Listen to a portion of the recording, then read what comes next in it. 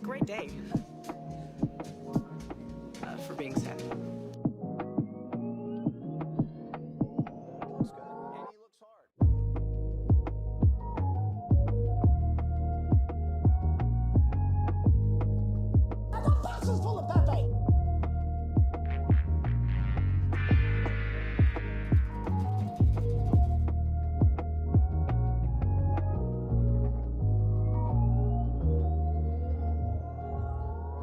It's a great day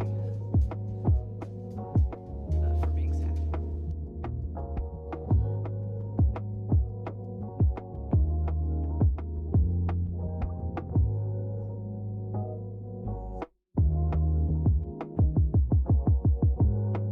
So hot right now. That's hot.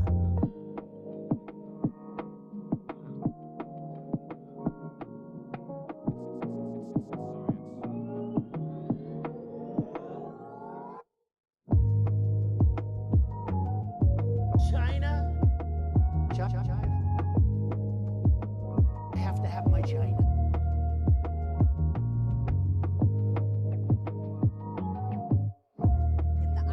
In the Ice Age, how much taxes did people pay? Jesus, I say that.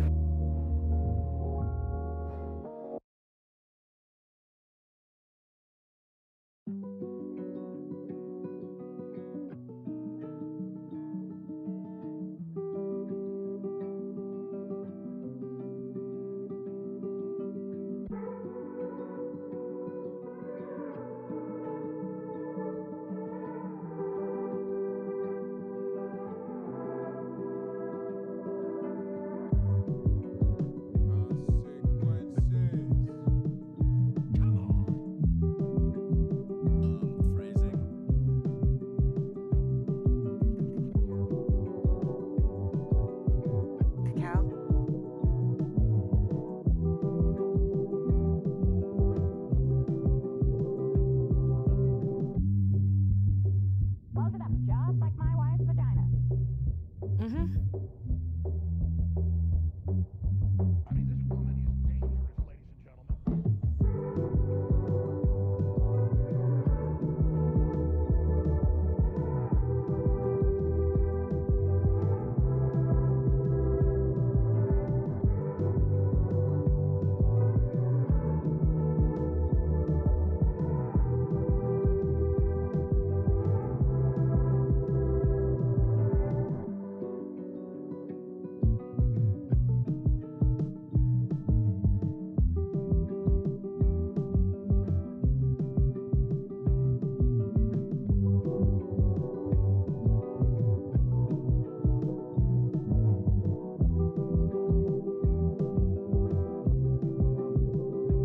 Don't be creepy. This is from 12 Rules for Life. Arguably the greatest work of nonfiction of the 20th century.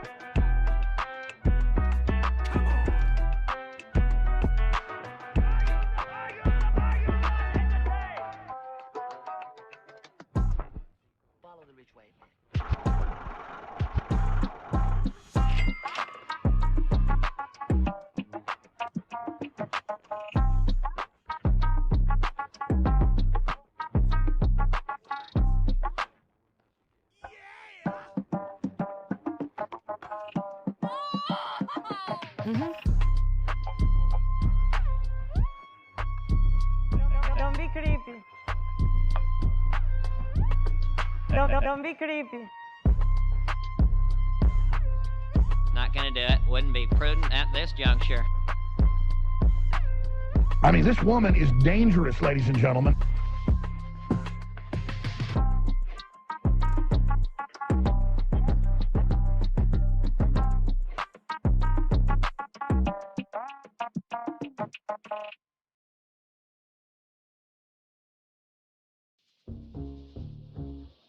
It's science.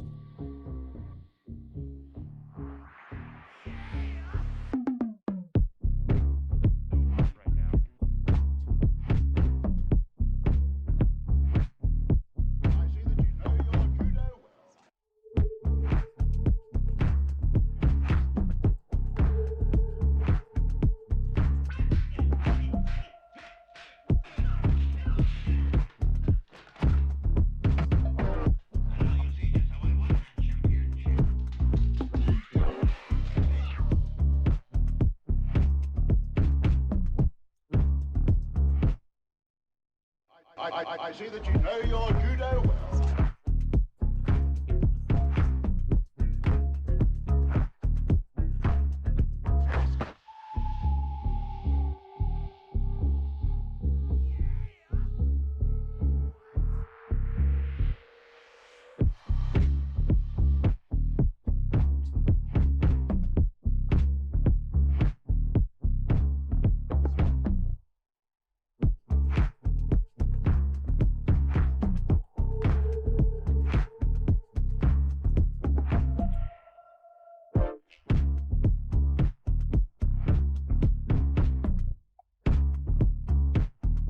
It's a bold strategy, Cotton. Let's see if it pays off for him.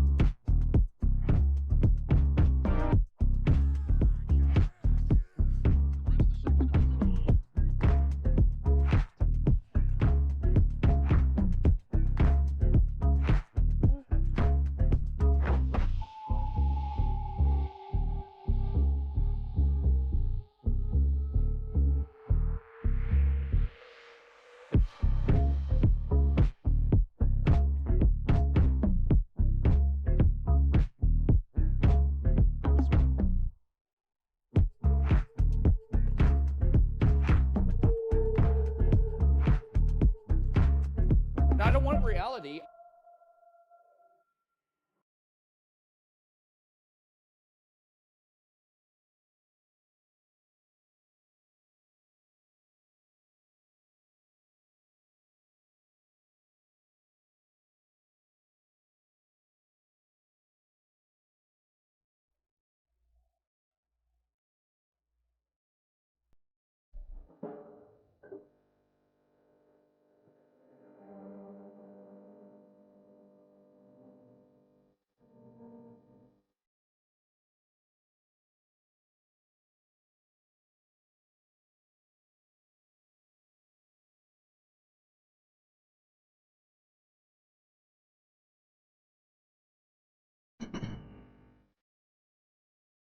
Well, it's good to see all you folks once again.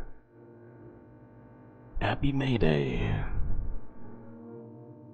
Got a hell of a lot here to cover, so we better get right to it. If you're not already, buckle that seatbelt, Space Fam. About to go on a little journey through the void.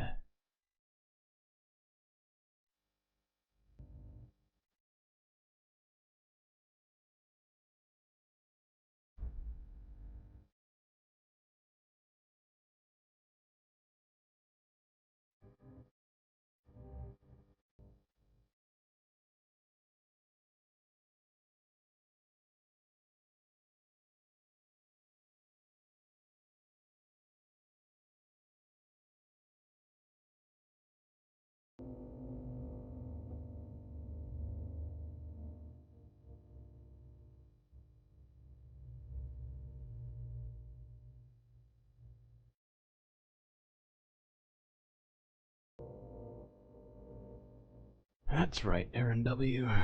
Doom persists, but so do we.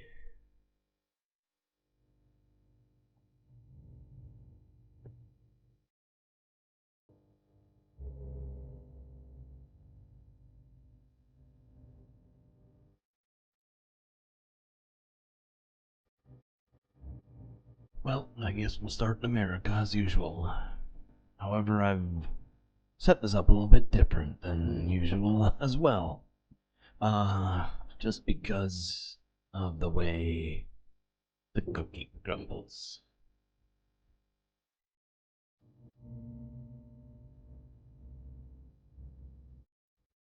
And that's how the cookie crumbles.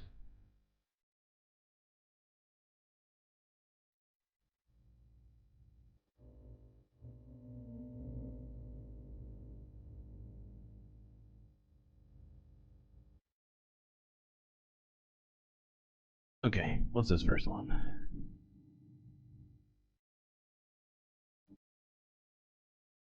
Okay, let's look at a piece of this here CNN story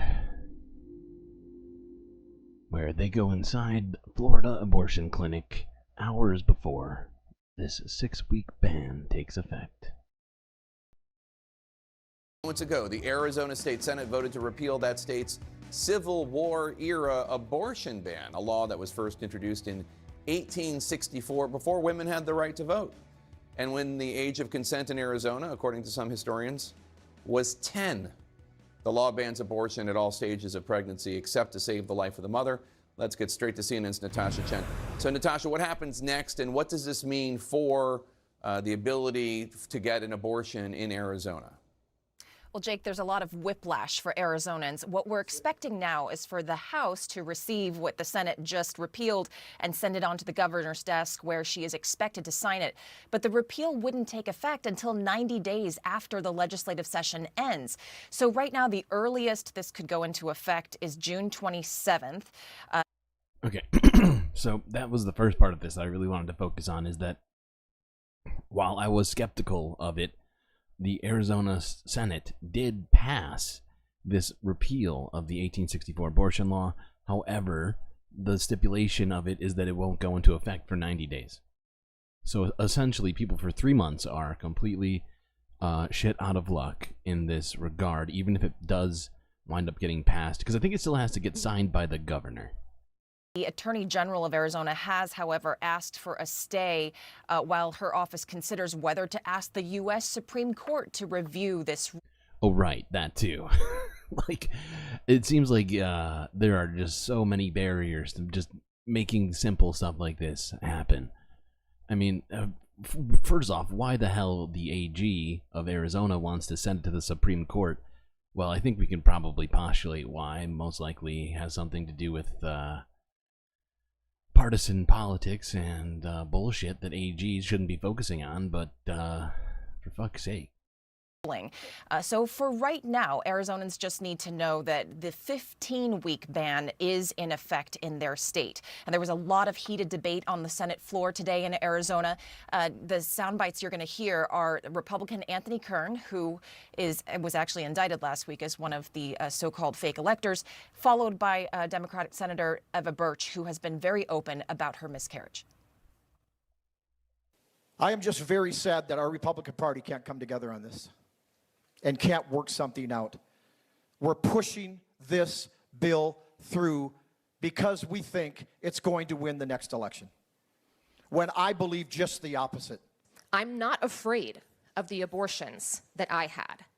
I do not fear for my soul. They were the right decisions for me, and I don't have to follow your religion in this country.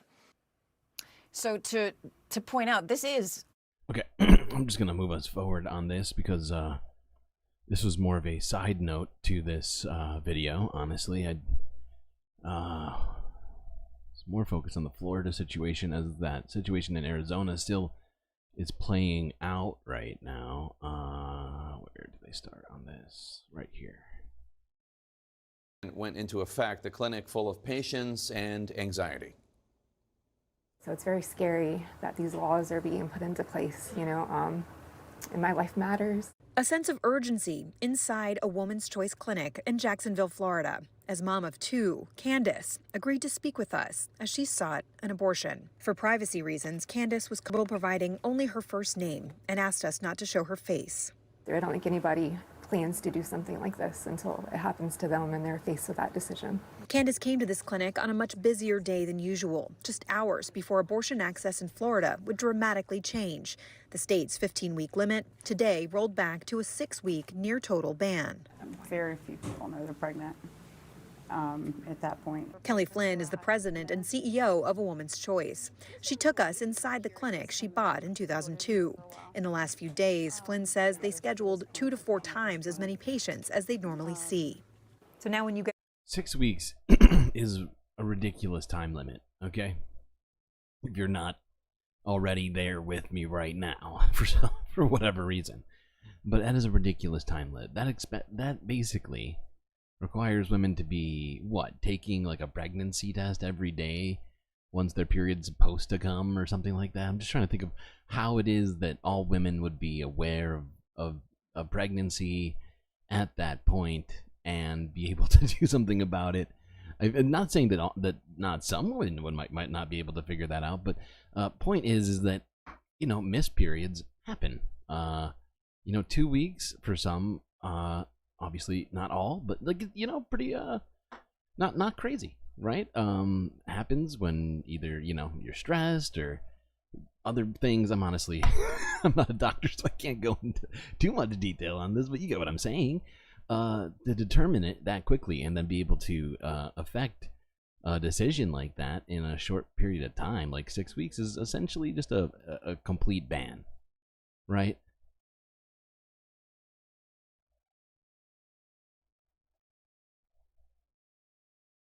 Okay, we're gonna listen to a little bit more of this here. call from somebody who's after 6 weeks, what do you tell them?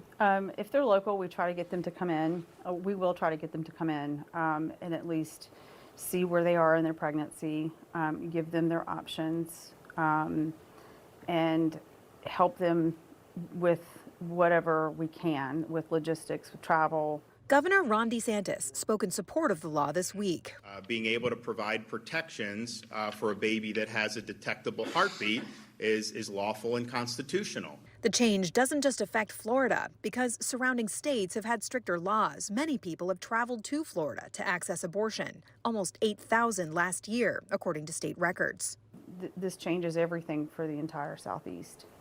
You know, not just for Floridians, but for the surrounding states, for Alabama, Louisiana, Mississippi, Tennessee. I worry it's going to be a public health crisis. Now, patients across the South may have to travel as far as 800 miles to North Carolina, where the limit for abortion is 12 weeks, or further north. 800 miles. Let me help you. We have clinics in Jacksonville, Florida. We also have Charlotte, Greensboro, Raleigh, North Carolina, and Denver, Virginia. A Woman's Choice just opened its clinic in Virginia, anticipating Florida's ban. In Jacksonville, they showed us how many 800 miles. It's crazy. I mean, this makes it so that only a tiny handful of people could even access it, right? Because how many people can travel 800 miles to deal with something, you know, to anything, right? Even if it is something as important as this. It is crazy. I'm not saying that, you know, people shouldn't if they want to get care, but the fact is it should be available to them nearby. 800 miles. Jesus Christ.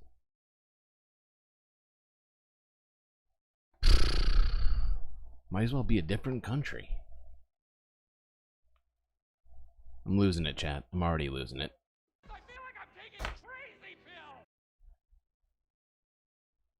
Okay, and we got a bunch of stuff today to deal with.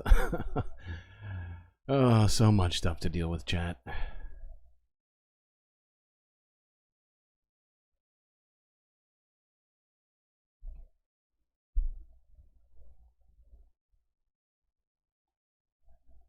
Ugh, just makes me so sick.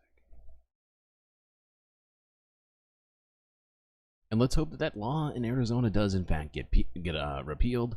But 90 days, think about it. Like, this is what it just the act of them attempting to do this, right?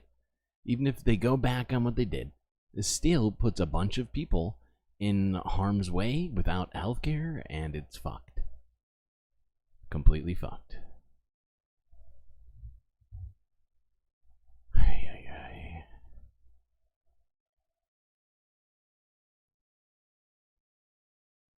Okay. Well, let's look really quickly at Congress here. I thought I had it in this order. Yeah, okay. This is from 12 hours ago. From the AP, where Marjorie Taylor Greene held a press conference and vowed to force the vote next week on ousting Speaker Mike Johnson.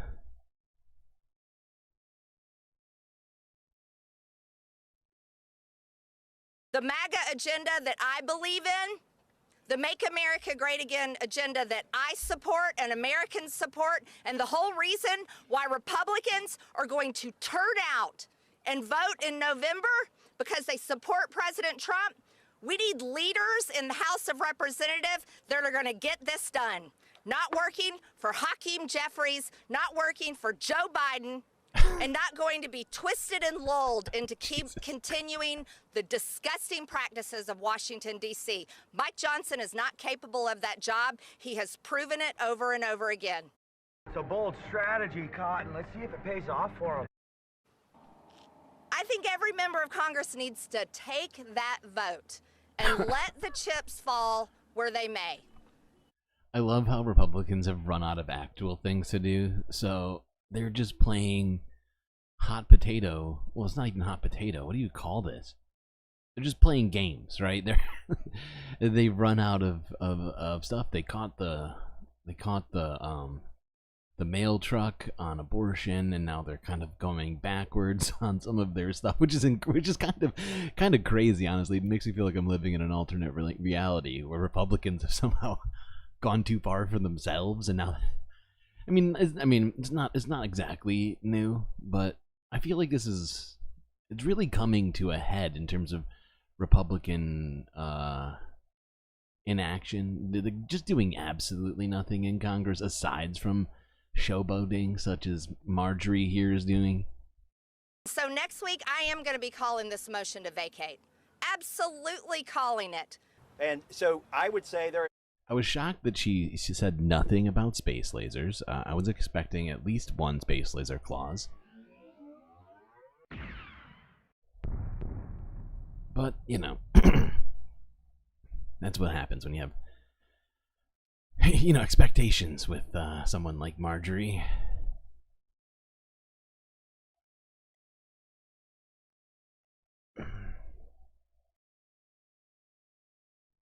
Okay, what am I doing? Oh, right. This is the response to that. This is from, whatever, around the same time. Democrats say they'll block any attempt to oust House Speaker Johnson. Huh. I don't want reality. Democratic leadership announced it is throwing its support behind House Speaker Mike Johnson if far-right Republicans call for a motion to vacate. CBS News congressional correspondent Scott McFarlane is joining us now from Capitol Hill. Scott, so what more can you tell us about this and the efforts first to oust Johnson and this show of support from Democrats? Yeah, this second attempt to oust a U.S. House Speaker in less than a year is collapsing. As the afternoon begins here in Washington, Democrats, the minority party, said in a choreographed statement today they would intervene to knock down Republican Marjorie Taylor Greene's effort to oust Mike Johnson. They want to turn the page and move on to other things. They say it will not succeed. Ms. Greene's effort has been polarizing, but also, Lilia, destabilizing here. It is high. Now, what I've been thinking to myself is, and granted, Mike Johnson has been going along with Democrats essentially, so I see why, to some degree, why they're planning on blocking it. But at this point, with this much Republican dysfunction, I don't see why Democrats don't attempt to just put somebody in themselves, right? Or wait a second, wait a second. Oh no, I just realized why they can't do that. Never mind. Still though, it's ridiculous. Some of the attention from her colleagues as she's brandished this threat, but also it has, over Mike Johnson's head, put this sort of Damocles as he continues to try to push forward some must-pass bills this year. Lilia, that includes a farm bill, and it includes an extension of the Federal Aviation Administration. Well, Anyway, just figured we would see what Democrats' response was to Marjorie's plan on Speaker Johnson. We'll see how that plays out in the coming days and weeks, apparently. As I believe she said next week is when she's going to start. I don't know why next week versus this week. It all seems kind of arbitrary to me.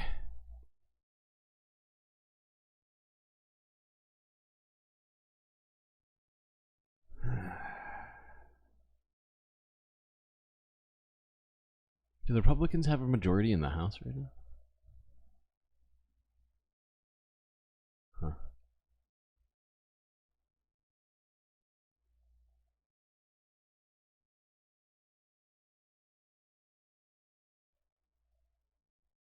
Okay, now let's look at this one next. This is from the Associated Press from 7 hours ago at the FOMC press conference where Jerome Powell spoke, where he said that interest rates will stay high until inflation cools.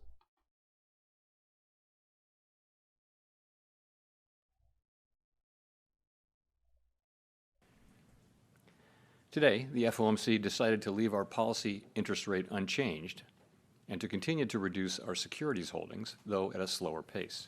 We've stated that we do not expect that it will be appropriate to reduce the target range for the federal funds rate until we have gained greater confidence that inflation is moving sustainably toward 2%. So far this year, the data have not given us that greater confidence. In particular, and as I noted earlier, readings on inflation have come in above expectations. I think my expectation is that we will, over the course of this year, see inflation move back down. That's my forecast. I think they've been saying that one over and over again. But housing prices and just prices in general just keep staying higher than they want for different reasons in some case, mostly due to just greed, right? We looked at RealPage and what they're doing with housing prices right now. We looked at the supermarkets and how they're being accused of price fixing, and it's happening all over the place right now. You know, rates aren't going to change these people's tactics. It's going to have to be telling them they cannot do these things that are illegal just because you made an app for it.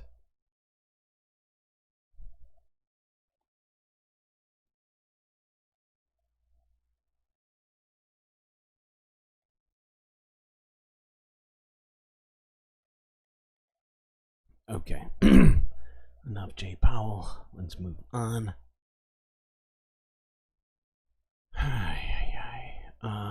Let's look at this from 7 days ago. Not sure how I missed this one.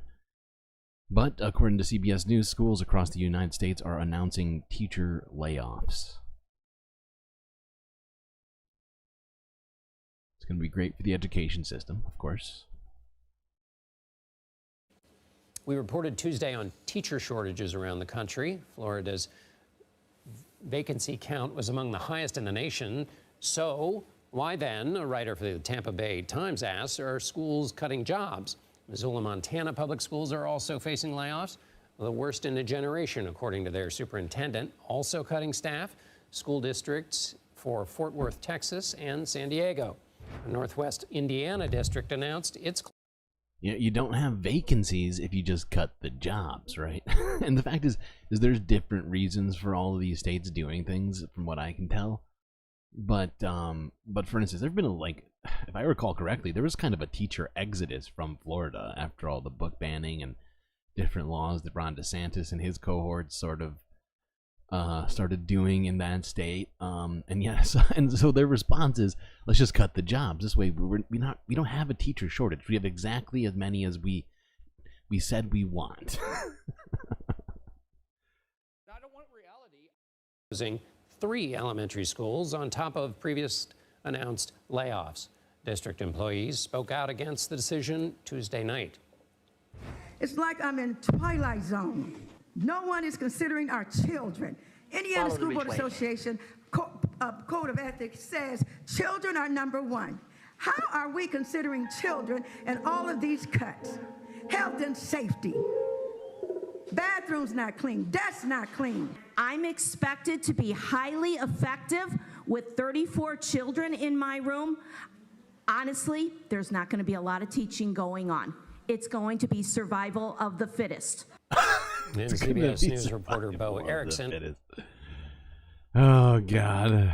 Fucking Lord of the Flies in Florida classrooms. Jesus Christ. We've talked about this on this channel a number of times, but we need better education, not worse education. And cutting jobs for teachers is not a solution to our current issues. If you're unaware, American adults, 21% of American adults are functionally illiterate. Okay? We need to get that number down, because all those people can vote, right? Think about it.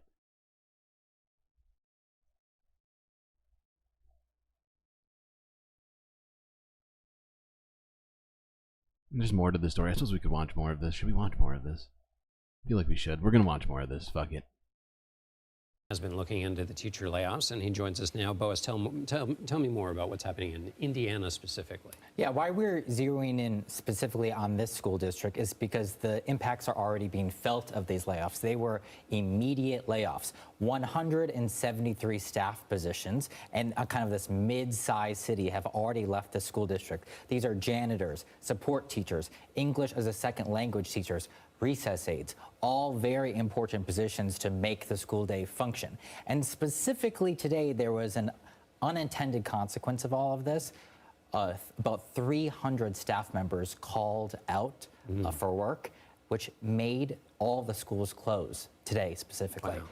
Yeah, because when those 173 go, all of that work doesn't go away. It just all goes on to the other teachers. Exactly. Why is this happening around the country? And this I'm asking about here is not only, okay, we talked about teachers leaving yesterday, but when teachers are leaving, why are layoffs still happening? You'd think they'd be doing the opposite, right? Exactly. We need more teachers. Exactly. I think we just went over why. But it's also just because the states would rather, jack up their military police budgets and not help kids. You know?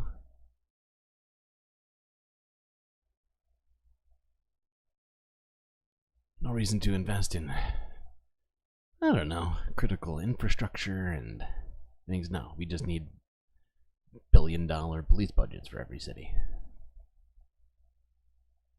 No books. Books are unnecessary. Alright, I'm kidding. I'm kidding. Alright, let's move on to this from 6 hours ago. In San Francisco. Why do I have this as the next video? This should be up here probably, right? You know what? Fuck it. Let's just do it here. Okay, this is from 6 hours ago in the Associated Press, where workers demanded higher pay during the May Day March in San Francisco.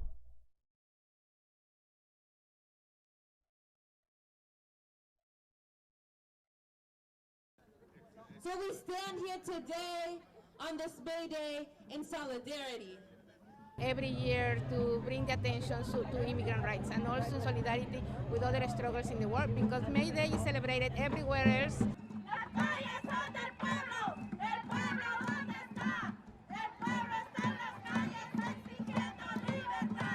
And when I started here, it was only making $9 an hour. Now I'm on the road to making $25.50 an hour. So I know with unity, when we stand together, how we can come together and fight. The minimum wage was raised. It's not sufficient. It's not enough for the city of San Francisco. For me, minimum wage should be no less than $50 an hour. It's impossible to rent an apartment and to raise a family in this city. So what happens when the salaries that are 20 and below? That you have to live in a room with your family. That's the circumstances of many service workers, definitely of the circumstances of immigrant families in this city.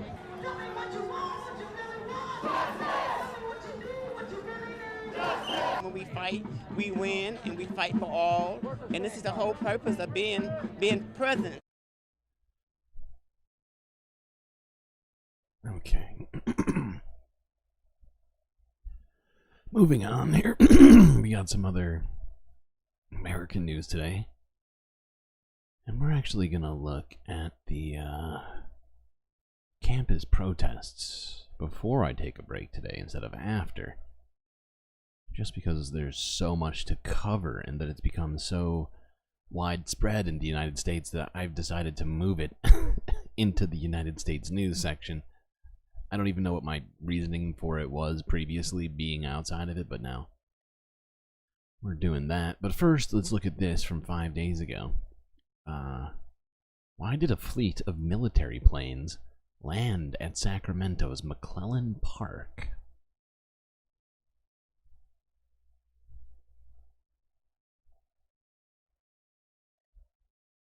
Sacramento's McClellan Air Force Base was shut down more than 2 decades ago, but you wouldn't know that by looking at the tarmac tonight. The now civilian airport is filled with more than 24 Air Force jets. Yeah, pretty busy right now. Tonight we're getting answers on why they're here, and we're getting reaction from people seeing them fly overhead. It's a sight not seen in Sacramento skies for more than 20 years. It is very unusual. For the second week in a row, an entire air wing of large military jets is landing at McClellan Park. That's a KC-46. Glenn Brady is a retired Air Force colonel who now volunteers at the nearby Aerospace Museum. He was once stationed at McClellan, which was decommissioned as an Air Force base in 2001. Those are the types of planes that we don't see here in Sacramento anymore. From C-17 cargo planes to KC-135 refueling jets, the unexpected air show of more than 24 aircraft is attracting a lot of attention. I'll hear them prior to them even getting to the house loud enough that then I can walk out the front door, look up, and there it is. It's not every day we get to see these, so just being able to hear them and feel the power generated by the engines gets you very excited. The planes are from Altus Air Force Base in Oklahoma and are being evacuated to Sacramento because of severe weather. They have a plan in place for those aircraft to go when it's bad weather so that the planes are not damaged. They have seen severe storm after severe storm. So just how bad could the weather get? So, the answer for this is supposedly severe weather, which I guess I would genuinely believe. First on seeing the video, I thought it was going to be, they were getting planes to California for potential, conflict with Asia or something ridiculous. But that actually makes sense, and, it's interesting that even the military, even the Air Force, are being affected by climate change and severe weather right now. They are not exempt. Okay, I'm going to skip past this one. Let's go straight to this. This is Democracy Now! From 12 hours ago.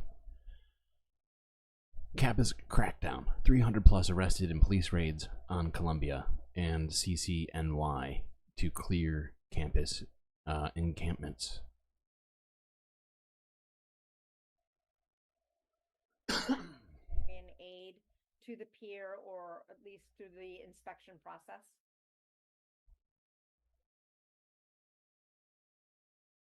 Hundreds of students at Columbia University and City University of New York were arrested last night after hundreds of police officers carrying shields and in full riot gear raided Columbia to break up a Gaza Solidarity encampment set up almost 2 weeks ago that has inspired similar encampments in over 40 universities across the country, including CUNY. Students at Columbia took over Hamilton Hall a day earlier after the school began suspending students who refused to leave the Gaza Solidarity encampment.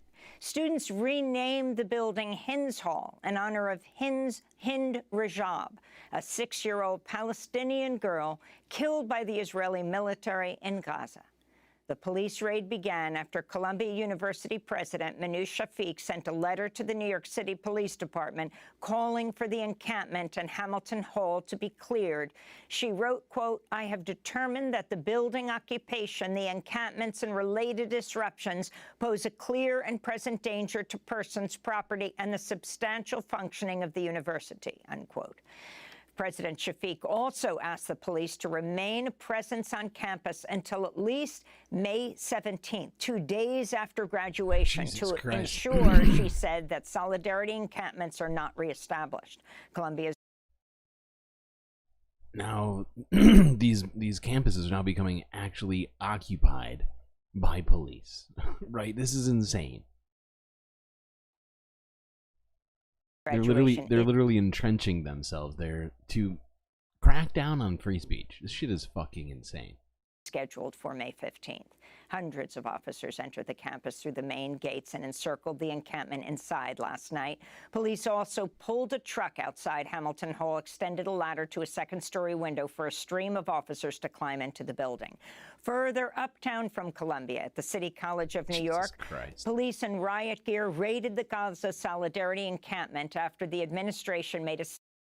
I wonder how much that siege device costs. What do you think? I'm gonna look it up.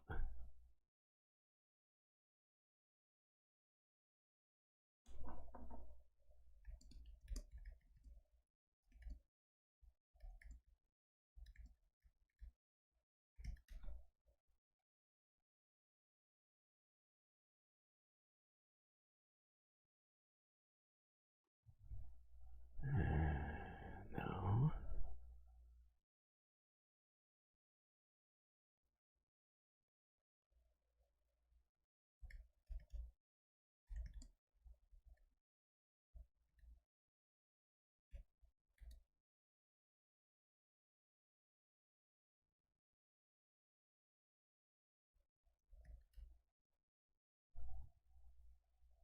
I can't figure it out. It's got to be expensive.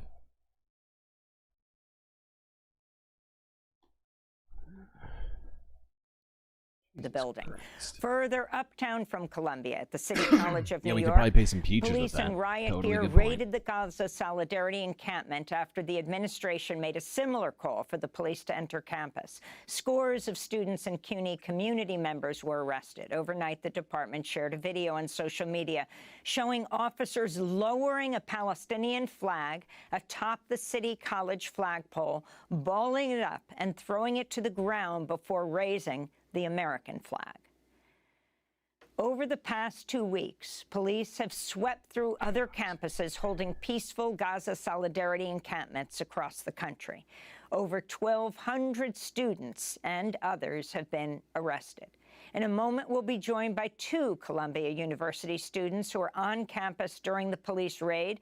But first, Democracy Now! Was on the streets last night outside Columbia. I'm Amy Goodman from Democracy Now! We're standing at 113th and Broadway. It's about 10:30 at night. The riot police have lined up here, and it is a complete frozen zone from here up to... I gotta say, it's amazing to see Amy Goodman on the street reporting. When I saw this the first time, I was like, holy shit, Amy Goodman left the office. Oh, fuck. Must be as serious as we've been thinking. Columbia University. We understand that they've moved in on Hamilton Hall, that the students have occupied, and we understand arrests are underway, though we haven't seen it. There was a group of protesters here, but they say they're going to do jail support. They're going down to One Police Plaza. Let's see if we can find them and ask them why they're out here.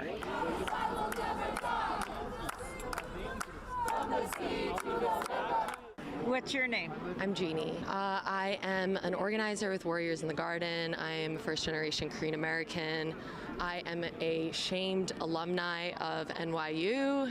We are out here as people whose ethnic roots originate in the global South to stand against settler colonialism, because no matter how it looks, in every form, it kills, and we will not be complicit anymore. And this is a very historic moment where our youth in our country are leading the revolution, and it is all of our responsibilities to not put that, to not just be like, oh, they're so brave, but to be to have that incite something within us.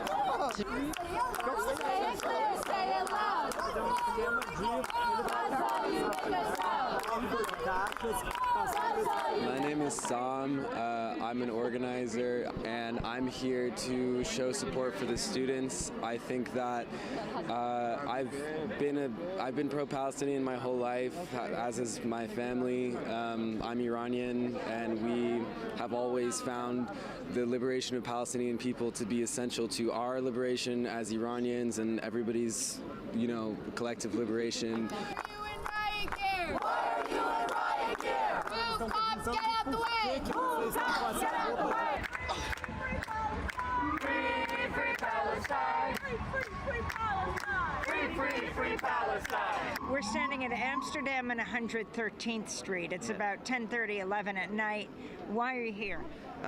So I'm a Brown University alum, and as you know, one of our own, Hisham Awartini, was shot. And also, I have a Palestinian friend who told me that for speaking out on Palestine, he's been doxxed, and he's been kicked off campus, he's lost his housing and food, and he has no family here. But he feels the need to speak on it because his cousins and family members are under the rubble right now, and he can't reach a lot of his cousins. And so, knowing that, there's not a lot of degree of separation between Hisham and I and our other colleague that also lost family members and has been doxxed and kicked off campus. This is the least that we can do to support our friends. Is this why you're wearing a mask even though we're outside? Absolutely. And we're not wearing a mask because we're scared, but we're doing this because this is what our predecessors have told us this is the right way to protest, and this is what we need to do to protect ourselves while also speaking and standing up for what's true. So okay, hold on. I'm gonna move this forward a little bit. It's a little tough because this is some great reporting from Democracy Now! Honestly, it's incredible to see somebody, and of course it's Democracy Now! Actually coming down and talking to protesters about who they are and what they believe. It's amazing that we need, Amy Goodman, who's been doing this shit for whatever, like 50 years already or something, to still be doing this for us. Because there's multi-billion-dollar news organizations doing a worse job than Democracy Now! Is. Let's watch this part too, where she is outside here, where there are a great number of students lined up to be taken away. we've just spoken to some people who are supporting the students now. The bus of arrested students is coming through. Are these the buses? The buses are coming up. Please back up. These are Please the back arrested up. students? Please back up. Are they buses? I'm not sure who's in the buses. I know the buses are leaving. Please back up. It should be a law that you're not allowed to yell at Amy Goodman, ever.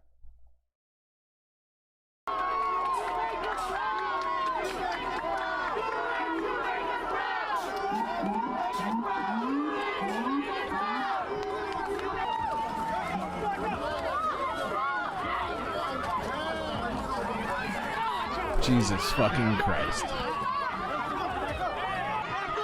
Okay, seems to be an arrest right now. The police have moved in and they're on top of someone. The police have arrested someone. People are shouting shame. He's on the ground.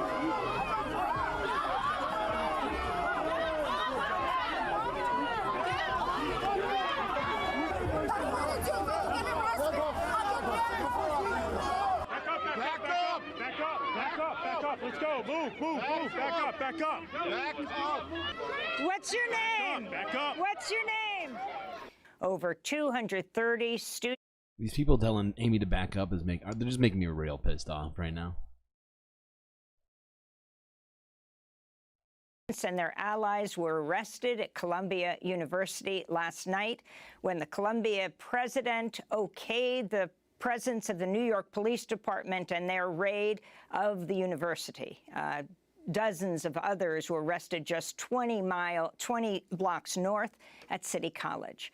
For more on the police raid at Columbia, we're joined by two guests. Cameron Jones is a Columbia student with Jewish Voice for Peace. He was outside Hamilton Hall when police pushed everyone into nearby buildings and stormed the hall. Cameron is a 19-year-old urban studies major. He's joining us here in studio. And Jillian Goodman is with us, a student at Columbia Journalism School covering Columbia's ongoing student protests since the first days of the encampments. She joins us via video stream. We welcome you both to Democracy Now! Jillian Goodman, no relation that we know of. Jillian, why don't you describe what happened on campus? I mean, what's really fascinating here is the Columbia J School, the journalism school, overlooks the police raid. And in fact, Columbia journalism students and other students who were covering this event were told by police they'd be arrested if they didn't stay inside. Jillian, thanks so much for joining us. Absolutely happy to be here. That's correct, Amy. And in fact, the only reason that we were able to have access to campus, many of us in the journalism school, is that we had slept in the building the night before. They had restricted campus to only those students in residential dorms. So the only reason we were able to witness what we were able to witness is because we had stayed in the building. When police arrived, they were extremely efficient in removing all eyewitnesses, including legal observers. Yep. Myself and my colleagues at the journalism school were pushed with police batons to our backs and corralled out of the space. Yesterday we saw footage of a journalist being arrested live outside of, what was it, Cal Poly Humboldt?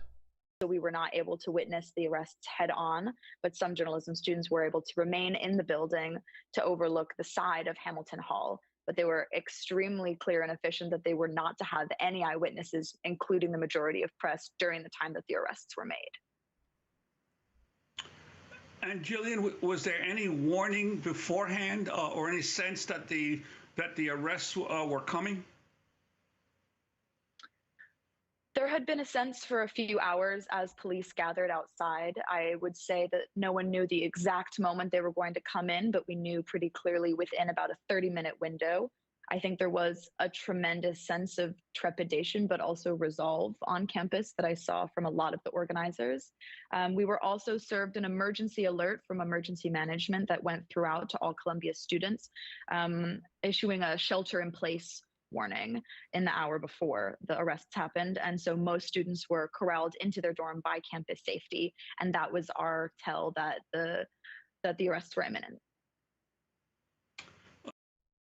Okay. There's more to this, but it's quite a long story here. So if you want to check it out, go to Democracy Now! But we got a hell of a lot more stuff to look at. Let's see. Is this still going on too? I think it is. Okay. Alright, let's look at this.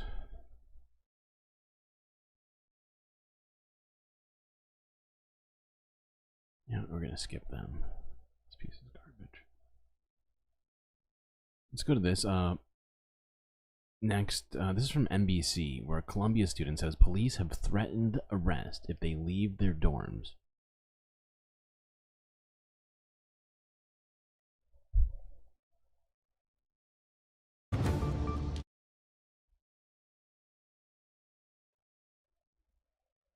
We've got Chris Mandel. He's a University News staff writer.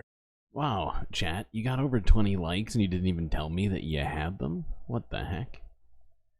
You just going without Cisco? You just... Wow. Unbelievable.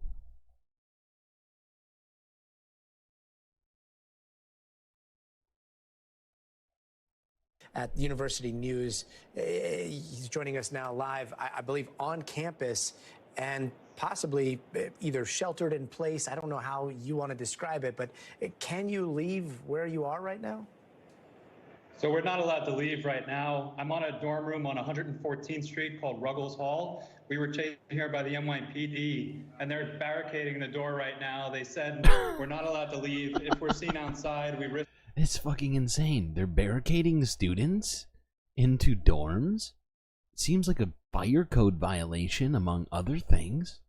That's fucking crazy. They're holding kids hostage to keep them from maybe seeing a protest or engaging in one? What the fuck is going on?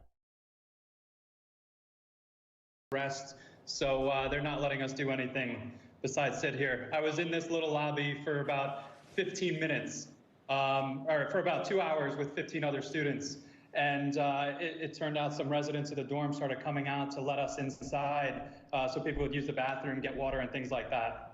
Right, so this is a whole different type of barricade. I mean, I saw behind you, is that an officer peeking in? So these are 2 officers right here, yes.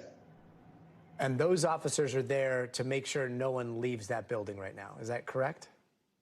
That's correct. So I was reporting on 114th Street, and officers started yelling at everyone to get in the dorm or get arrested. So we ran down the street and we went into the first dorm we were able to get into, and we kind of took shelter here. And shortly after getting inside, the police joined us over here, and that's where we've been ever since. So we've been here for about 2 hours. Remember all those videos of Republicans inside of like supermarkets with masks not on, screaming about how they were locked down? I don't see any of them complaining about this. This is a literal fascist fucking lockdown, right? Because free speech is happening somewhere, these students have to be barricaded and kept from leaving their dorms by police. Where's the complaint about, where's the complaining about that? I'm just not going to come. I can tell you that right now. At this point. I hate to make you guess here, but how many other students do you think are in similar situations across campus, as you have hundreds of officers all throughout Columbia now? So I would say it's at least hundreds of students. So the Columbia Daily Spectator team and other student journalists are in Pulitzer Hall and in various locations right now. So it's got to be hundreds. Every dorm room on 114th Street, the same thing happens, and there were tons of people on the street who popped inside at about that time.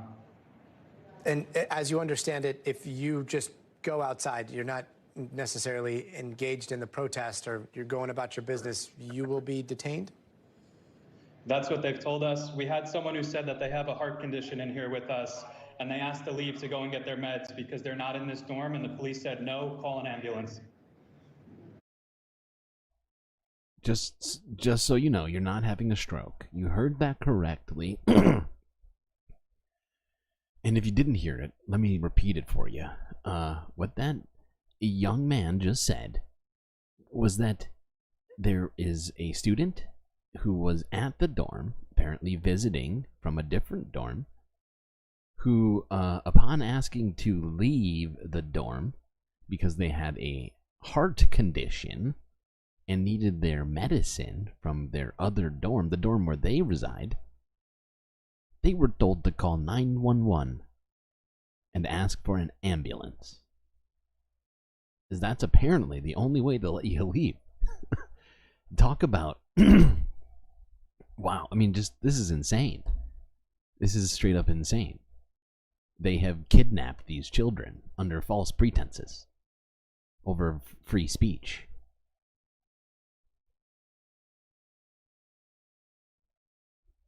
Oh, for fuck's sake. Okay, we have more to look at. Technically, there was more to that interview, but I felt that pretty much covered the stuff that we needed from that one. So let's move along here. This is from 23 hours ago. This video shows police arresting dozens of pro-Palestinian protesters at Columbia University and storming the hall that protesters were occupying. And is completely heavy-handed, as you'll see. And there's hundreds of police officers, it would seem, all in riot gear and helmets. Palestine is with us, we shall not be moved, just like a tree that's standing by the wall.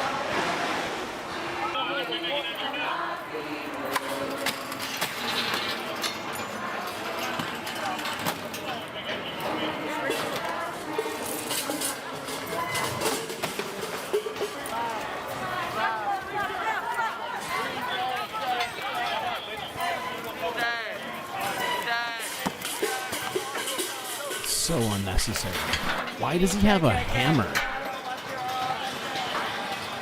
Do you see that this guy has a fucking sledgehammer in his hand? Do you see that?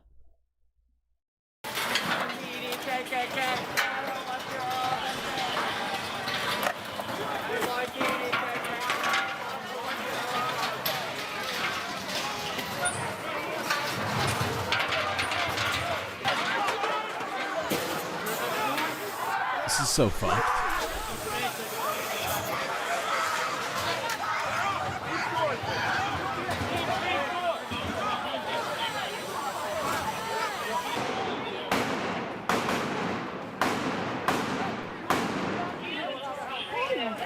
I'm gonna listen to that again. That is the sound of what I assume are flashbangs and gas grenades on students at a college, not attacking anybody.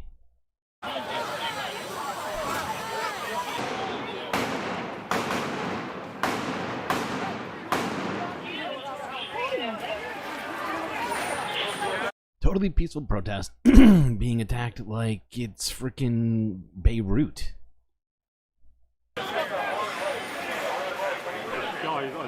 gotta back up. You gotta get that.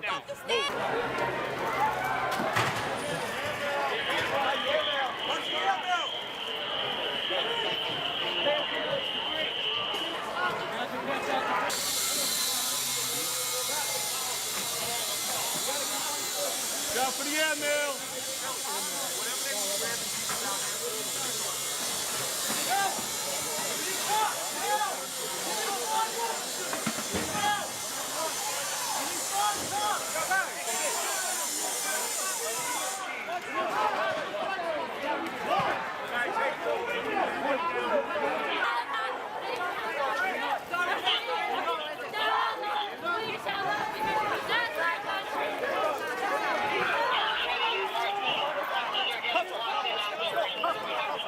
Jesus Christ.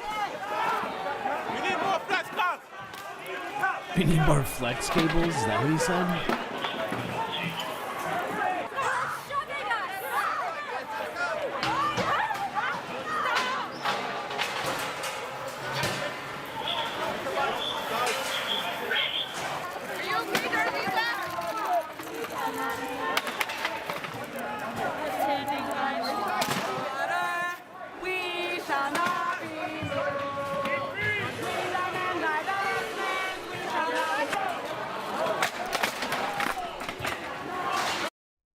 Meanwhile, cops do more damage to campus property than the students did by chucking all this shit completely haphazardly.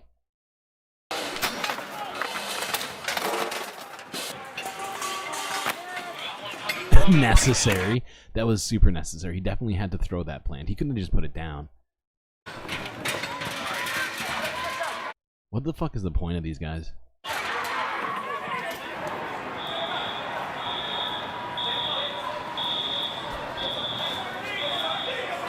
SRG inside. SRG, we're going inside.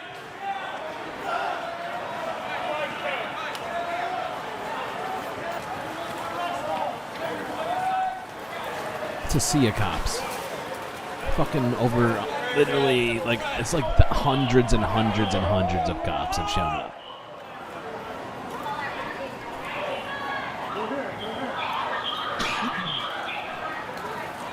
Maybe thousands. It's hard to say for sure. Free Palestine, free Gaza. Free Palestine, free Gaza. Ceasefire now. Divestment now.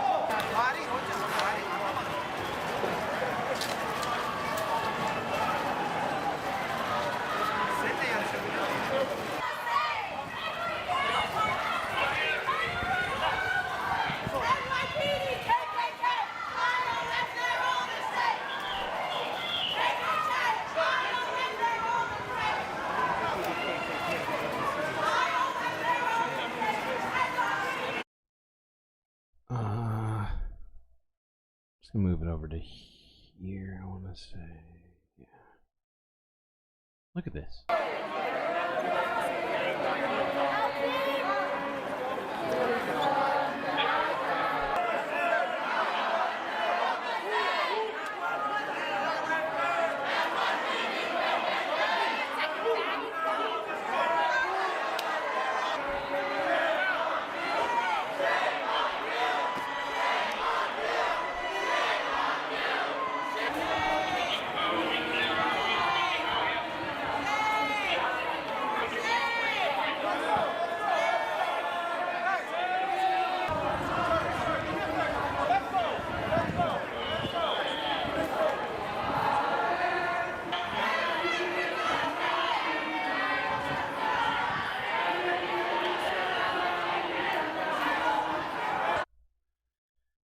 situation is so fucked.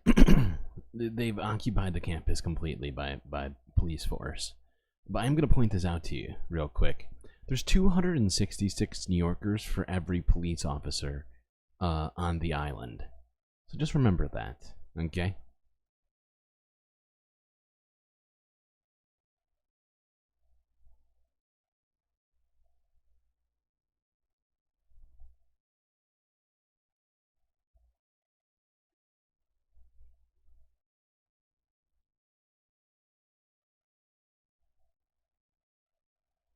Okay, we're gonna look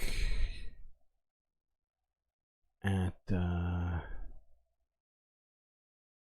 look at this from Democracy Now.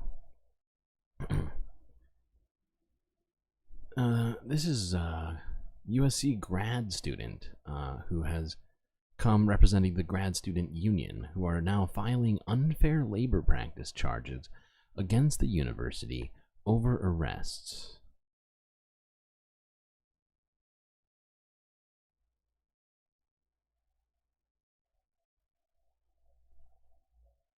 This is Democracy Now! I'm Amy Goodman with Juan Gonzalez. Today is May Day. As we continue our coverage of Palestine solidarity protests on campuses nationwide, we go to USC, University of Southern California, where graduate student workers and some 3,000 research assistants, teaching assistants, and assistant lecturers recently won their first ever union contract. This week, the union filed an unfair labor practice charge to end campus militarization and to drop charges against students and faculty taking part in the protests. We're joined in Los Angeles by Margaret Davis, president of the UAW Local 872, sociology PhD candidate, teaching assistant at USC. Welcome to Democracy Now! Can you talk about the unfair labor practice charge with the National Labor Relations Board that your union has filed against the university and the 6 violations you allege must be resolved, as well as your union victory? Yeah, absolutely. So we filed an unfair labor practice with the university within the last week because of, the rampant violence that they inflicted on our workers while they were engaging in peaceful protests. And we think that's a violation of the National Labor Relations Act because it unilaterally changes workplace policies by bringing in, the Los Angeles Police Department to summon workers from their workplace. They also instituted a number of, new workplace practices and requiring that people show IDs to enter campus and closing entrances to campuses that are closest to our metro stations on campus. And we also think that it was a clear act of retaliation because people were engaging in pro-Palestinian free speech, which they have a right to. So we think that these are clear violations of the National Labor Relations Act. I think the First Amendment grounds are probably the strongest of all of them. And, this is just one way that we can enforce our protections that we won in our, first ever union contract for research assistants, teaching assistants, and assistant lecturers at the University of Southern California. That was a huge victory for us and for the labor movement in Southern California overall. We really began that process a few years ago. When I entered my PhD, it was in 2020, and so it was a time when people were really coming to realize how precarious our condition was as workers in this really crazy world historical moment. And so there were a lot of conversations on campus about, the low wages that we experience, how difficult in particular it is for parents at our university to exist as workers, and how harassment and discrimination was most targeted towards international student workers on our campus. And so we really began to organize and partnered with UAW. We had hundreds of one-to-one conversations with coworkers on campus to really collectivize and form a strong organizing committee that was representative across campus. And as of last semester, won our first union contract that guarantees for the first time in USC's history, annual wage increases every year. That meant to pause it, so I double-clicked it. Done that before. Okay, that was about all I wanted out of that one. I just thought it was great to see that they were already taking legal action against their university. I think that they will probably, there'll be plenty more following suit after that for similar things. Okay. What am I doing now? Oh, right. Okay. To take a quick break between the actual protests. Let's look at this from 7 hours ago, where Mitch McConnell held a little press conference to talk about colleges and protesting. Fucking Mitch McConnell. Leader McConnell. Leader McConnell. Good. Good afternoon, and I know Senator Good. Hey. when it comes to Title VI. I'm 200 years old. Please keep the question short. And defunding some of these universities without information from the ground, as you said, Secretary Cardona didn't have people there to understand what the potential violations were of Title VI. How will you go about adjudicating whether School A or School B gets money funded or defunded, and how much money would be withdrawn?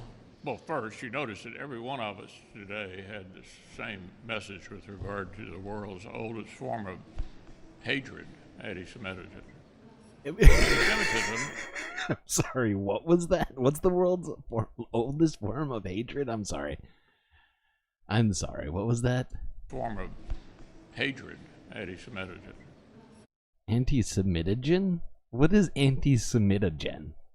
Hold on. I need to pull up my software. I need to record this. This is a sound shot. This is ripe for sound shottery, if you will. Anti-Semitogen. It's a plague. It's a goddamn plague. Anti-Semitogen.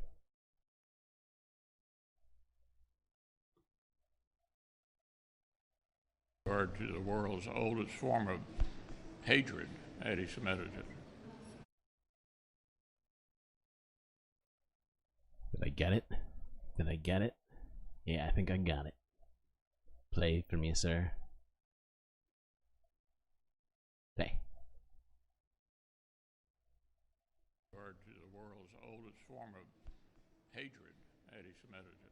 Yeah, anti-Semitogen. Okay, we got it. We got it, chat. I'll add that to the soundboard later. Anyway, let's actually listen to this idiocy. I just got sidetracked by that. Anti-Semitism needs to be dealt with consequences. You've noticed a lot of the bigger donors to some of these schools have said, I think I'll just keep my money. And as several of our colleagues here have pointed out, the biggest supply of money comes from us. And so we're taking a look at how to condition that money on how they handle their campuses in situations like this. So, yeah, Mitch McConnell here wants to condition money going to colleges based upon their cracking down on free speech. Truly incredible stuff. Hold on, I have to export this and close this software. Export. Anti-Semitogen.wave.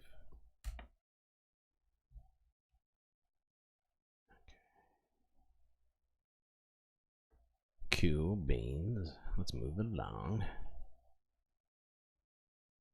Well, not cool beans. I'm talking about my my doing work on the computer right now. Okay, what's next? Well, we're gonna kind of stick with this theme for a second. Let's look at this one. This is from George Washington University in DC, where there is another pro-Palestinian campus. Sorry, pro-Palestinian campus encampment. And let's see here.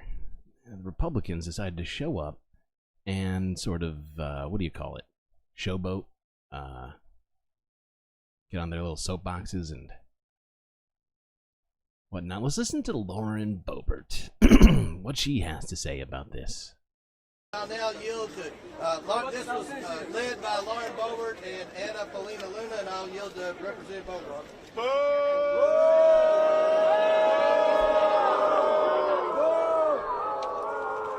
What the students here at GW University are facing each and every day. Their learning activities are being disrupted. Their finals are being disrupted. They have quiet learning times. Even at the facility, the law school. so goddamn loud. Gotta turn this down.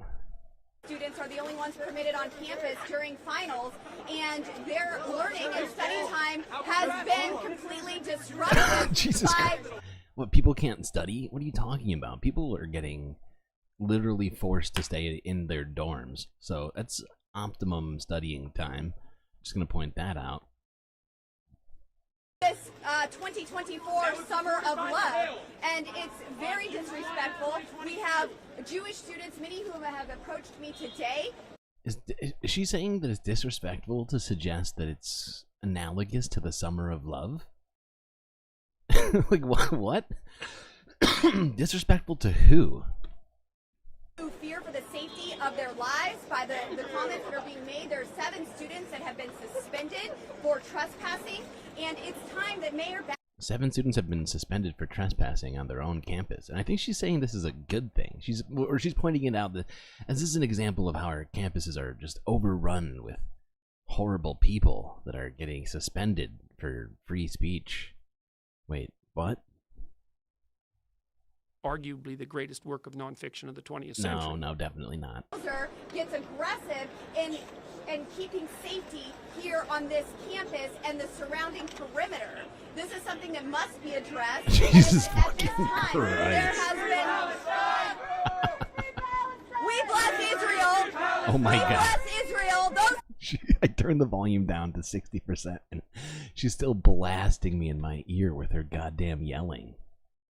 Can you calm down, Lauren? You need to settle down. This isn't a movie theater.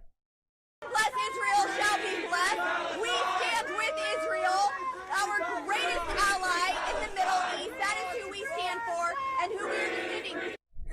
I love watching her getting shouted down by a crowd. Oh boy.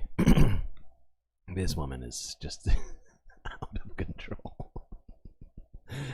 Oh God. And these folks who are shouting "Free Palestine" will let me. I've seen signs here today. If you want to hear, I have seen signs here today that say "Queer and trans folks for liberated Palestine." Oh Gays God. for Gaza, from the river. Oh no, not the gays and the trans folks. That's, oh boy. That's scary, Lauren. I think that's what she's trying to say. Palestine will be free. What's wrong with this woman? Palestine, Chinese for Palestine, followed by all cops are bastards. Jesus Christ. Oh man. The way that she's portraying these different signs, those sound, to me, those signs sound great. Those are great signs. I'm a big supporter of signs like that. But she hates them. She's, oh God, signs? I disagree with signs. Not only disgusting. Oh my God. Not only is this disgusting, but let me be very clear. Almost every single person in this so-called liberated zone would be eviscerated by the very terrorists you are standing here. This woman has completely lost the plot. Not that she ever had it before. But she's got 17 microphones in front of her. And she needed a microphone. I mean, she needed a megaphone. What the fuck is happening? Do you see it? There's like a literal horde of robot dicks like staring her straight in the face saying, here, talking to me. It's like, no, I need a megaphone. This is too serious for microphones. And the fact is, it's not even louder. It's not any louder, at least on the recording. It's the same amount of loud. Alright, that's enough of Lauren. I think we can all kind of, you know, assume what the rest of this speech contains. We can pretty much assume it's nonsense. It goes on for like another 3 minutes. No, minute and a half. Oh no, she gives the microphone to somebody. She gives the megaphone to somebody else. She's almost done. Alright, fine, we'll listen to the last 10 seconds of Bobo. Supporting. We stand with Israel. We stand for peace. She stands for peace? Bullshit, Lauren. Bullshit. You are not a fan of peace. Don't lie to me. Don't lie to me. That is rude. Okay. Let's move on.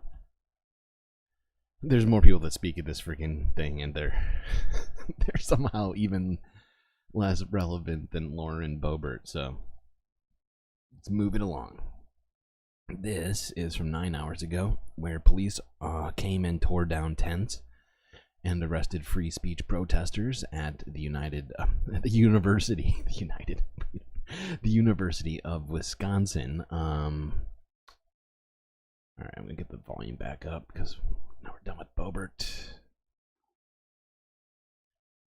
Seems like every single campus is having a police crackdown on free speech. Can barely talk today. Good God. Anti-Semitogen.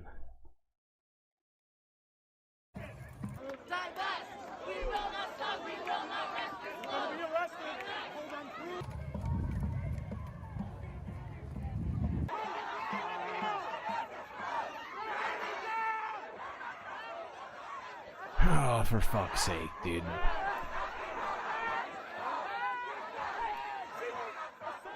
Why? Did he just punch? Did he just punching him in the back of the head? Wait, what the fuck was that? What the fuck?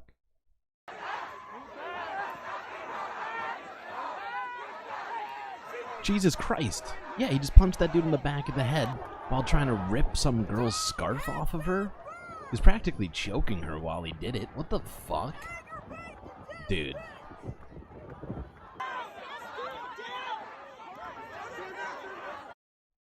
This is nonsense. This is the opposite of what freedom looks like. Where are all the First Amendment warriors, all the free speech ocrats? Good God. There's a deafening silence from the right on free speech right now. They're usually so up in arms about it. Talking about how campuses just won't let people say what they think all the time. And yet, it seems like campuses are actively cracking down on leftists and free speech in front of our eyes. Zero complaints. In fact, I've seen only more, and we just listened to Lauren Boebert for what? Too long, multiple minutes, talk about how these protesters are basically anti-American psychopaths, even though most of them are in fact American citizens. Although obviously there are some, what do you call it? International students and things like that, of course. But they are here in this country, doing school. And what was I doing next?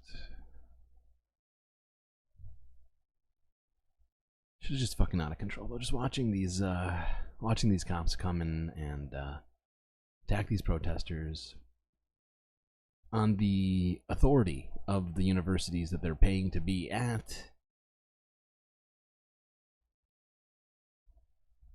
It's completely mystifying. Alright, now we're gonna look at what happened at UCLA over the last 24 hours. This shit is fucking crazy.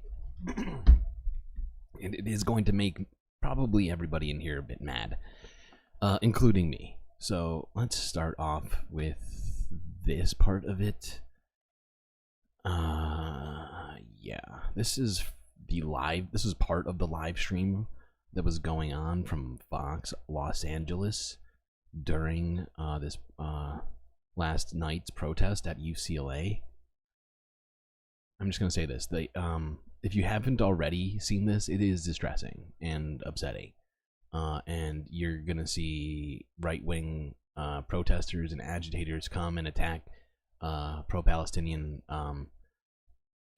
protesters just being completely peaceful as usual.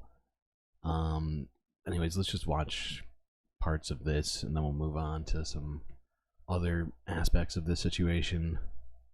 Got pepper sprayed. So what we're being told is that the campus security, and now we're seeing these flares, and it looks like a fire is going to erupt as well. So campus security, apparently, oh my goodness, that was a firecracker. A very dangerous scene. Live right now on Goodnight LA. Our crew obviously in the thick of it. We want to make sure our crew is safe as we're bringing you these live images of just utter chaos breaking out on the campus of UCLA in Westwood right now with that. So yeah, I mean, you've already seen multiple fireworks go off. You can see that these pro-Israeli and pro, you know, just right-wing ideology type people are here, and they're here to agitate. They're here to cause problems. They're here to be violent, right? This guy's got bear spray, a massive fucking can of bear spray in his hands.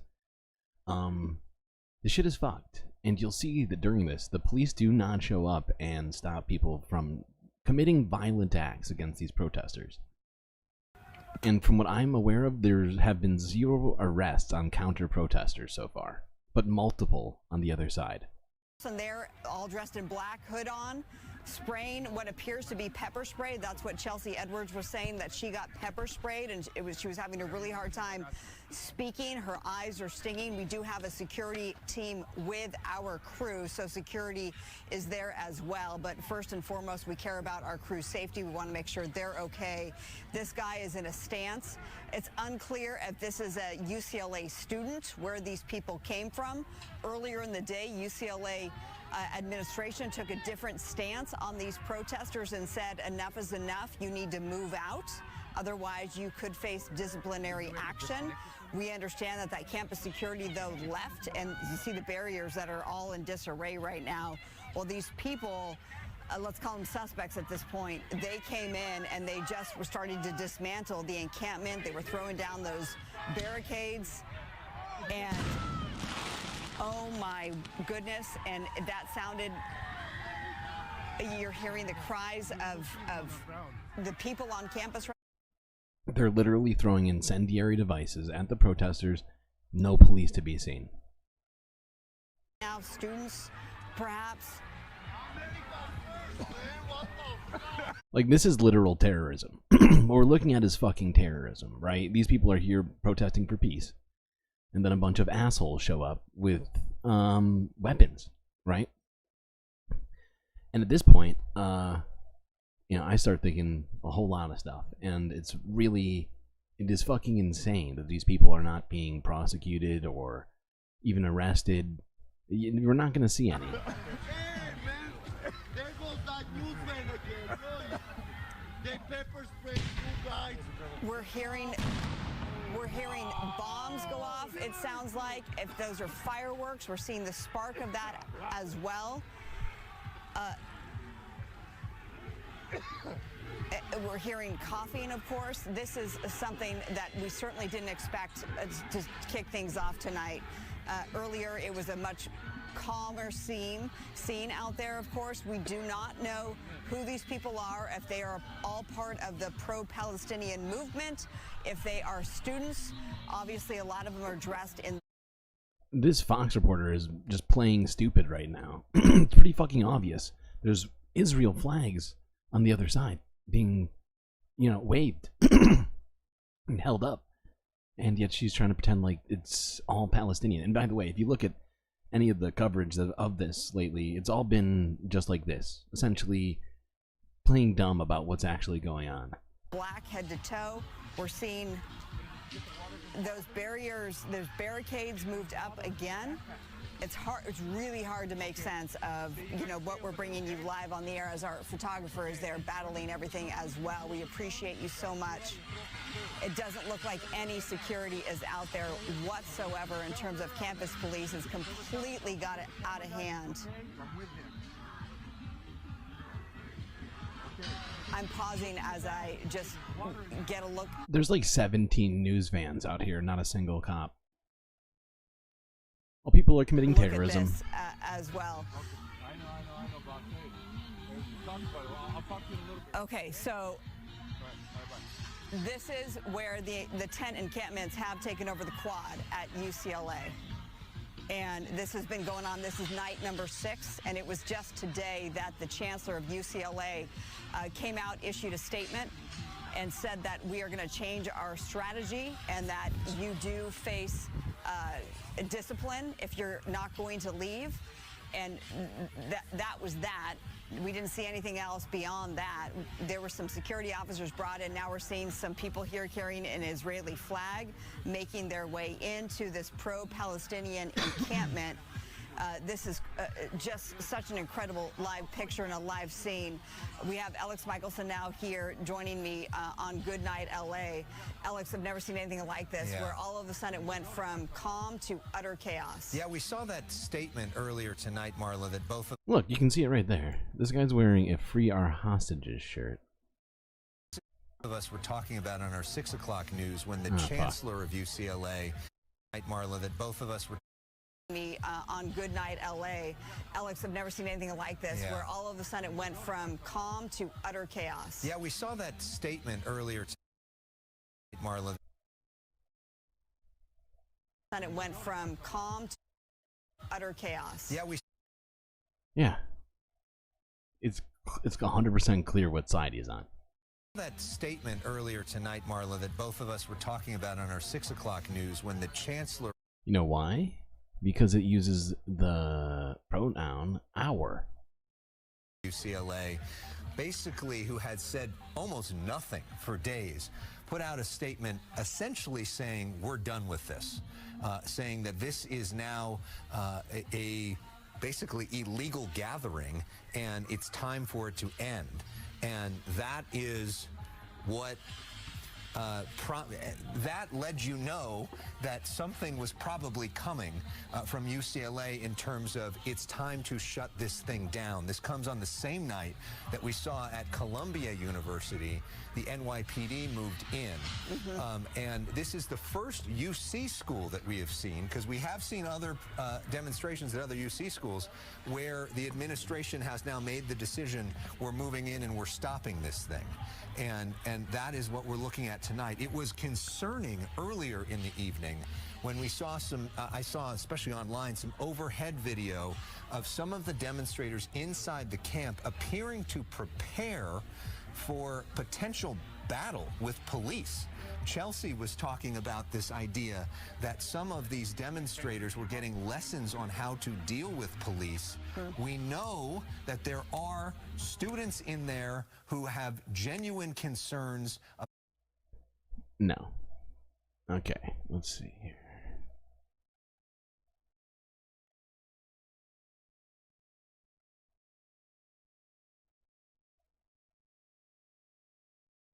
Different hand-to-hand weapons, so you can't send in just a few officers. You're going to have to mobilize a number of officers from the UCLA.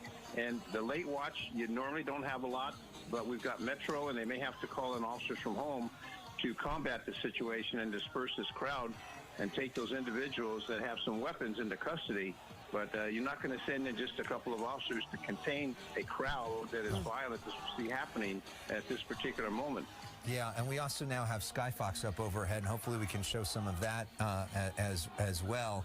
And Dennis, we have an example of police moving in on something like this just tonight at Columbia. Oh my gosh. At Columbia University, we saw an overwhelming show of force. That was attempted assault.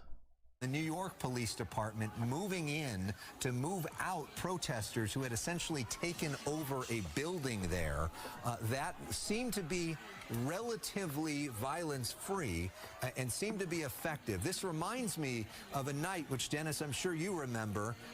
That guy just spit on him?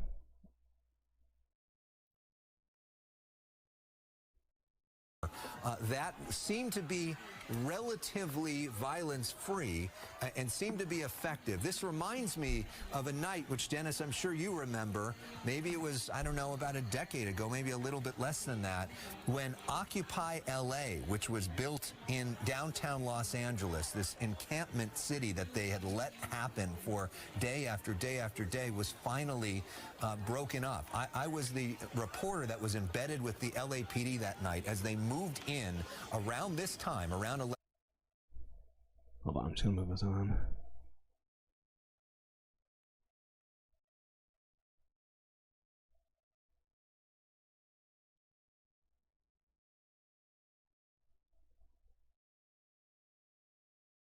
There's a legitimate cause, and what they're doing is just creating chaos in a hazardous environment for a lot of people. Yeah, so our ground cameras there, that has Fox 11's Chelsea Edwards behind it and Elliot. It is just so fucking obvious by watching the footage who's the aggressors, right? There's an entire group of people who aren't moving, who are staying, you know, who are attempting to stay behind a barricade. Then there's a whole other group of people trying to dismantle the barricade, who are advancing on those people over and over again and chucking things at them. It's pretty clear what the sequence of a fucking events here are. Doza, the photographer, we thank you for being out there. We thank our security team for keeping you as safe as they possibly can. Chelsea, what are you seeing and what are you hearing? Well, you know, it's interesting. We had someone come up to us a little while ago and really get in front of the camera trying to disrupt our live shot. And some of these agitators came over to pull him back from our cameras to say, no, we want the press. We want the press. So I think that speaks to what you guys are talking about. This is what... I'd point out this is Fox News reporting this. It's not shocking the protesters didn't want to see Fox around here. I figured it'd be good to watch from their perspective because of garbage like this, right? Because this is what they're trying to push to their viewers, to people such as this, these right-wing fucking psychopaths here on the lawn of this university attacking students. They want. This is what they're here It's exactly for, their is to demographic. create chaos, and they made that point very clear. Ooh, you can see they're lobbing things over into the pro-Palestinian encampment right now. So yeah, these are not the people that we saw here over the weekend. These are not the people on the pro-Israeli side. You know, these people are some of them here appear to be for press to create chaos, and that is exactly what they're doing. You can hear that music still going. We can see different groups. They're pointing lasers, which seems to indicate that they could be pointing a weapon. Our security team has advised us that you know, we're supposed to take that as if they are pointing a live weapon, you know, with a laser on it, so we're staying far away from those people. But they're doing that to the people who are inside the encampment to scare them. You know, it appears that that's what they're trying to do. But they're different groups. They are some throwing things. We've seen water bottles being thrown in. You saw that firework that just exploded in front of a group of people a couple of moments ago, and just a lot of confusion. We saw those police officers leave. You know, as you mentioned, they're not here. We don't see those lights anymore.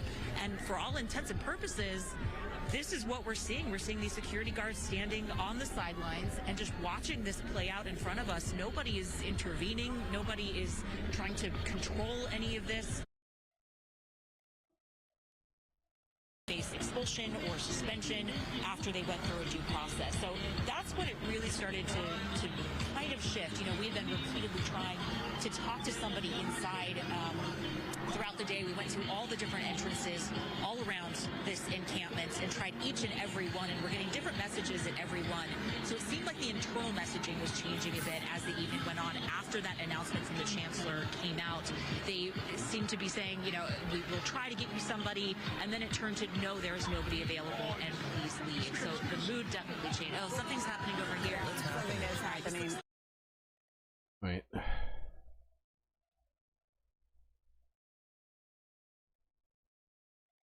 And please leave. So the mood definitely changed. Oh, something's happening over here. Something is happening. Like oh no, fight, another fight. All right. Okay. No, this is live. No, this is live. Wow. Oh, look at that. Fox got scared of showing their supporters attacking protesters. Weird. Wonder why they would do such a thing.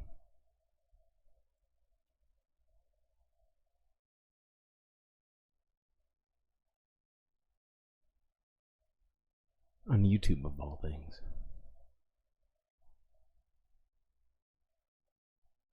As well, but they're letting this play out. Law enforcement came. We saw the LAPD officers arrive here 30 minutes ago, but they were only here for a few minutes. They set up their patrol cars at the end of the quad. They kind of established themselves, and then they left. So we've got security here. You know, they're lobbing something else into the crowd. We do have security officers here, but they're standing down. They're not intervening. Is that campus security? Yeah, who are those people? Yes, this appears to be campus security. I mean, there's been a lot of different kinds of security here throughout the day. People in the encampment have their own. I love how this lady has been saying this whole time that it's clearly not Israeli supporters. Meanwhile, in reality, you can see back here multiple Israeli flags, a big-ass banner saying free the hostages. We saw that guy earlier wearing the hoodie saying free our hostages. It's fucking clear. You know? I mean, sure. Is there a mix of just psychotic right-wingers who probably hate Jewish people? Yeah, there probably are some there. And that's what I kind of find so fucked about this situation, is that so many Israelis have kind of tried to embrace these people who genuinely just hate them. Form of security. They have had their own guards that they have hired. There's also been campus security. We have seen LAPD officers here throughout the day, and there are also third-party security guards as well. It's hard to tell who's who. There's been a lot of presence here today, and it has ramped up over the last day or so. Honestly, I'm not sure who these people are, but they are not getting involved in this. They are just standing at the perimeter, and this is just playing out. Now, the question is there any help inside the encampment? We just saw that firework go off inside. I mean, this is packed in there. Somebody could have easily gotten hurt. Alex has mentioned that could start a fire. We don't know what's happening in there, but we're not sure if there's any medical personnel inside or how they're handling it in there. We cannot get in, and we don't have eyes there. So this is really just a sketchy situation. And imagine the potential liability on all this if somebody. I'm pretty sure that is the same song that Israelis, the IDF, have been using in their videos. Somebody figure that out for me. Is that the same song? Seriously injured. When we're all watching this happening and nobody's really doing anything about it. Well, it's true, and like, am I wrong about that? I'm gonna have to look it up now. Another thing I want to note, when we were walking around this campus earlier and we walked the entire perimeter of the encampment, at the other end of this are the stairs that go down, and there's a small gate that just says fire exit. And Elliot and I noticed that earlier today and said, my goodness, there's a fire. All these people are going to get out through this one tiny exit on these stairs and then pile down these stairs. That's a fire hazard. This woman is completely oblivious to what's happening right next to her right now. Somebody's playing Israeli propaganda about 10 feet away from her, 20 feet away from her. And she's focused on stairs. Another thing that's happened is that they've been installing gates throughout the day. And we also mentioned that. We said, isn't that a fire hazard? Yeah, not sure what this is. Just disruption over on this side. Yeah, and part of the challenge is just the topography of UCLA is very different than USC, where we were last week, where USC is all flat. There are gates all around it, and everything can be closed off. UCLA is hilly. It is completely open. There are no. 6 days ago, so tomorrow I believe marks one day that you were on the USC campus when LAPD moved in and 93 people arrested on that night. It was completely not like this, to hit home that point even more, in that it was orderly. There was none of this extreme violence or anarchy by any stretch. Yes, extreme violence, anarchy, very good adjectives. I think if you look at this, we can see, and from my vantage point, you see a lot of people running. Yeah, they're running out back toward this direction as the pepper spray, and even we're on the other side of the plaza here. You can get a sense of that as well. So it's going in the air, but a lot of folks running this way, trying to get away from all that chaos that's playing out there, unbelievably so. Yeah, this picture here with this young guy who was obviously pepper sprayed, and they're trying to wash out his eyes. He's in significant pain. There's still no sign of LAPD. It was, and that is your picture. Okay, can we go back? Chelsea Edwards. Go ahead. Is Chelsea ready? Can you talk to us about what you're seeing from your perspective? Yes, absolutely. So we've relocated from the grassy area up to this hill. It's actually a great vantage point where we can kind of see the lay of the land without being inside the middle of the chaos. one of you used the word lawlessness before, and that's the best word that comes to mind. There is nobody intervening here. I mean, we're seeing these agitators dancing to the music as they throw things into this encampment. I'm honestly at a loss for words. I don't think I've ever in my career seen anything quite like this with no interruption. There's nobody coming in to stop this or to help this. And at this point, when you look at this group of agitators, it almost looks like it has turned into a party for them. Again, we're seeing dancing, we're seeing singing, people jumping up and down. They seem to be having a great time. These people are fucking insane.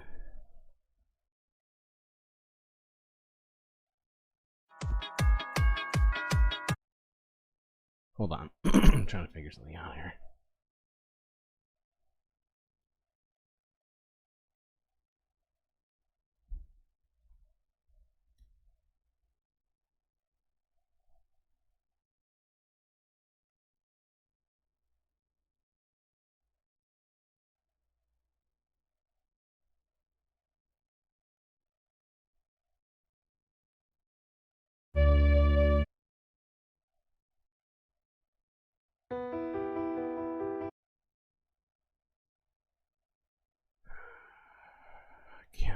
I can't even find this video, but I remember this song. I remember hearing this fucking thing.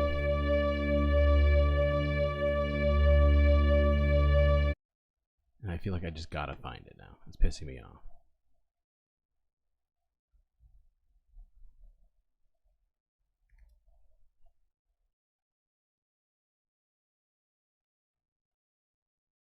Does this video get taken down?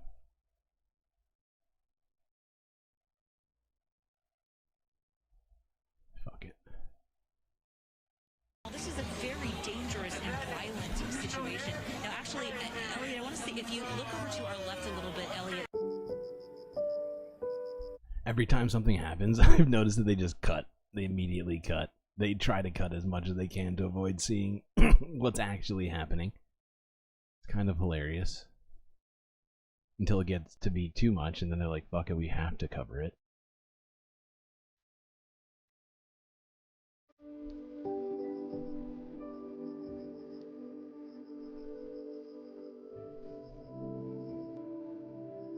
Make their way, move into the encampment itself. You probably have a better look than I at that. Yeah, we have Skyfox overhead right now, Ed, and it is just fighting. We've seen a lot of those metal bars being used as bats. We've seen plywood being used as bats tonight, sticks essentially, but thick ones. The cones, the construction cones being thrown. Fists flying, firecrackers have been thrown. I mean, we really have seen it all. What we haven't seen, I'll repeat myself, but it's worth repeating, we haven't seen law enforcement. So, to your point, Ed, that one black and white, the campus police vehicle that is parked out front tonight. So I think that one was just sort of already there. Gina, check out this one. Gina, what are you seeing from your vantage point? Well, we just saw a lot of, just so many crowds here throwing things at the protesters. Of course, you saw the protesters themselves moving the barricades even more to this side where the agitators are also tossing things. You've been here for quite some time. What's your name? Jaquise. Tell me a little bit about... Whoa! Oh, my God! Holy shit! Look at these fucking idiots. Obviously, this is a very tense situation. Gina, take it away. Well, when I try not to curse, please. Okay, my bad. When I first got here, it was the crowd was much smaller. You could reach into you could go into that. They're interviewing one of the counter protesters right now. You're kidding me. Building right in front of us with no problem, walk around. The longer I got here every single day, the crowd kept growing and getting more aggressive. It's just really sad to see like my community being like this and just throwing stuff and all this violence. It's not normal, and we're witnessing history. When we first got here, we spoke with someone who said they witnessed the crowd coming in, and they were carrying an Israeli flag, and they started throwing things at the protesters. Is that what you witnessed as well? Yeah, I witnessed, like as we're witnessing right now, people grabbing the fence and throwing them and ripping all of them apart, and a little scuffles back and then, people throwing punches as we see right now, people throwing cones, fire extinguishers. It's just grown really aggressive. And that's the thing. Maybe it's not a counter protest. I cannot tell. They were not clear. The smoke that you see, you know, even if it's not directed at you, you can still get overcome by that because it is so strong, Alex, Marla. It's meant to put out fires, so strong. I mean, it's really bad. It's just sad. It's like, this is so violent, and we're in the middle of Westwood. Like, this is a college campus where students are going, and it's just insane. This is just I've never seen this before in my life. Never expected this to happen. No, absolutely not. And as you can see, there are so many people who just came out here to watch this. There are crowds that are standing on the side, and they are just staring at this, watching history unfold here at UCLA. Yeah. Oh my God. It's getting more and more violent. It looks like they're literally infiltrating. Okay, there's a fight. Yep. Trying to get their way. Get through. Yeah. And again, I don't see any law enforcement here. I don't know where there's a lot of cops outside, but no one's coming in to break this up. Yeah, it's interesting that our friends at the Daily Bruin, of course, the campus newspaper, tweeting out, one of their editors tweeting out, I called UCPD, who is the law enforcement agency in charge, again, not LAPD, UCPD, for a statement on the ongoing violence in Dixon Court. Their response, no, absolutely not. They hung up before I could ask another question. In a statement delivered by text message, Daily Bruin reporting a UC Divest coalition at UCLA was part of this group. Absolutely not. We're not coming to stop terrorism. The encampment said the violence this evening was one-sided and described the university's lack of action to protect student safety as hypocritical and abhorrent. That's a response from people that are inside that encampment right now who feel like they are under attack, and for good reason. Yeah, there is no action to protect student safety at this point. There hasn't been. UCLA apparently calling in for help from LAPD. That request needed to happen, and we got word that that did happen probably 45 minutes ago, but we still haven't seen that actually play out. We haven't seen law enforcement come onto the campus. We have seen more and more people come, whether they are there to just witness this, as Gina said, to witness history, or to become part of the problem and the agitators who have literally taken over Royce Quad. Sky Fox bringing you the most telling live images. And we've seen a lot of this, of tearing down the barricade, moving it. Those pop-up tents have made their way closer onto the lawn there, so the perimeter has gotten bigger. It's a really wild scene. I'm not sure how else to describe it. A dangerous one. The firecrackers, projectiles being thrown, pepper sprayed. Individuals threw out a lot of masks. I've seen some people out there with goggles on because clearly they got word that there would be pepper spray, and they've got goggles on to protect their eyes. And still, you know, I do give some credit to the UCLA Bruin, the paper there, who's trying to do its part and report the news and can't get any answers from the officials at the University of California, Los Angeles. And that gentleman who Gina was talking to, this is Westwood. We're in the I mean, they're chanting, get a job, get a job. I say because I was talking to like someone on the inside. They were saying that basically like the Israeli side is white supremacy for some reason. Oh my God, bro, he just smashed her fingers. Oh my God. Oh my God, he just smashed her fingers. Good. He deserves it. Bro, this dude just hit a finger. And I also want to shout out my community.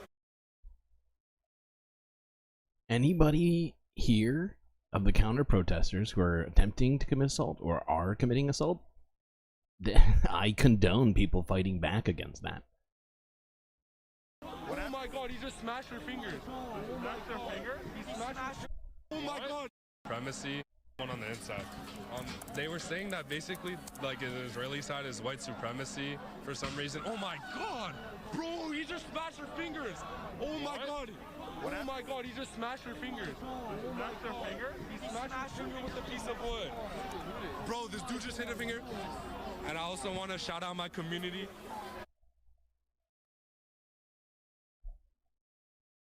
What is what is the flag?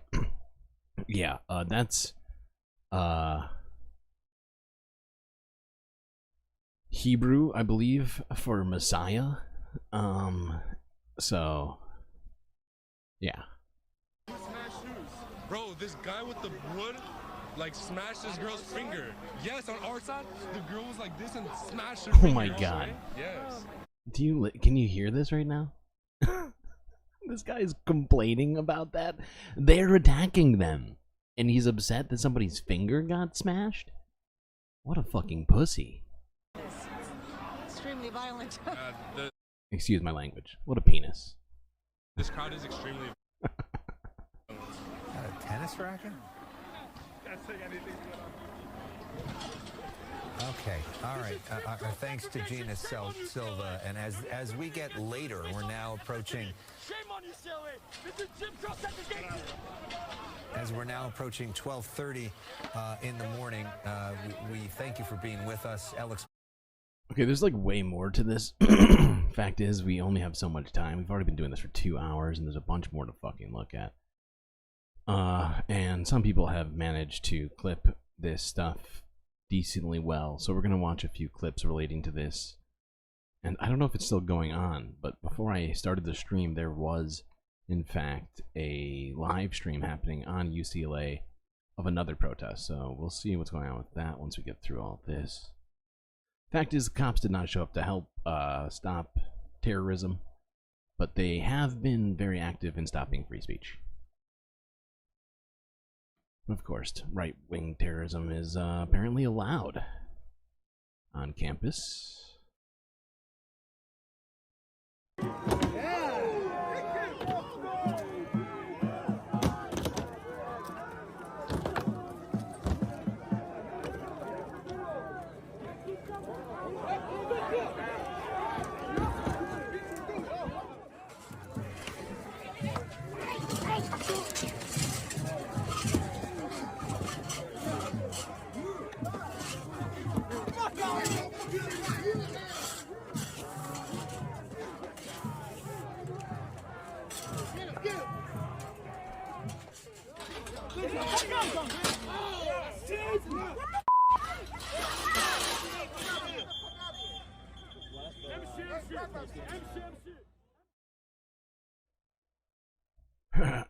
You think there's gotta be cops causing trouble in order to make the protesters look bad?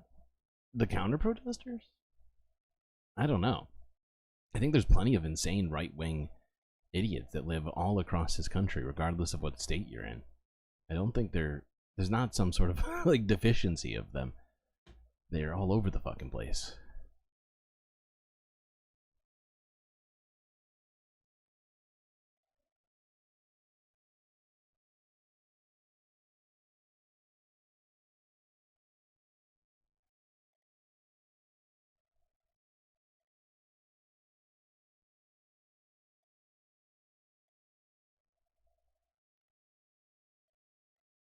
Oh wait, did you mean like in terms of like, I think maybe you misunderstood what you were trying to say about that now that I'm thinking about it more. Maybe, are you referring to just cops showing up to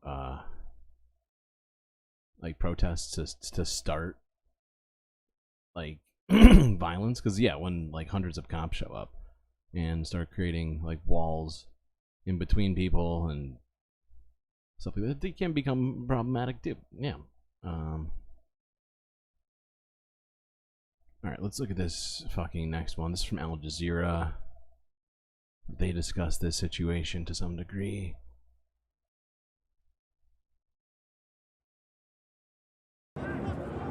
Violence broke out on the UCLA campus as a group of Israel supporters attacked the student protesters' encampment. They threw fireworks and hurled objects into the camp. The attack went on for hours, but campus security and Los Angeles police did not intervene. It's not the first time pro-Israel groups from outside the university community have attacked the protest encampment. but it was by far the largest, most violent, and most sustained assault. As the mob tried to breach the makeshift wall surrounding the encampment, some individuals were beaten, but they stood their ground. Eventually, the Los Angeles Police Department arrived and the crowd withdrew. It was a shocking end to a day that often saw police cracking down on Palestinian solidarity demonstrators on campuses around the country. At the university, You think they're undercover cops in the counter protesters? I mean, fact is what is the Venn diagram between cops and right-wing psychopaths, right? It's got to be pretty big. And so, you know, it's entirely possible there's cops among these fucking asshole protesters here. University of South Florida, officers tear-gassed a group of student demonstrators and arrested several of them. A Palestinian flag was unfurled over the University of North Carolina. Police arrested dozens of protesters there and took down the flag. At Yale University, police tore down tents and cleared protesters away. At the University of New Mexico, riot police descended on protesters. A woman sought help after being pepper sprayed. And at the University of Texas, where more than 100 students have been arrested, some violently, over the past week, protesters continued to gather, seemingly unintimidated by the show of force. Despite the violent attacks at UCLA and police suppression elsewhere, students who have mobilized in protest against Israel's war on Gaza show no signs of backing down. Rob Reynolds, Al Jazeera, Los Angeles. Sergio Olmos is an investigative journalist. He's joining us live from the University of California campus at Los Angeles. He's on the phone for us. Good to have you with us on Al Jazeera. I understand that you were at the protests when the arrests and the violence was taking place. Can you describe to us what you saw? Yeah, good to be with you. Here at UCLA, this has been going on now for 3 hours. I got here just after midnight, and there was several hundred counter-protesters. These are people who came out in support of Israel and to protest the pro-Palestinian demonstrators who are here, who've had a camp set up at UCLA since Thursday. They started kind of trying to tear down the walls here. There was physical melees. Counter-protesters were throwing stuff at the Palestinian demonstrators. They were trying to hit them with sticks, in some cases throwing glass bottles. There's multiple scuffles and many minor injuries, kind of bruises and lots of pepper spray. In terms of the people who are who've been carrying out the violence, you mentioned that there were people there in support of Israel. Is it clear that the violence is being caused by people who are counter-protesters? Is there an indication that there may be other people as part of that group as well who may not be linked to Israel but are just there to cause a fight? Yeah, I think that at the moment, just seeing, it's after midnight, I think counter-protesters is the most accurate term. They are definitely against the Palestinian encampment here. It's not totally clear what exactly, if they have a unified kind of message other than they're opposing the Palestinian demonstrators, who, by and large, I have to say, it was not a two-way street. It wasn't like they were both coming out to brawl. It wasn't a mutual combat. I mean, the Palestinian demonstrators here were just kind of in their camp, and the counter-protesters came out. Some of them shot fireworks and then just started trying to take down the camp and engage in brawls with them. So it was, a middle-of-the-night thing that really escalated because this group of counter-protesters really were pushing for a fight. Talk to us about the way that the police and the security have reacted to this. Yeah, so the police had let this go on for, I got here at about 12:20 a.m. They arrived at about 1:45 a.m. and then kind of stood at a line maybe a few hundred feet away just watching for about an hour. And so the brawl went on for about 2 hours without any kind of police intervention. Once the police decided to move in, the counter-protesters kind of left. Some of them were chanting USA, USA. And, there was many people saying, don't interfere with police, let them do their job. We're pro-police kind of thing. Exactly. And for the last hour or so, police have been... Half of these protesters are just right-wing reactionaries. And then there's definitely some pro-Israel people in that crowd too. Now I hear what people are saying in chat about potentially maybe some of those counter-protesters were cops.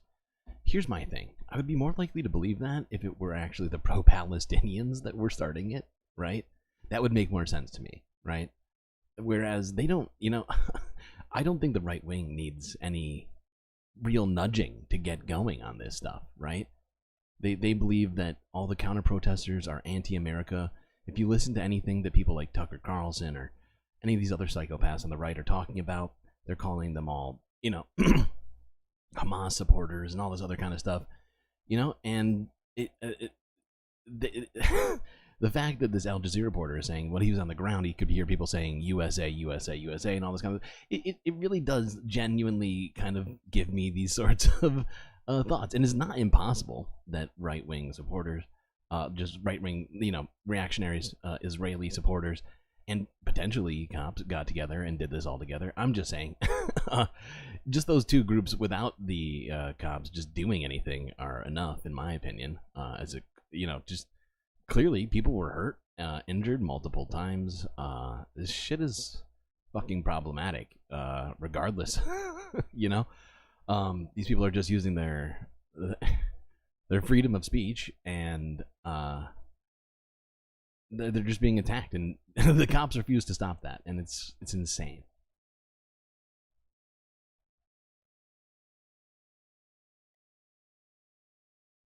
Yeah, and there's plenty of people out there who are looking to get into fights. Oftentimes it is the same people I was talking about just now. Somebody called you a jihad supporter last night? In Feldman's chat? Really? Fuck.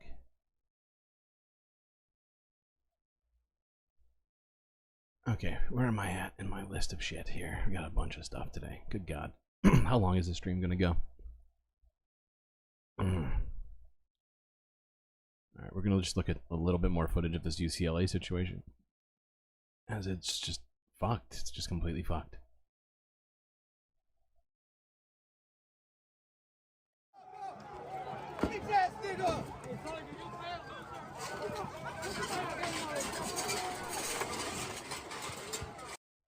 I like how they keep saying violent clashes. Everybody keeps saying clashes, clashes, clashes. They're attacks. These are attacks, okay? A clash would be two groups facing off and attacking each other. But instead, for hours, one side was attacking a group, while that side was attempting to defend themselves.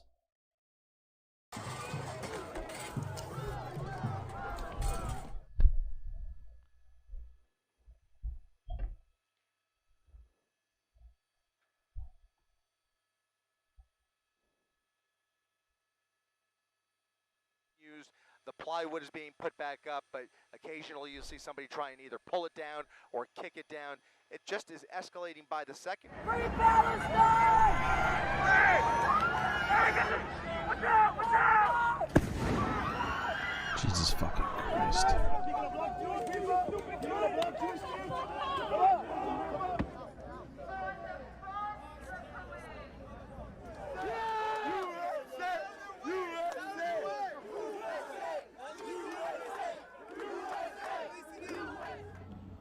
See, meanwhile, all the counter-protesters who are starting the violence are being left to chant, standing uncuffed next to police officers, taking away peaceful protesters. It's insane.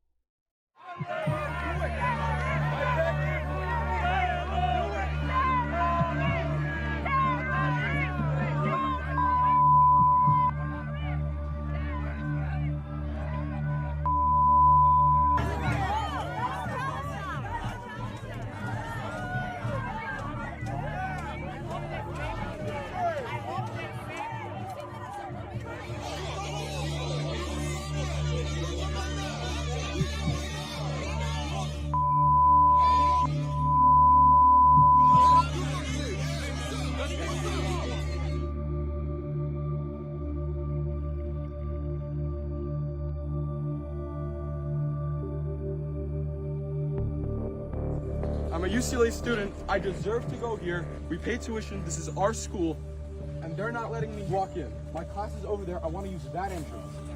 I have my hands up. I'm not hurting them. I'm not hurting them. That's what they do. That's what they do, everybody. This guy is making a big ass show. You guys are promoting hate. Literally nothing.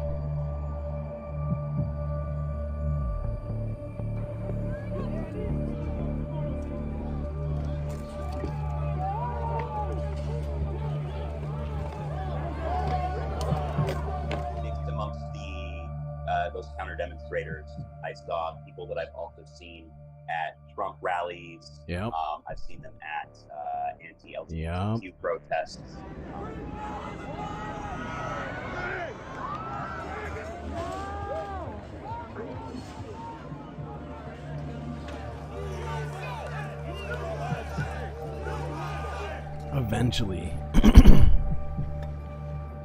Eventually they called them in, yeah. And they did nothing about the people actually causing the violence and the chaos. Amazing. Amazing. Alright, let's see if this is still live. So, like I was saying before... Oh, actually... Oh, wait, no. Yeah. Alright, let's go to this. This is from the AP. I don't know if people are still watching this. I don't know if it's still going. But there was another protest happening on UCLA's campus tonight. Let's see if it's still going on.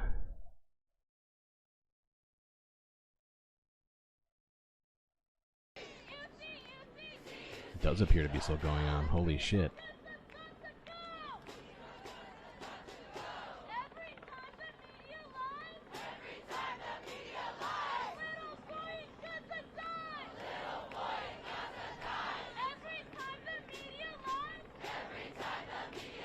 Real quickly, I am going to pull us back so we can see the size of this crowd from before. When I was first looking at this.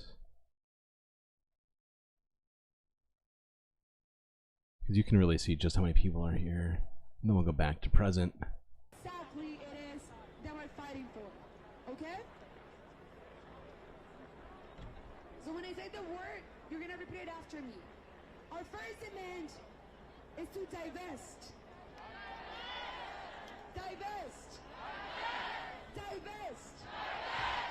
We want the university and the UCLA Foundation funds to be withdrawn from companies and institutions that are complicit with the Israeli occupation of Palestine, with apartheid, and with the genocide of the Palestinian people that are witnessing right now. So our first demand is to divest. Divest. Divest. Our second demand, these clothes. Chad is concerned about losing the coziness. Jeez. You can still be cozy with more people than this. It's only got 108 subscribers. About UC-wide and UCLA Foundation assets, which includes investments, donations, and grants. Speaking of, do pay forward the GNN whenever you get a chance. Because we need transparency. Because when we get those emails, I'm sorry, but your rent is going to have to go up again. And we have no say in those decisions. We need to get a clear picture of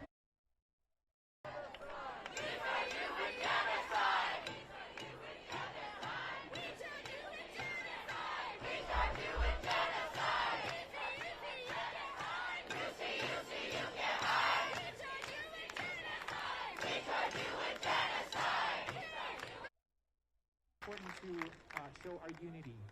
And I have 110 subscribers. Whoa. Hey, I must have gained 2 today. That's awesome. Sounds like somebody's been paying it forward. Or multiple somebodies. So one thing that I wanted us to try right now is take out your phones and turn on your flashlight. Everyone, take out your phone and turn on your flashlight. Let's see how bright we can make it right here. So, do you know that when bees wiggle their Look at bodies, it. they warm up the temperature in the hive so much that everyone stays warm? Do you know that when people speak together at the same time, they speak louder than someone with a microphone? Did you know that? This is what they don't want us to know. This is what they don't want us to have. They don't want us to be unified. They don't want us to act together when someone is committing genocide. They want to make us all think like rugged individuals. That's why they create all of these apps, all of these things that are trying to create community, but only we can create this community. Only we can be protecting each other. So I'm going to say I just thought it was super cool seeing everybody light up their phones. All right, I'm gonna make it go back to live, see what's happening now.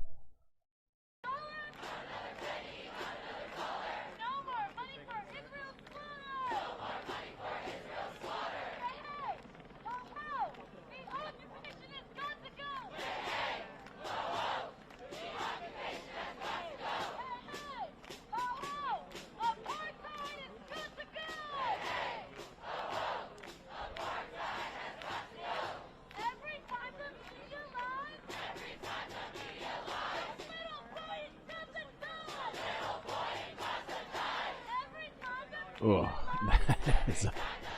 whoa, that chant is hard. Oh, God.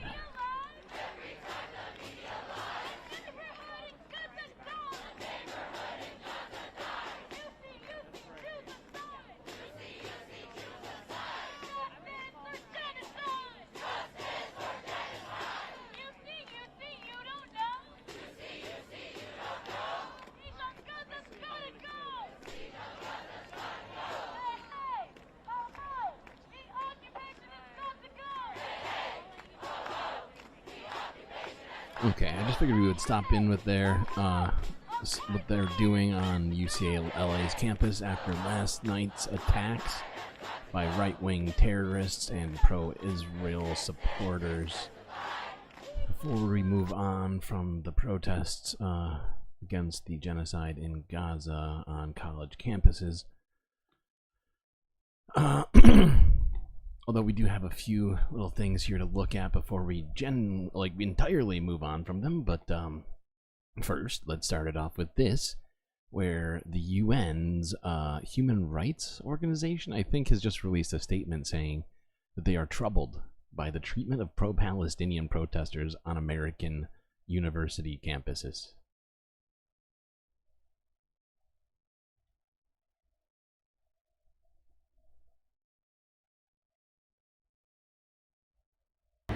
We are troubled by a series of heavy-handed steps taken to disperse and dismantle protests across university campuses in the United States of America.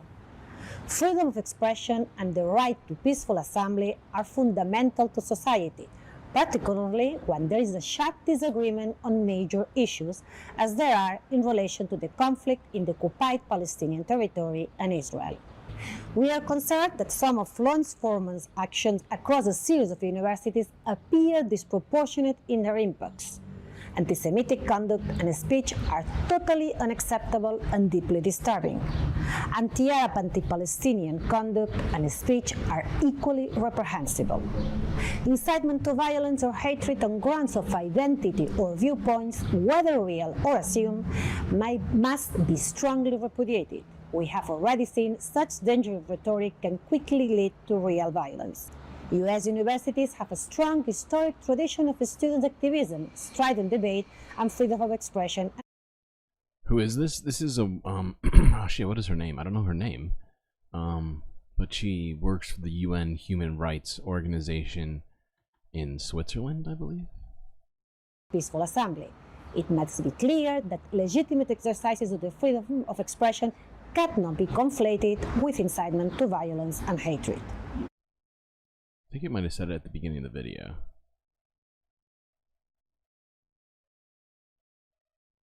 Marta Hurtado, UN Human Rights spokesperson.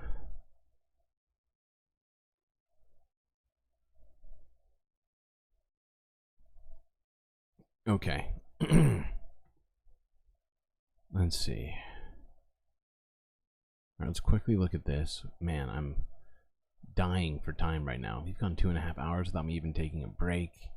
Shit is wild.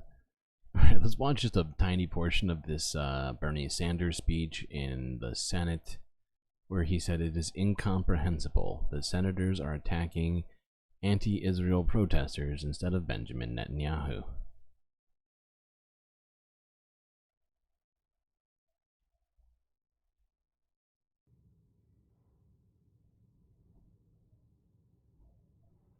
President? Senator from Vermont. Mr. President, some of us have been out of school for a while, and we may have forgotten our American history.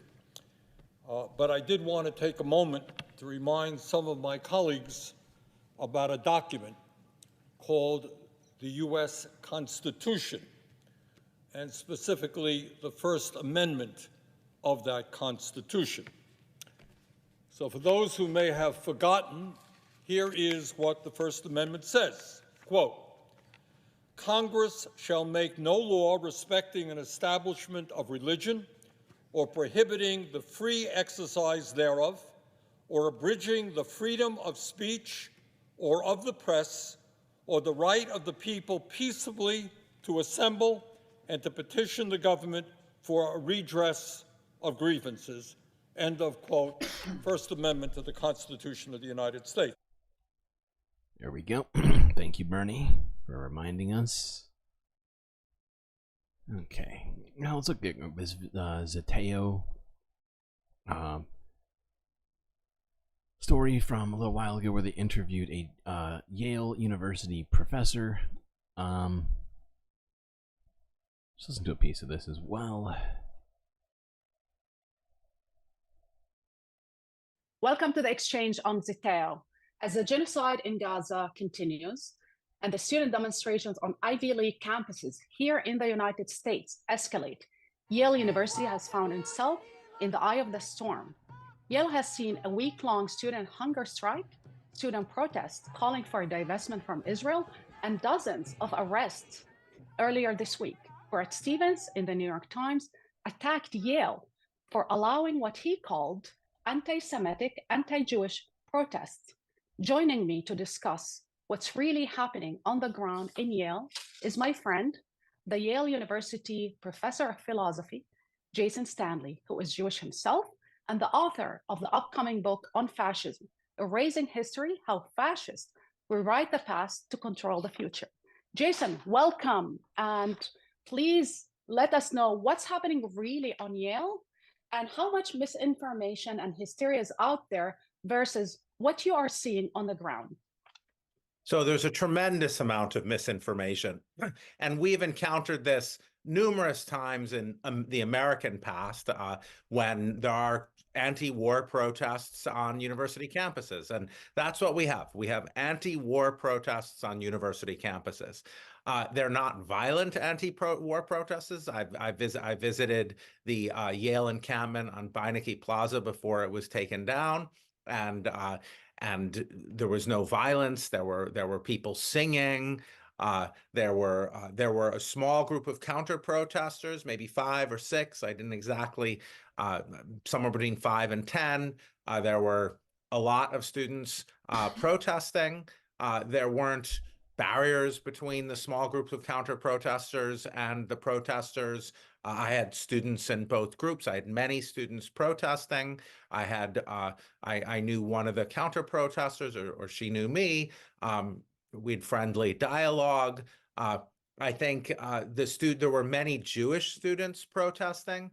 So there was a very large tent, Jews for Ceasefire Now.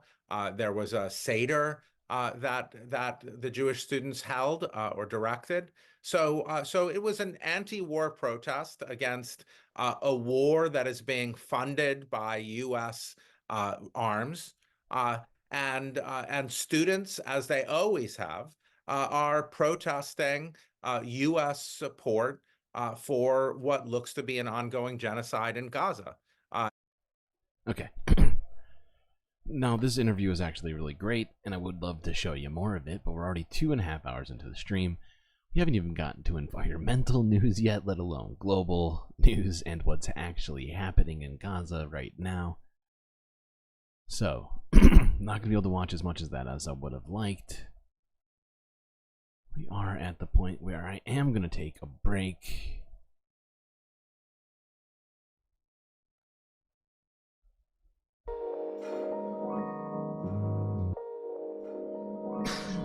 Well, I hope everybody here has been enjoying their time here at the stream on this May Day, where we are discussing all sorts of stuff, but a lot of stuff relating to protests.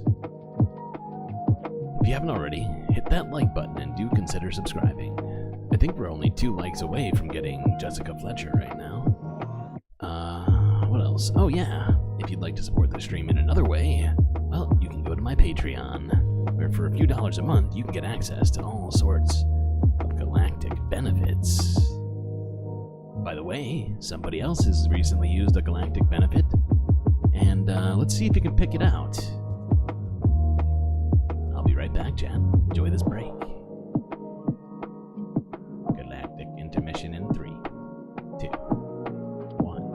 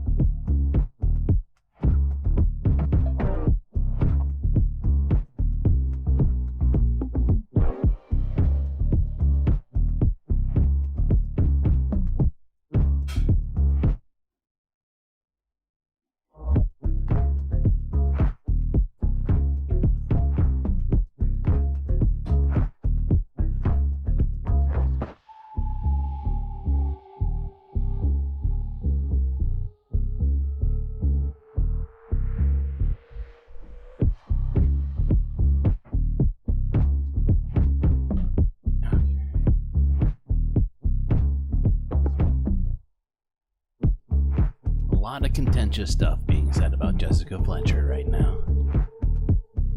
I do not know all that much about her or the show Murder, She Wrote, so I can't really weigh in on this. It was just something someone in chat at one point had recommended, and I just gone with it.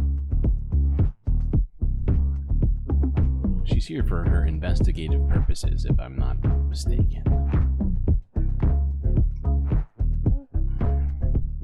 Okay.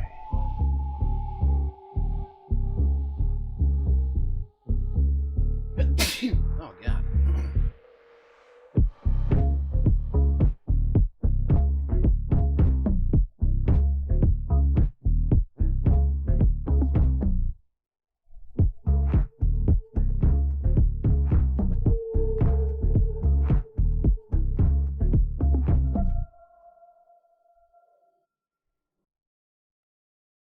Alright, well, break is done here. Oh, shit. I can't do this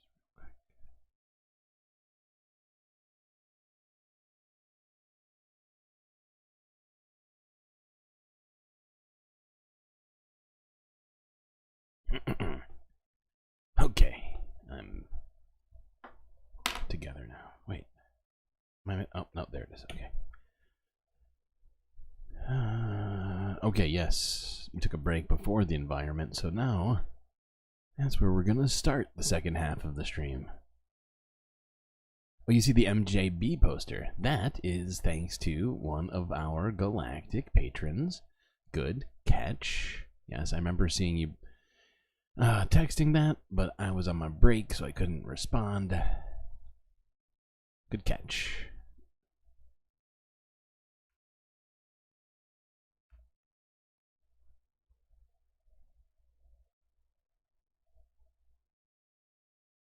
I think it looks great there, in my opinion. I'm considering putting it other places. I like it so much.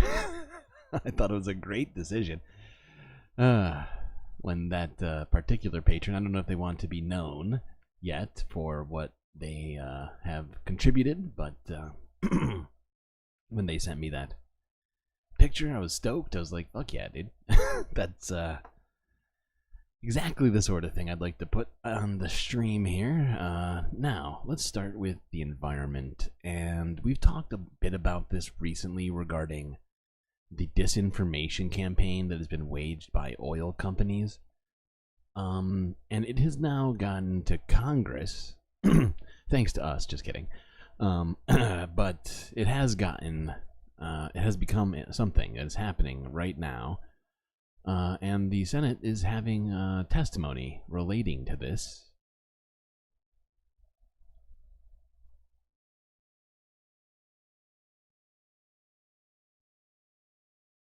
So let's just watch a piece of it. It's 3 hours. I didn't watch the whole thing, I'll be honest, but I watched a great deal of it.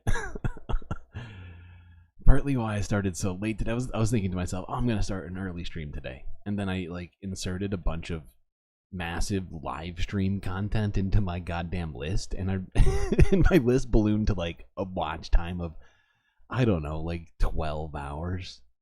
Something ridiculous. Partly why we've only seen snippets of most videos we've been watching today. Okay,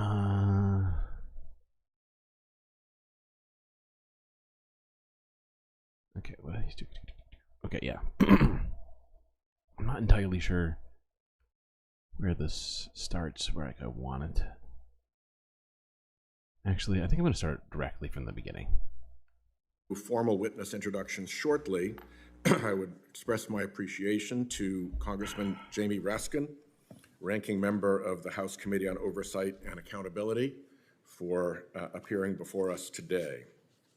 Before this gets going, I gotta say this, okay? I like Jamie Raskin's politics, but I gotta say, I am so glad he stopped wearing the goddamn bandana, okay? And I know the reason he did it, but it just, something about it in Congress, it just doesn't look right. It just throws me off every time, and I think he stopped wearing it 6 months ago or something like that, but I'm not even entirely sure when.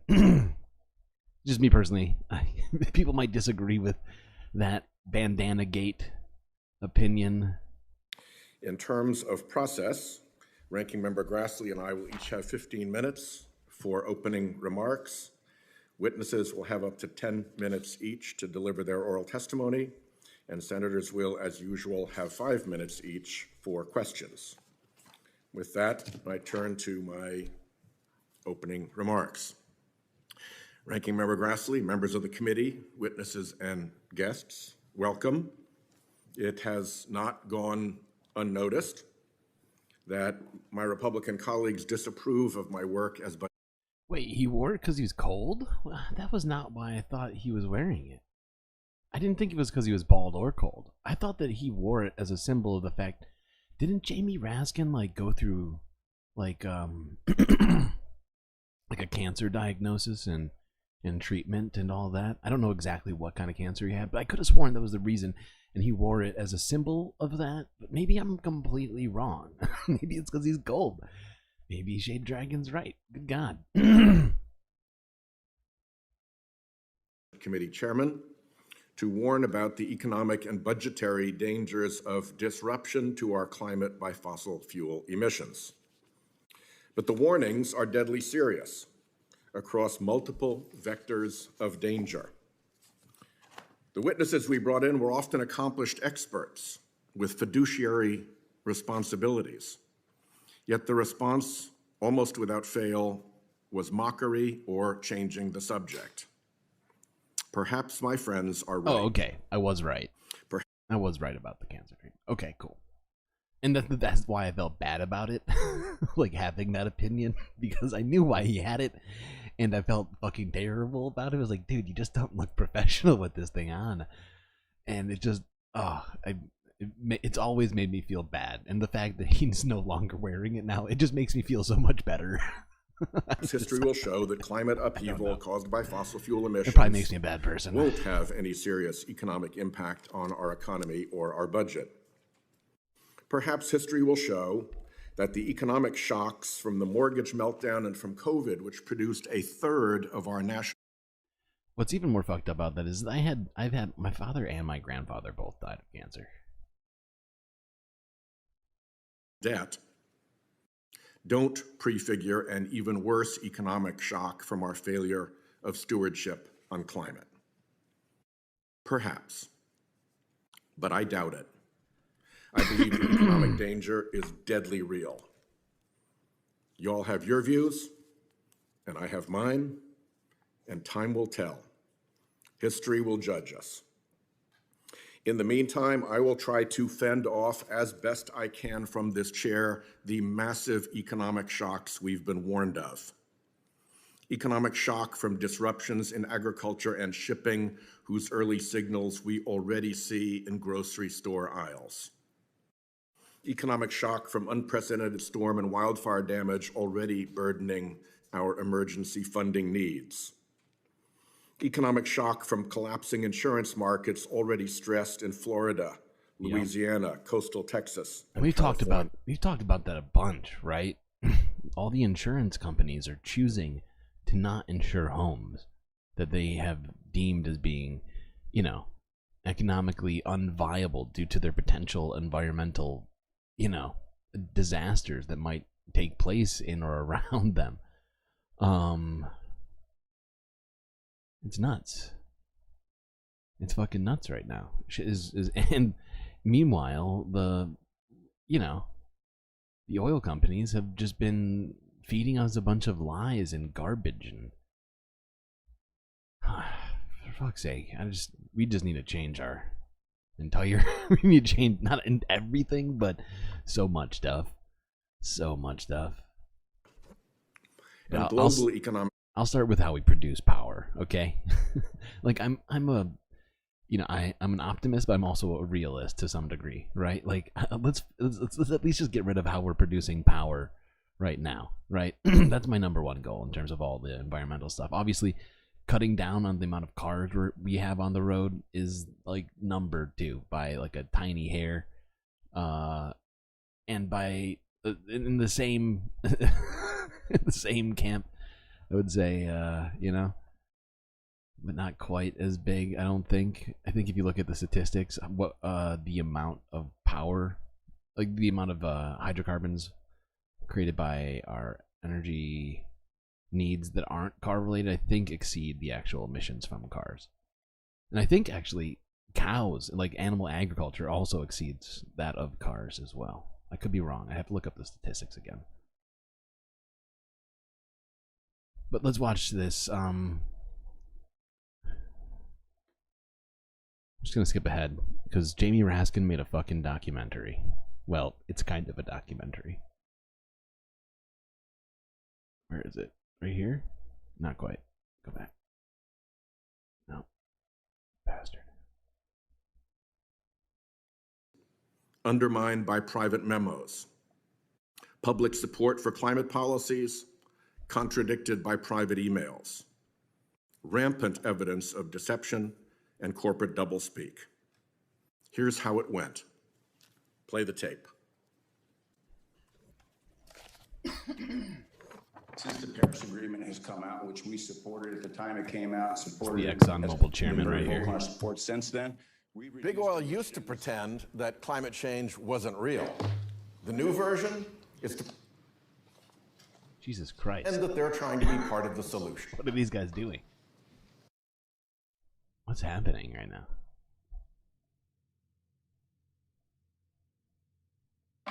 I don't remember this happening when I first watched it. I was watching it at 2x. I did not notice that they had technical difficulties during the hearing. Man.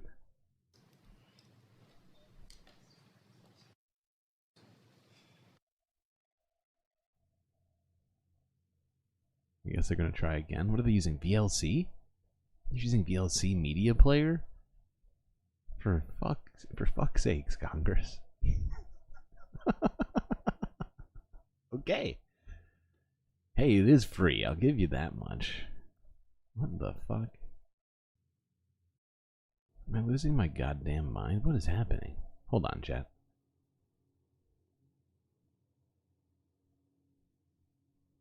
Oh, there we go. Examining more than 2 million pages of documents revealed an almost comical level of corporate doublespeak to evade the agreement. A 2019 Exxon memo to CEO Darren Woods urged that an industry document remove reference to the Paris Agreement. Why? Because referencing it could create a potential commitment to advocate on the Paris Agreement goals. Here's America's biggest oil company internally at the highest level avoiding commitment to the Paris Agreement goals they claim to support.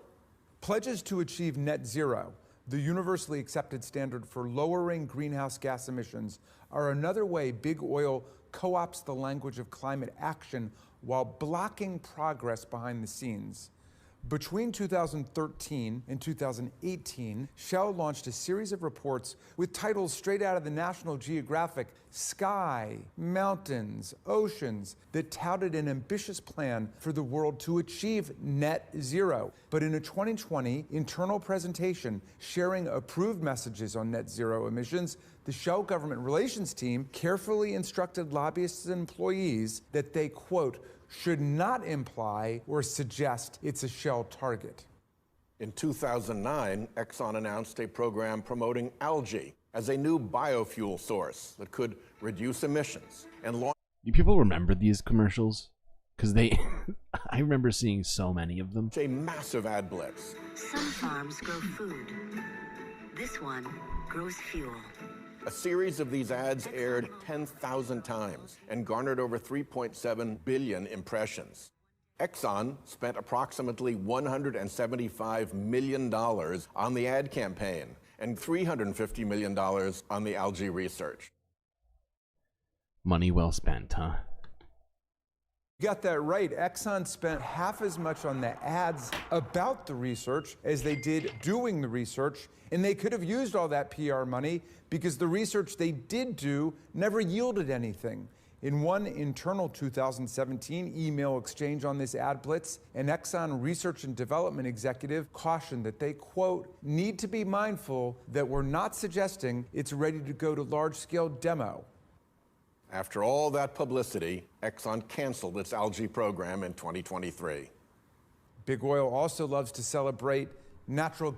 So all those commercials led to literally fuck all.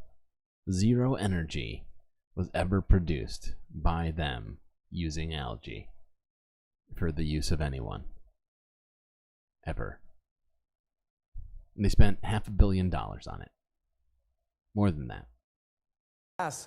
Since the early 2000s, the oil industry has poured hundreds of millions of dollars into advertising natural gas as a clean and green energy solution.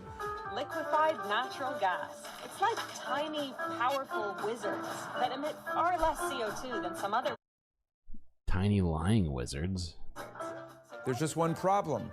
Natural gas isn't clean and it's not green. The main component of natural gas is methane, a greenhouse gas more potent and climate destructive than CO2 due to methane leaks. Some scientists believe natural gas is as harmful to the climate as coal, and Big Oil knows it.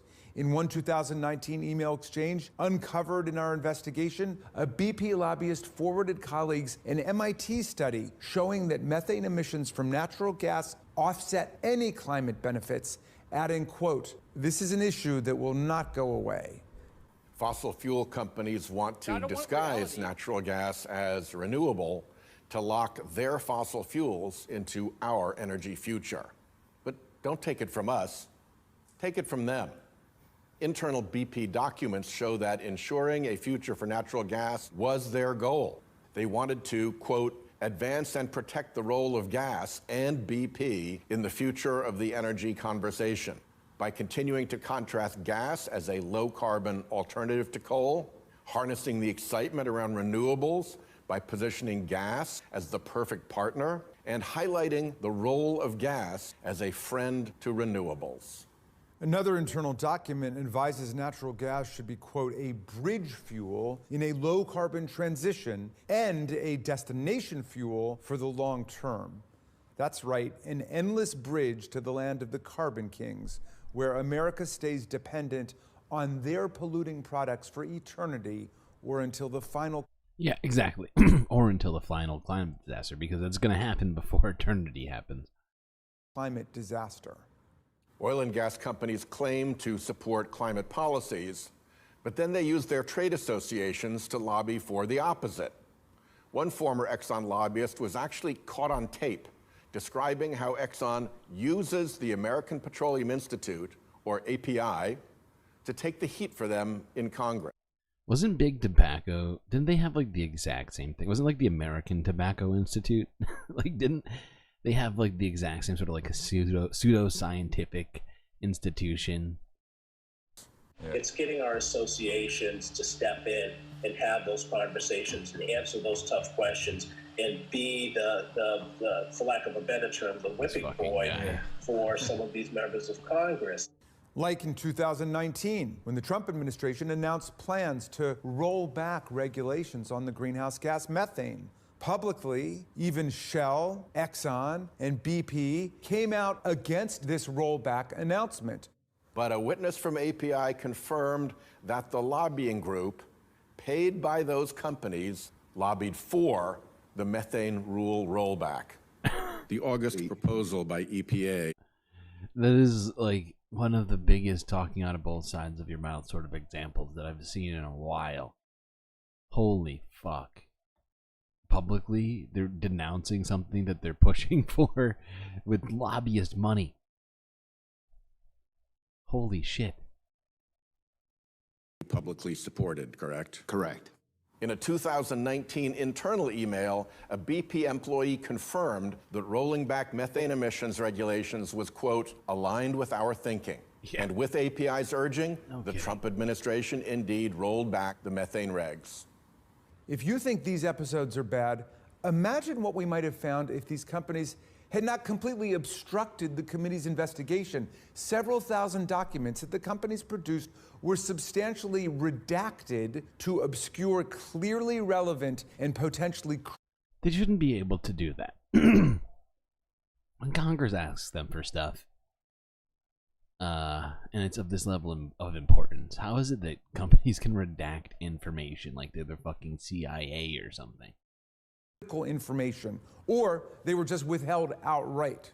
So what we've shown you today barely scratches the surface. A complete record is needed to understand the full scope of Big Oil's disinformation campaign.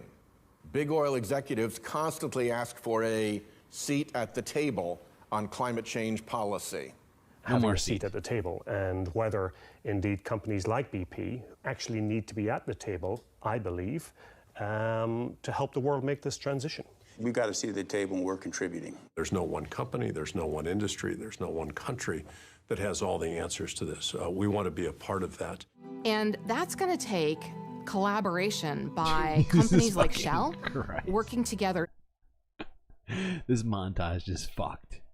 Totally fucked. It's just it's like CEO after CEO of like the biggest oil companies in the world coming out and saying, we just want to help.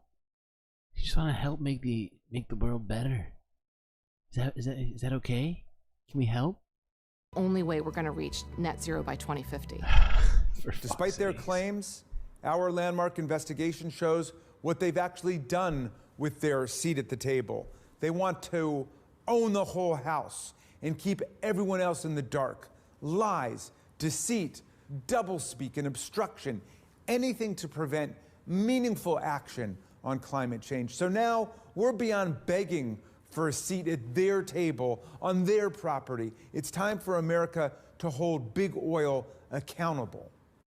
I think it's about time we just strip Big Oil of all of their assets and start reappropriating those funds to help Americans combat climate change. That seems like a reasonable solution to me. Because these people have not been in good faith, even in the slightest. That example regarding the methane rollback is maybe the most telling of all of those examples. And the fact is, like Jamie and what's this guy's name? There's too many names to remember all the time. Point is, what these guys are saying is that they only got a tiny slice of the information because companies like ExxonMobil redacted a great deal of information from Congress. I wonder why. I'm sure it all just says, oh, I like puppies, right? I'm sure it doesn't say, oh, we're totally ruining the planet right now. Have you seen my bunker?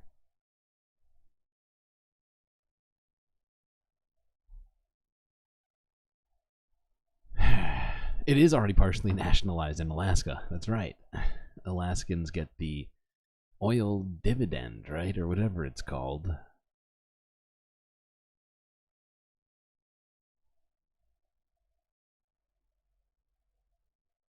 But I'd go a step further if I were in charge.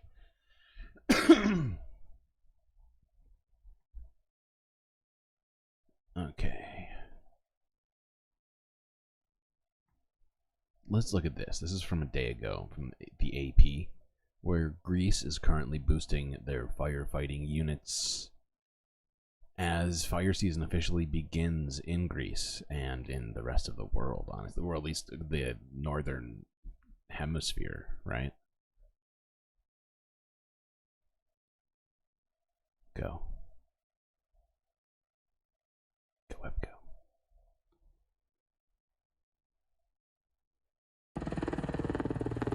Sheldon Whitehouse, thank you.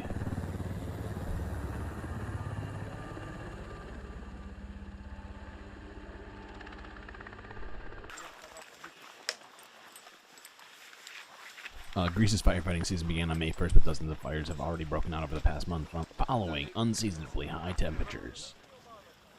With another tough season expected this year, Greek authorities are increasing training and exploring new firefighting methods. Delivery of new firefighting equipment, part of a $2.1 billion euro program, won't start until 2025. In the short term, authorities plan faster deployment, doubling the number of firefighters and specialized units, and adopting U.S. tactics to outflank fires with airborne teams scrambled to build breaks in the predicted path of the flames.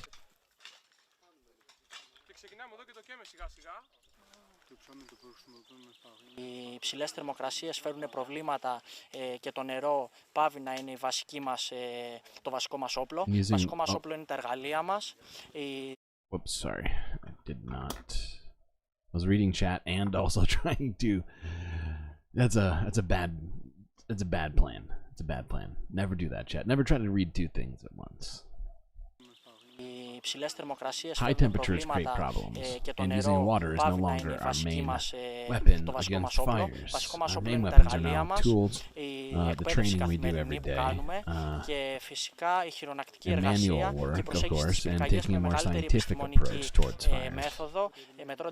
Measuring the humidity, the wind, the soil. It's a more planned method of approaching the fire.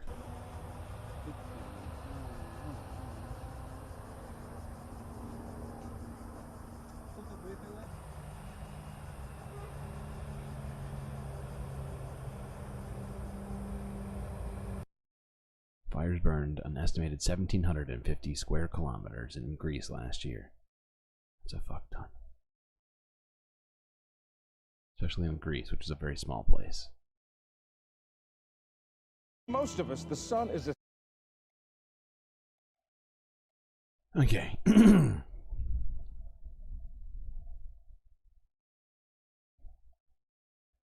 Wait, why is this in this order? I hate this order. Son of a... Whatever.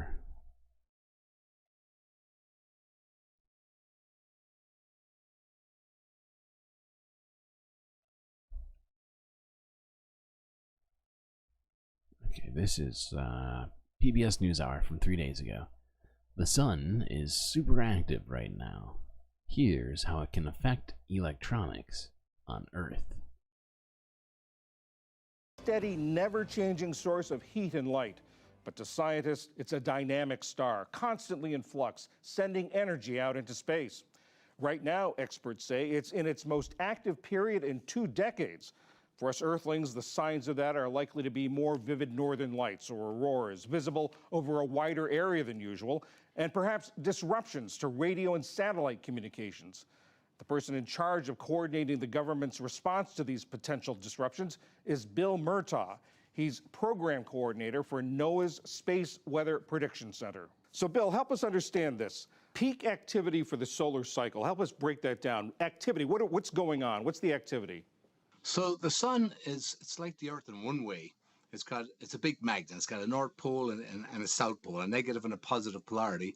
But the sun does something a little bit weird. Over the course of 11 years, it does a reversal of the polarity. The sun is a big ball of electrically charged gas churning and rotating.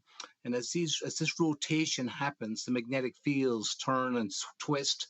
And essentially, it's a rotation of that magnetic field over that 11-year period. Or right in the middle of that process, these sunspots emerge, and they're localized magnetic stressed areas on the sun that can produce these big eruptions. And when the eruptions occur, solar flares, coronal mass ejections, energetic particle events, they all blast material or energy and radiation towards the Earth and can affect a lot of the different technologies we rely on for everything we do. And it just happens that right now, we're in the very middle of this 11-year reversal process, and we refer to it as solar maximum. So solar maximum being the period of most solar activity when we're seeing the most sunspots. So that's exactly what's been happening over the last couple of years and will happen for the next several years. Is in this period of maximum, we see lots of sunspots and lots of eruptions that will be affecting some of our technologies here on Earth, but of course, producing that beautiful northern and southern lights as well. Are some of these solar maximums more active than others? Hold on, we're not going to watch this whole thing. But let's listen to this one piece of it about, I think this is where they start talking about the electronics. Tell us more about the practical effects of this on Earth and maybe even in space. So these eruptions can occur. When they do occur, there's all sorts of emissions. And when the flare occurs, there's a blast of electromagnetic radiation. It can affect GPS, for example. It can affect satellite communications. Aircraft communicating with the ground can have interference. Very degraded communications can happen. We get these big energetic blast of particles that will follow soon after the flare. They can affect satellites. They affect the astronauts in space, which is a big thing going forward, supporting the Artemis missions and going back to the moon. And the geomagnetic disturbance, that's really, really important, because when the CME, that coronal mass ejection, hits Earth's magnetic field, it produces electrical currents, unwanted currents that can flow right into the power grid and cause big problems. And worst case scenario can actually produce a blackout. So it's one of the big things we have to do in the Space Weather Prediction Center in Boulder is get the alerts and warnings out to the power grid owners and operators across the United States and Canada so they can take action to ensure we can keep those lights on during these big, big geomagnetic storms. You talk about some of these past... Totally. And hopefully we can avert any problems caused by it. Fingers crossed. Multinational companies are like traveling locusts. Yeah, that's kind of true. Although I feel like more and more countries are starting to fight back against big oil to some degree, considering some of the revelations coming out of the UN and other things like that. I think people paying attention are starting to wake up, at least, to just how dire the situation really is right now. Fact is, we need to fucking do shit about it immediately. Speaking about doing shit about it immediately, let's talk about people who need us to do something about it immediately in Kenya, where floods have submerged parts of Kenya's capital now. This is from 13 hours ago. The floods have apparently spread even further.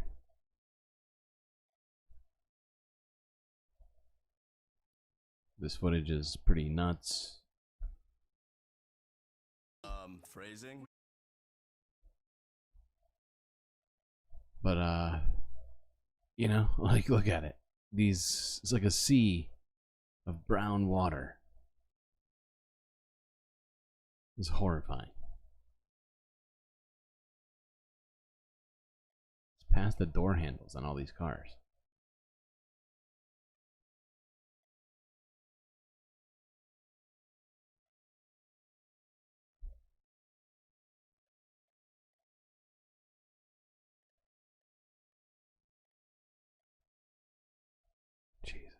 It's a massive line of people. And like, even the part where they are driving, there's still water. You can see it. This is crazy. And I don't mean the big water. I mean like the part that looks dry. It's not actually dry. When a tree is cut down in the forest, other... Okay. Let's just watch this. Just because, I don't know, this somehow I wound up watching this. I don't know why, but I liked it, so let's watch this. When a tree is cut down in the forest, other trees reach out to the victim with their root tips and send life-saving sustenance, water, sugar, and other nutrients via the mycelium. This continuous IV drip from neighboring trees can keep the stump alive for decades and even centuries. And they don't only do it for their own kind. They do it for the trees of other species. Why? Is it because they know that their lives depend on the health of the whole forest, and even on beings very different from themselves? Is it possible that the trees can think in longer terms than we do?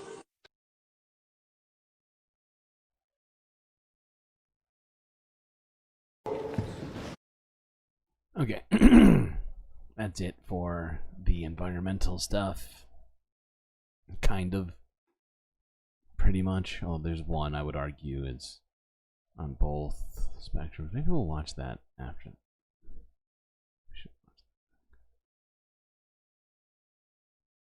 Yeah, let's watch that next after this one. Okay, before we move on to May Day protests,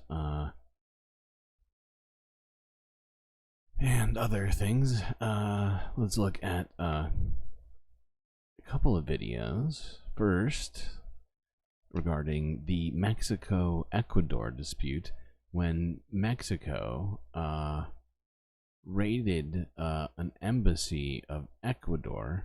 Wait, is that what happened? I'm trying. Oh shit! Wait a second. Am I mixing this up?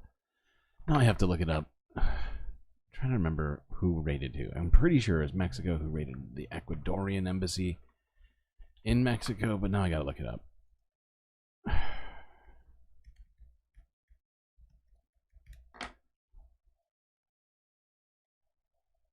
Oh no, it was the opposite. It was the Mexican embassy in Ecuador. See, I knew I was wrong. I just had that weird sinking feeling in my stomach. It's like, no, you're saying something that's false right now. Okay, yeah. So this is this is interesting. This situation has gone to the ICJ,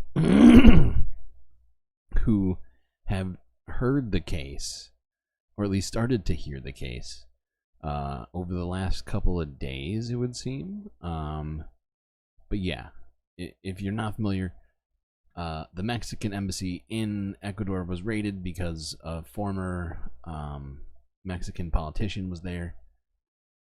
And the Mexicans have a big issue with that and have taken them to the ICJ. Mexico accused Ecuador of violating international law at the World Court on Tuesday. The case stems from a raid on Mexico's embassy in the Ecuadorian capital, Quito, which Mexico says is a violation of the Vienna Convention, which guarantees the protection of diplomatic personnel worldwide. There are lines in international law which should not be crossed. Regrettably, the Republic of Ecuador has crossed them. The actions undertaken by Ecuador not only transgress the established boundaries of international law, but also have served a disconcerting precedent that reverberates across the international community. Surveillance video. April 5th raid. You think I have a good tone to my voice? It's media friendly, huh? Well, I appreciate that. It's very nice. I'm terrible at taking compliments, by the way. Shows Ecuadorian police entering Mexico's embassy and arresting Jorge Glass, Ecuador's former vice president who has been twice convicted of corruption and had been holed up in Mexico's embassy since December. Though it may take months or even years for a final ruling, Mexico is seeking provisional measures from the Hague-based International Court of Justice to ensure that Ecuador provides protection and security of Mexico's embassy in Quito. Mexico is also calling on the ICJ to suspend Ecuador from the United Nations. Okay, that pretty much hits all the points I wanted to hit. I can't believe we're 3 hours in right now. And I just finished climate change. I am moving so slow today. This is a disaster. A good disaster. I mean, I'm always glad when we're doing this, but holy fuck. How much longer is this gonna go? I'm trying to look right now. Whew. Oh boy. Oh, I had big dreams when I was putting things together here today. Alright, let's watch this. This is from a day ago. Let's go to Germany here. Since we just finished the environmental news related stuff, it seems like a good place to stop before we move along.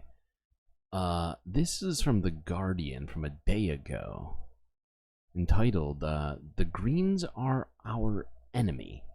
What is fueling the far right in Germany?" Now, it's not necessarily a documentary, but this story essentially looks into the right wing of Germany and some of the rhetoric being being used among some of these individuals, and a lot of it is very anti environmental policies, and they kind of link it to the farmer protest as well, from earlier this year. It's like a couple of months ago, I think.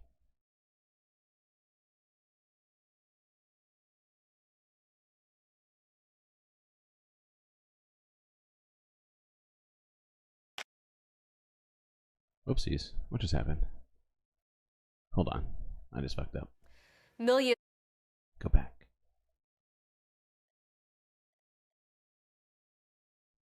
There we go. The far right are on the march in Germany, and the anti-immigrant Alternative für Deutschland, or AfD, has become the most popular party in several states.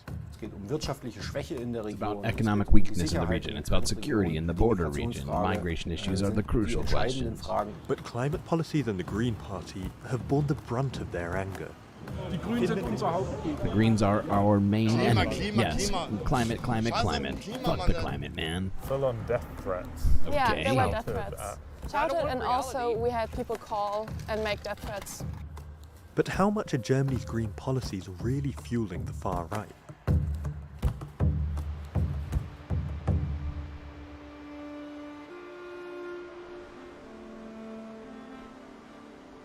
We're here in Görlitz, which is one of the easternmost cities in Germany. That's what you can see behind me.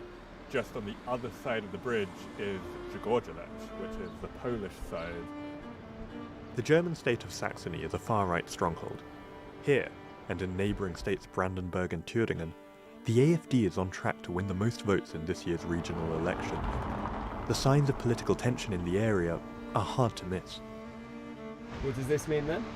Zgorzelec is the Polish name for Görlitz. Görlitz will become German again, is what it's saying.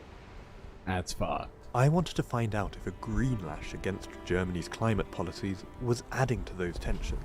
Die grüne Politik kann mich nicht überzeugen und viele andere auch. Es werden ja Wälder gerodet, damit Windparks entstehen. Welcher Irrsinn! Machen sie viel richtig, die Grünen. They do a lot aber right, viel the falsch. Greens, but also a Deutschland lot kann die wrong. Welt nie retten. Germany can't Dann save the müssen world. andere Länder Then mitziehen. other Und countries have to Indien join in, oder and when I China see oder India, Russland China, or sich even daran Russia fast taking null almost zero beteiligen. part in this. Wir wohnen in We live in Gorlitz, yes, but we are from Poland. Ich helfe sehr vielen polnischen Familien, die in Deutschland leben, in Görlitz. Okay, hold on. We can't watch this whole thing. So I gotta move this along. Yeah, let's go to here.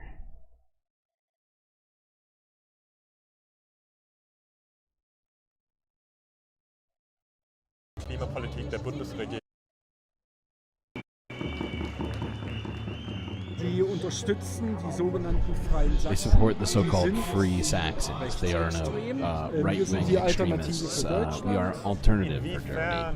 To what extent does the federal government's energy and climate policies play a role here in Görlitz?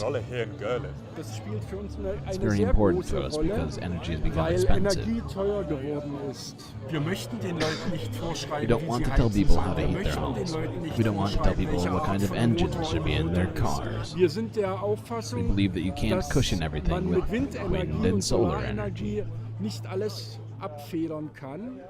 Und beim Thema Klima I would point out that Germany just got rid of all of their nuclear energy, so that's not helping them either.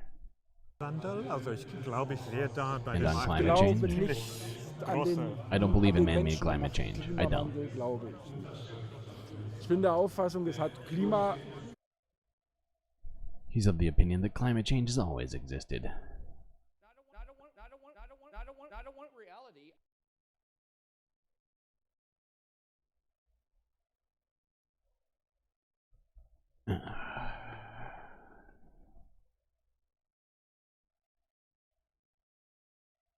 Anyway, the Greens in Germany have been receiving tons of death threats from these people, and it's pretty intense. And if you want to watch the rest of that, it's on Guardian News. But today we do not have time for this German stuff.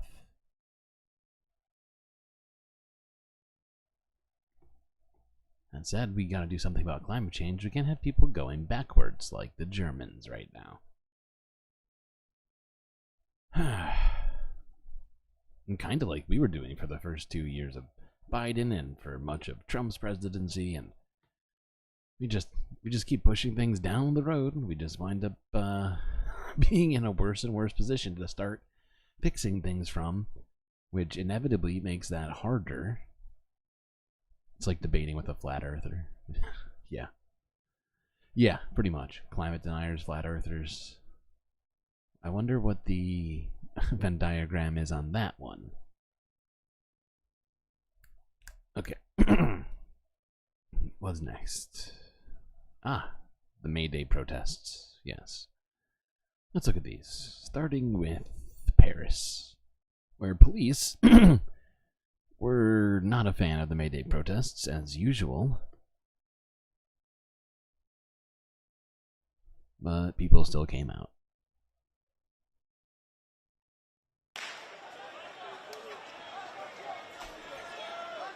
Now, France is one of those countries where May Day protests happen every single year, right? It's nothing new for them. It is like it's like Christmas. Like, you can't skip Christmas, you can't skip May Day.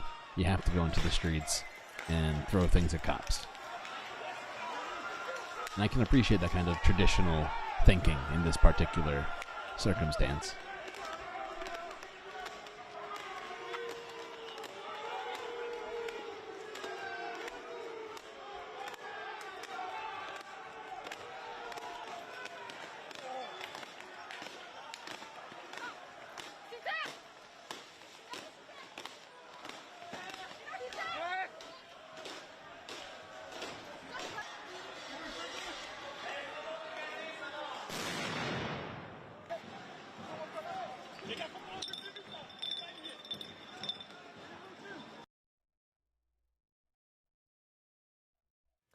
Millions are marking.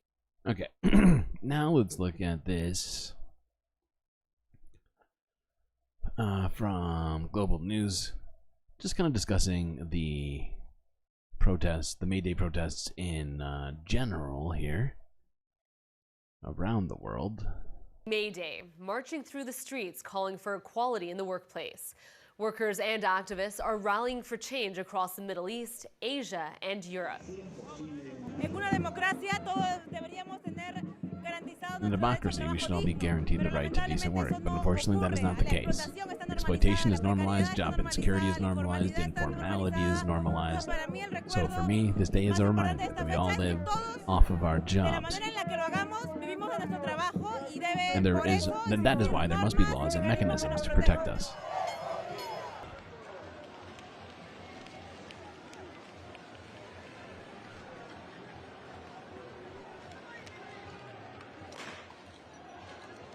The French people are expert protesters. They are. They are. Fact is, we should be as expert as they are. Our democracy started, you know, similar-ish ways. Shit, I wasn't translating. Sorry, chat. It's not a celebration because we don't want to celebrate work. Given the conditions under which we work and the wages we get, we're here to ask, as we do every year, for better working conditions. This year is special because the Olympic Games are coming up this summer in July and August. I'm here today because it's May 1st. May 1st is the day of International Workers' Struggle. And on this day, and every day for that matter, but on other days, I'd like to say, proletarians of all countries, let's unite. Let's unite against the decisions of the capitalists, the bosses of the big multinationals, helped by the governments who defend their own interests, who make profit all over the planet. And their profit includes making war. Because wars are I can't do it. I can't keep doing it. Oh god. Everything that benefits each and every Chilean. We all have to contribute regardless of our political stance.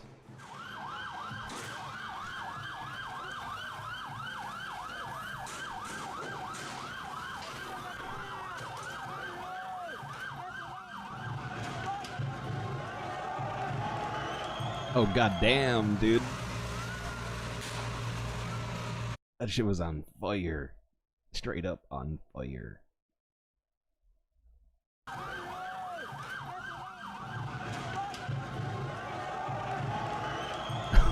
Holy shit.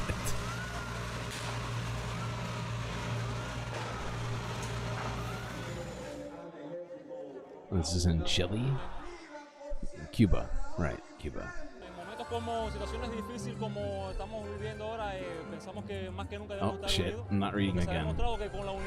Not doing my job. You thought it was a good French accent? I thought it was like a medium. It was like a... I was gonna give myself like a 6. In difficult situations and moments, we think that more than ever we have... Oh my god. Why is this going so fast? How am I supposed to read it that quickly out loud? This is punitive in speed. For fuck's sake. In difficult situations and moments like the one we're living through now, we think that more than ever we must be united. Because it has been demonstrated that it is how we come out on top of all of the adversities we have been overcoming all this time. Because we have a lot to give for this revolution, because revolution has dignified the people and built everything we have to get dignity, work, rights, and that has to be defended.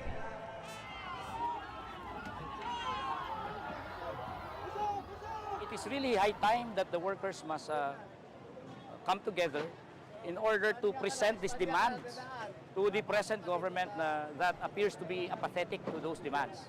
Totally. So this Labor Day wage is among the most...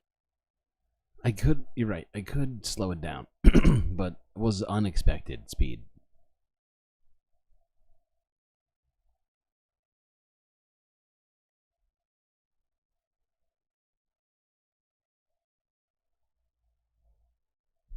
Okay.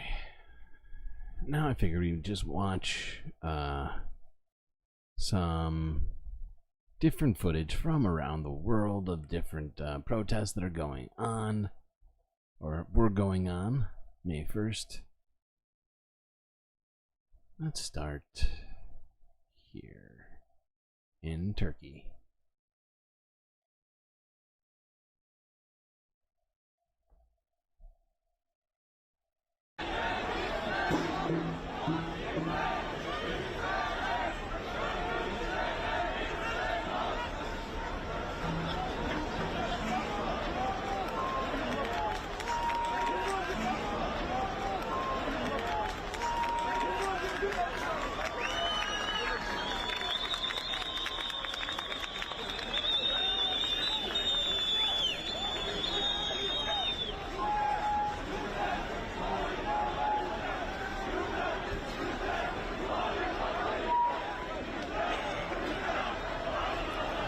So as you can see, this freaking crowd is pretty huge. They all have flags.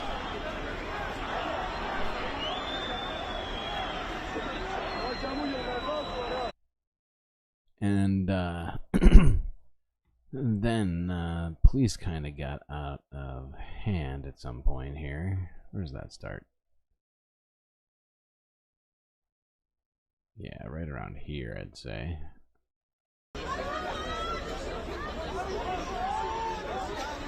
Pretty sure.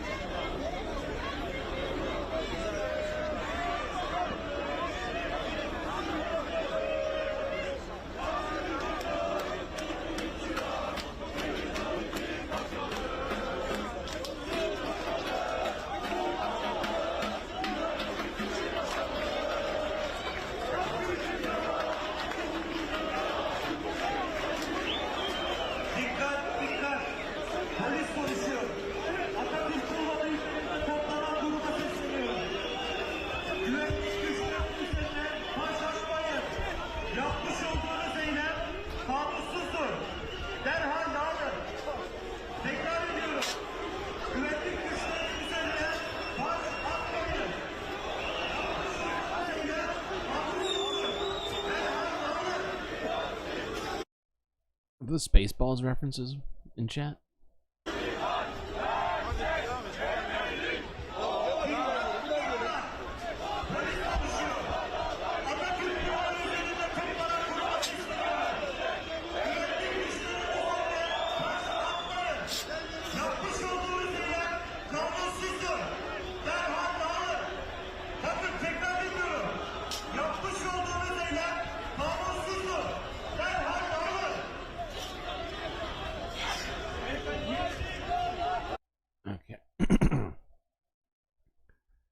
protestable.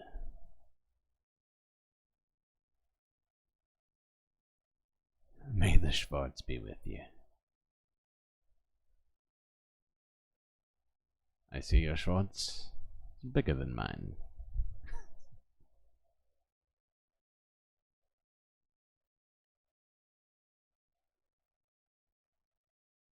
Isn't that a line from the movie? I could have sworn it is.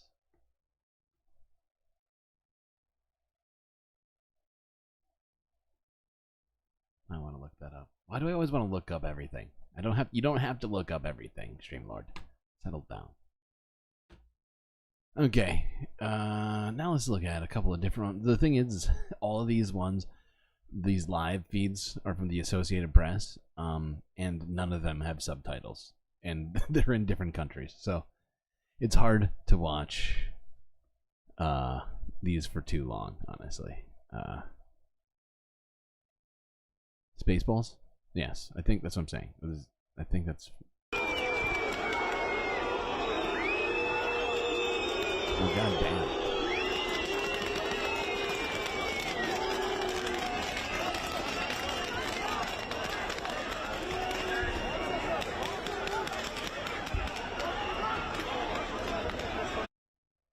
Speaking of balls, they're shooting these people with paintballs right now, or something. Might even be like... Might be metal. Might be like ball bearings.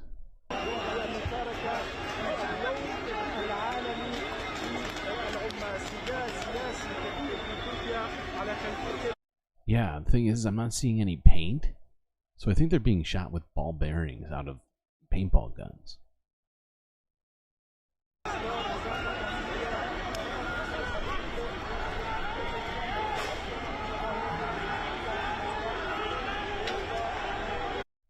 I'm just going to point out that that really, really hurts. And depending on how high-powered of a paintball gun you have, that can be injurious.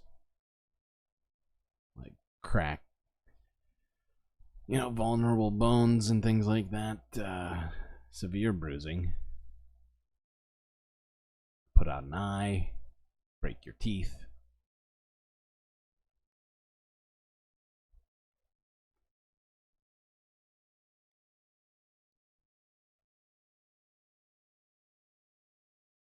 Sorry for the graphic descriptions.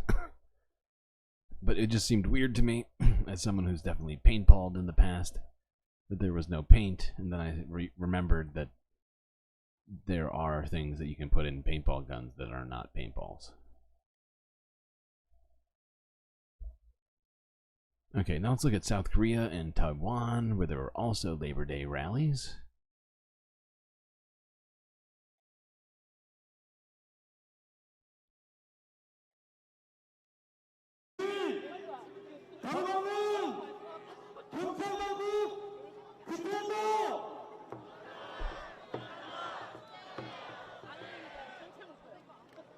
I assume you're saying capitalists are ruining our society, and the chaebols, I'm just guessing. Do not take that as accurate translations. I do not speak Korean. I'm just making shit up. Fuck the capitalists. Down with private equity. Up with workers.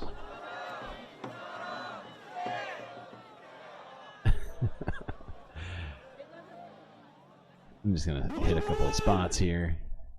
People, they're just chilling. They just sit here for very comfortably and protest. I like this. It seems relaxing almost. Aside from the yelling makes it less relaxing.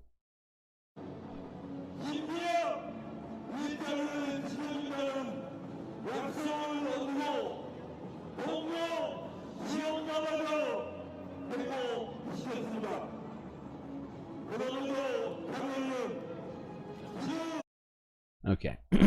And now let's look at Taiwan.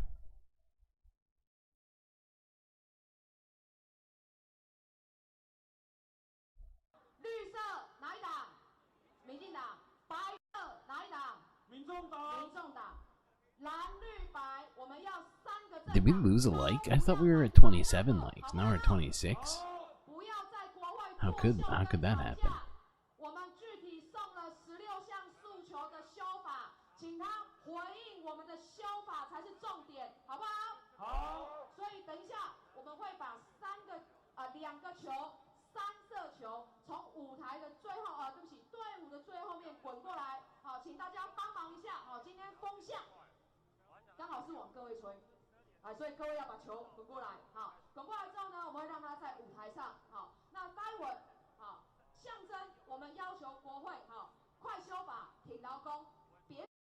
Once again, I have no idea what's being said. I don't speak Mandarin, and so I won't be able to translate any of that for you. I assume they were saying, what happened to communism?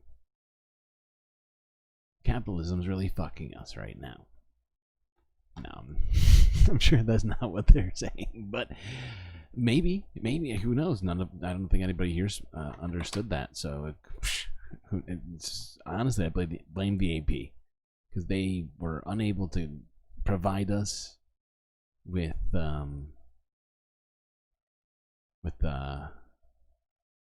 subtitles, and I just have to make stuff up. I'm forced to. My hand is forced.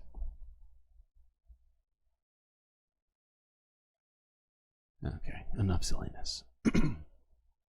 And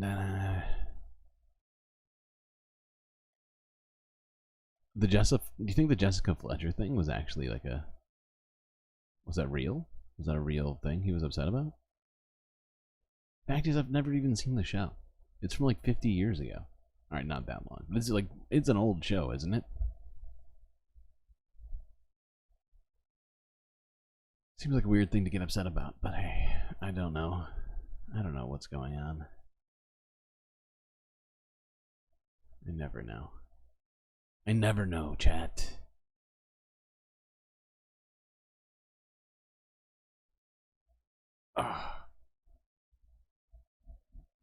Okay, yes. Well, we're not done with protests, but we are done with the May Day specific protests. However,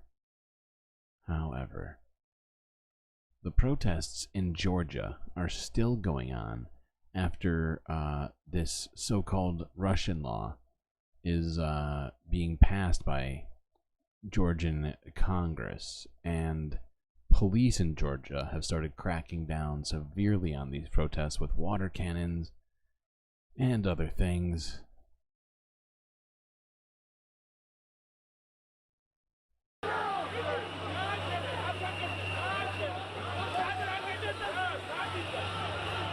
One thing I did notice while watching this footage is that you can see that the protesters are using high-powered lasers here, which is something that's been happening in I don't see it in American protests, but I do see it in foreign protests, more in Asia than other countries, it seems.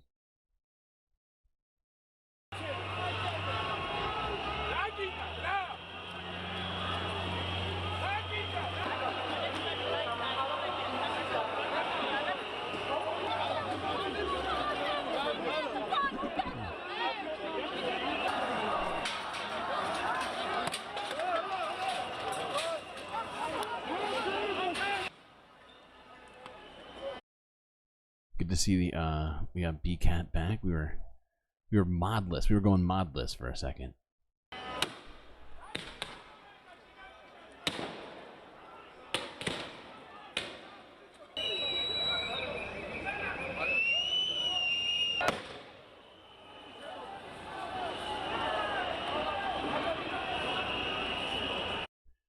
I mean, the lasers are disorienting for sure. They're not like, what's the word? They're not like offensive lasers. They're not gonna like, you know, it's not gonna like, you've been here the whole time? Okay. I just noticed that,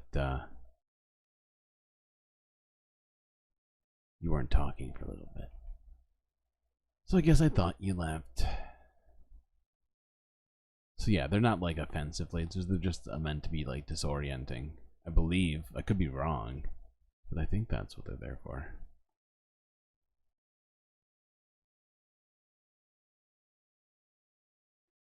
Alright, let's watch a little bit more from this. This is from the AP.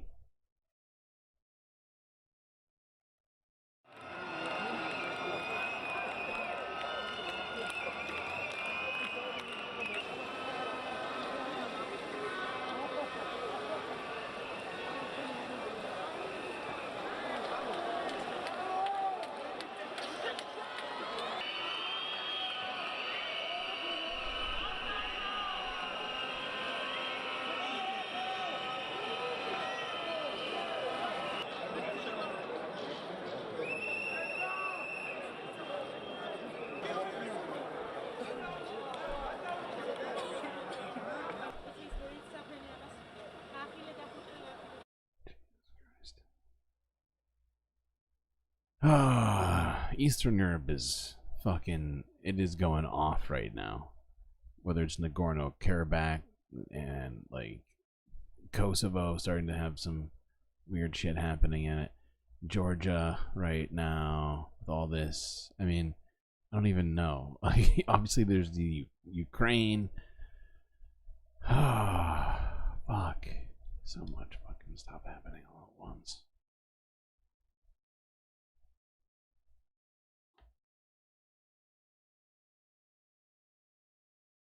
Honestly, no, we don't get a lot of chats that need moderation here. But I just feel like I feel like naked without any mods around. Unprotected. Just kidding. I can get through. I can get through a stream, but technically it would suck. I would hate it.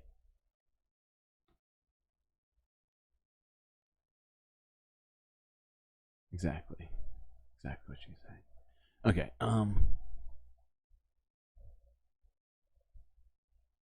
Alright, now we're gonna move on to the Middle East. It is that time. And I've got quite an interesting video for us to watch at the end of this, which I have not watched yet, by the way. I've watched pretty much every single one of these, aside from the last one, which is kind of, hopefully it's gonna be really good. That's just my thinking.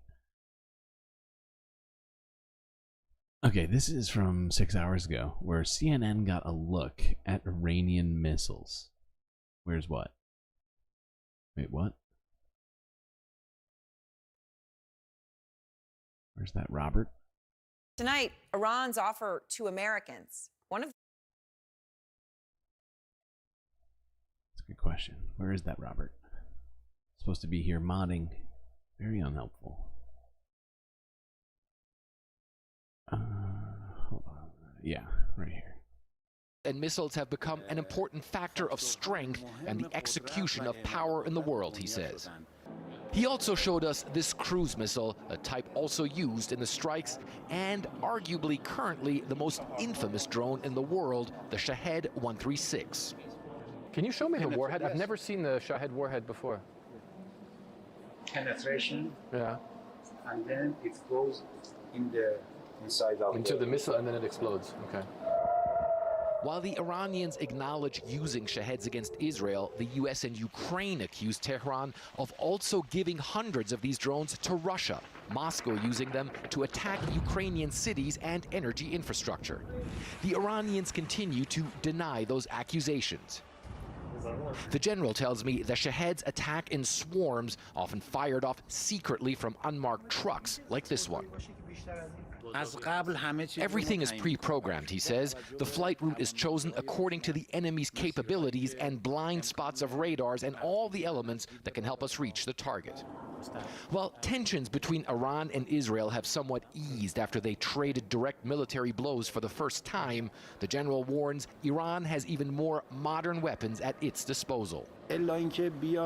The only path for them is to have logical and wise negotiations with us, he says. In our defense capabilities, we don't depend on anyone. We've had good progress in this field, and we will progress more. There are achievements that have not yet been talked about. For Pletkin, CNN, Tehran. Well, as you can see here, according to that Iranian, Jesus Christ. I'm sure he would not appreciate that that mistake. this Iranian general, they have got a lot of technology, it would seem.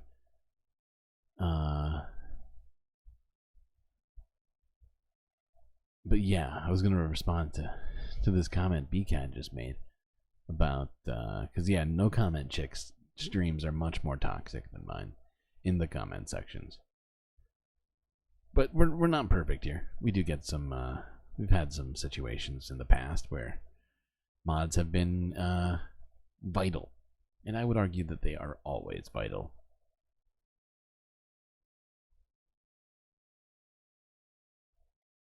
Move to this next one here.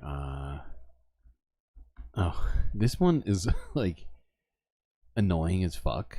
I'm not gonna lie. This is Blinken holding a, what do you call it? A press conference here, where he called on Hamas to accept the ceasefire agreement.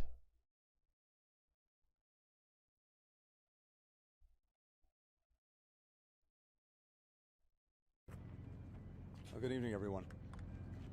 I met earlier today with Prime Minister Netanyahu, and we talked about, of course, the hostage deal that's on the table that would produce an immediate ceasefire, get the hostages home, alleviate the suffering of Palestinian people in Gaza, and also give us something to build on for the future, to get to durable peace and security. Israel has made very important compromises in the proposal that's on the table, demonstrating its desire and willingness to get this agreement and get it done. Now, as we've been saying, it's on Hamas. Hamas has to decide whether it will take this deal and actually advance the situation for the people that it purports to care about in Gaza. There is no time for delay. There's no time for... Okay, I just gotta pause him there, because he said too many fucked up. The fact is that it is shocking to me that the Anthony Blinken's choice, or the decision of the Department of State is that we should pressure Hamas to accept the ceasefire agreements rather than pressuring Israel, the people that we actually have a relationship with, to accept the ceasefire agreements that have been given to them, right? Like, there's been no public statements coming from Anthony Blinken or anyone else in the administration pressuring Israel to take the ceasefire agreements to save the hostages, right? It's only saying, it's basically browbeating Hamas. And I'm not saying Hamas are like good guys or something. What I'm saying is that it's ridiculous for us as a nation to be taking this strategy when the obvious strategy is to pressure Israel, who we have a relationship with. We've been giving billions of dollars worth of aid. We just gave $21 billion worth of aid to, what, like a week ago? Maybe we should pressure them to accept some of the agreements that have been floated their way, because it's not like there have been none of them, right? There's been a bunch of back and forth in terms of agreements being sent to one side, then being amended by the other, and being sent back, and yada yada yada, right? But there's been zero pressure from our government publicly on Israel to accept any of those agreements, even though there's American hostages on the fucking line. And it's just so fucking hypocritical. It pisses me the fuck off. Okay, sorry. Busa. Goose frappa. Don't we all despise this monster?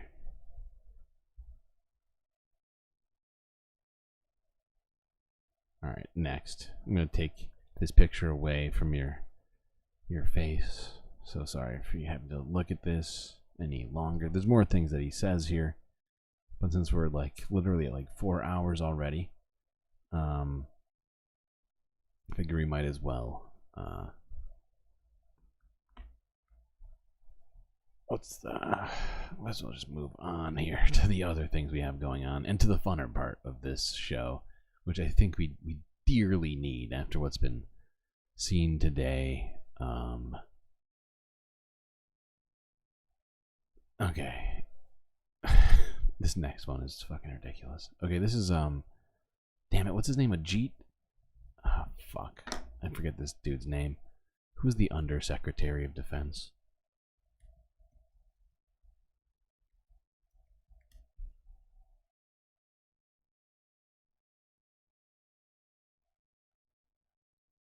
What does this guy say? I cannot.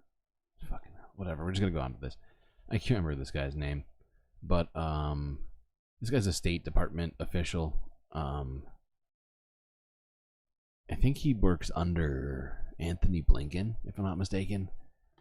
And so he like covers for him at press conferences at the White House and at the Pentagon or whatever it is, back at home when he's abroad.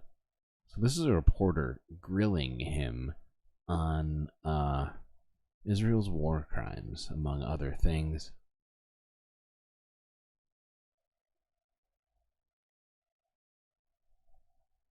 Go ahead. Yeah. I mean, I'm confused. Vedant. Do you know Vedant whether Patel. or not the Israelis have remediated this unit? That is essentially what we are engaging with them on as it relates to this. Again, I can say that in these 5 individual incidents of gross violations of human rights, or for 4 of these units, they have effectively remediated those violations, which is again something we expect and want from the countries that which we have security relationships with. It's what we expect of our partners. As it relates to this remaining unit, the government of Israel has submitted additional information. We are currently reviewing it, which is consistent with the memorandum of understanding we have with them. We're engaging with them in a process, and we'll make a decision from there when that process is complete. Okay, but the answer is you don't know. You don't know if they've remediated this unit on these cases, and we don't know what the cases are because you're not When saying I say something is mid-process, it's safe to assume yeah, but that, the law is really clear. So the law says no assistance shall be furnished to any unit of the security forces of a foreign country if the Secretary of State has credible information that such unit has committed a gross violation of human rights. So you've made that determination that they have committed.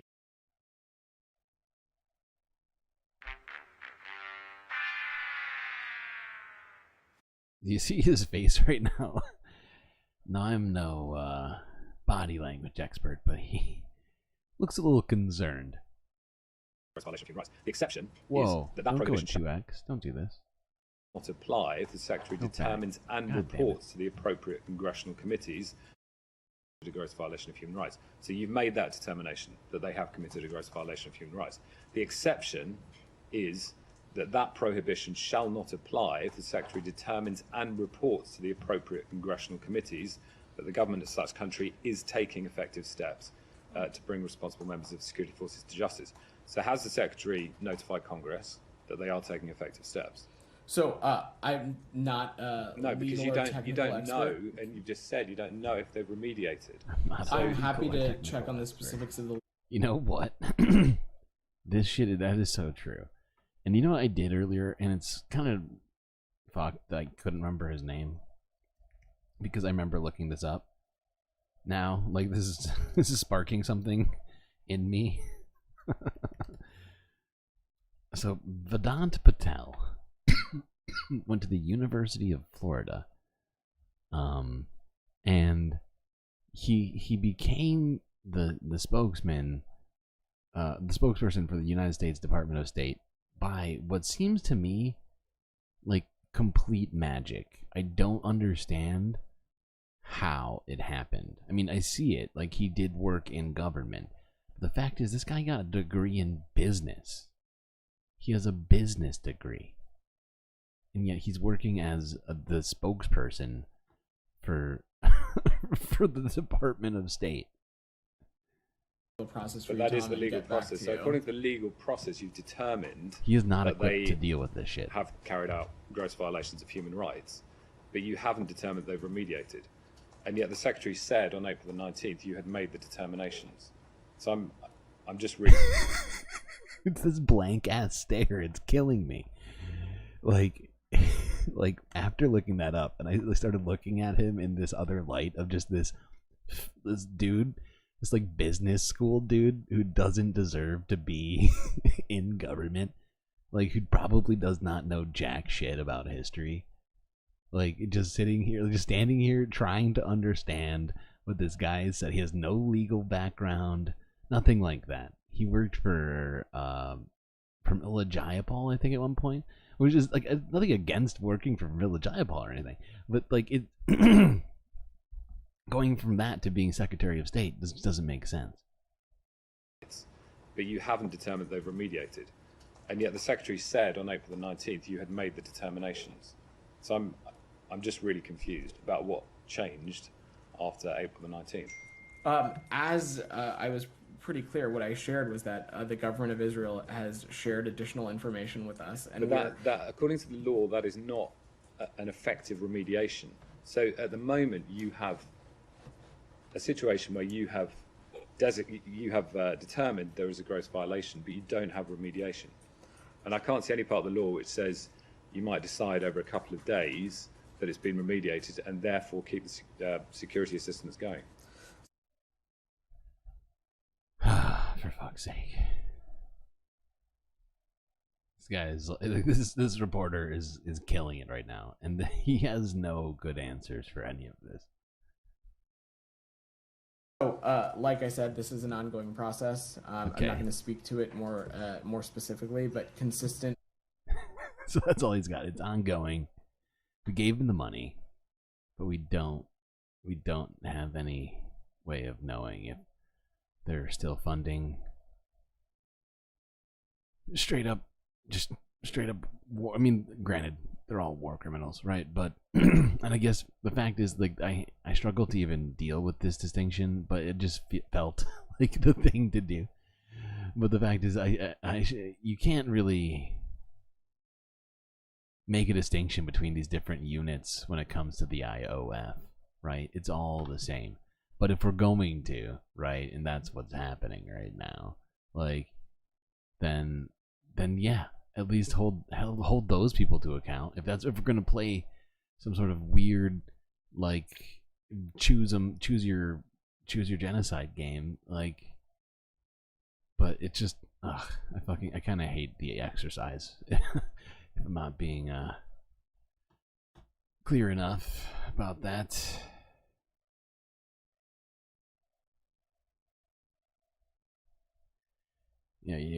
Yeah, we've been saying it for a while. He doesn't seem to want them back. The whole point is to continue the onslaught and use them as an excuse for this campaign of horror. Okay, now let's look at a few stories here. Actually, right now, let's look at this one first. Associated Press, 10 hours ago, U.S. Navy ship and other vessels visible off of Gaza's coast.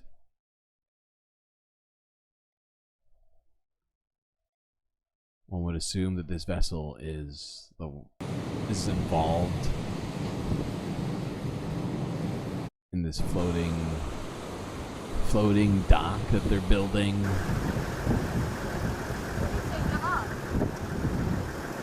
Which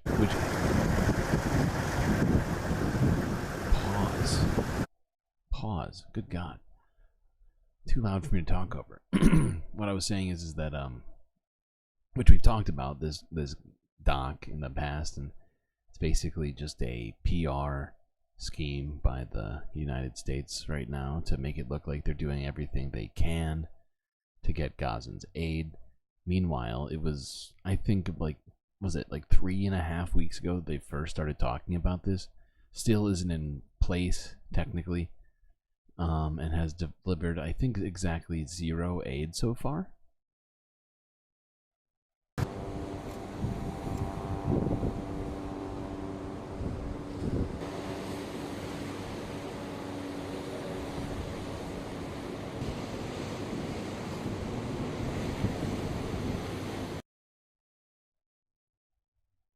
Okay. Now to talk about and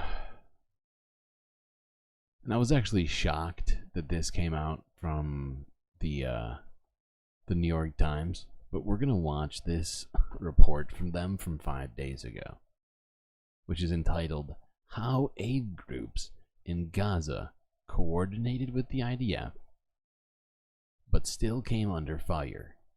And in this report, they essentially line up all of these different attacks that have happened on different aid groups and workers who should have always been exempt from Israel's attacks, but of course, we all know what's been going on. But let's look at it a little bit more in depth, as it's been 6 months of this now. On April 1st, an Israeli drone targeted a convoy of white cars, killing 7 World Central Kitchen workers. The group, based in Washington, D.C., had coordinated the convoy's route with the Israel Defense Forces, or IDF. We were doing the right protocols. We were engaging with the IDF in the way we all should be doing. Like every minute, everybody knew where everybody was.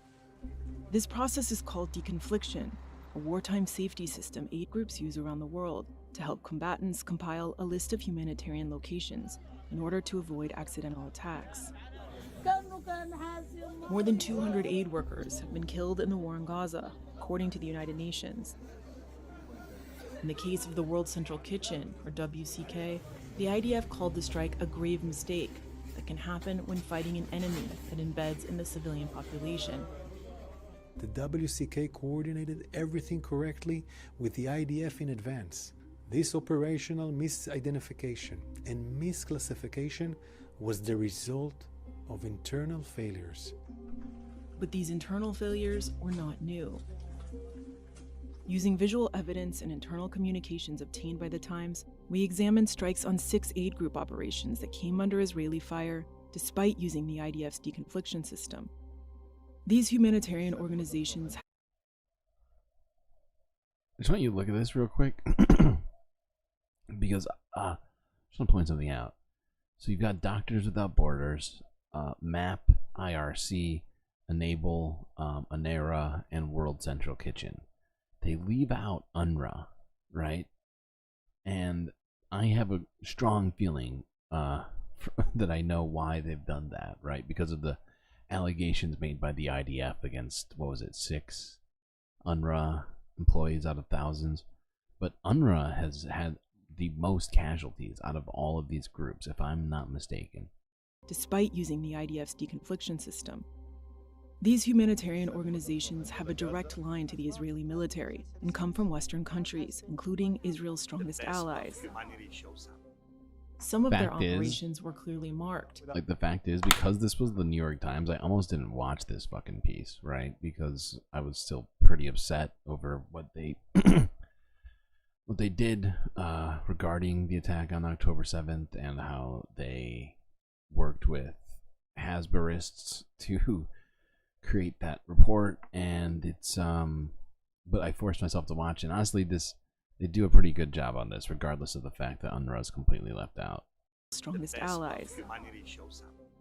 Some of their operations were clearly marked. With our flag, we identify it. Or located in a special area Israel says is safe for civilians.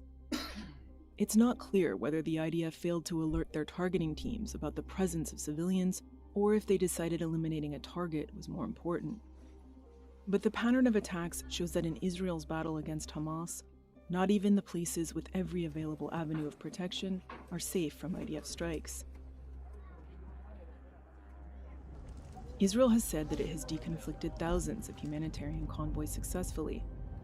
In response to questions from the Times, the IDF said it has been targeting military targets in order to dismantle Hamas, but is committed to all international legal obligations and has put in place detailed regulations for dealing with sensitive sites. Weeks before the World Central Kitchen strike, a logistics coordinator for another American aid group called ANERA returned home after distributing supplies. Musa Shawa was still wearing his ANERA vest when an Israeli strike hit the house, killing him, his 6-year-old son Kareem, and several neighbors. الاستهداف الإسرائيلي الأخير على هذا المنزل يصبح هذا المنزل بهذه الحالة. هناك عدد كبير من الشهداء الذين وصلوا إلى مستشفى.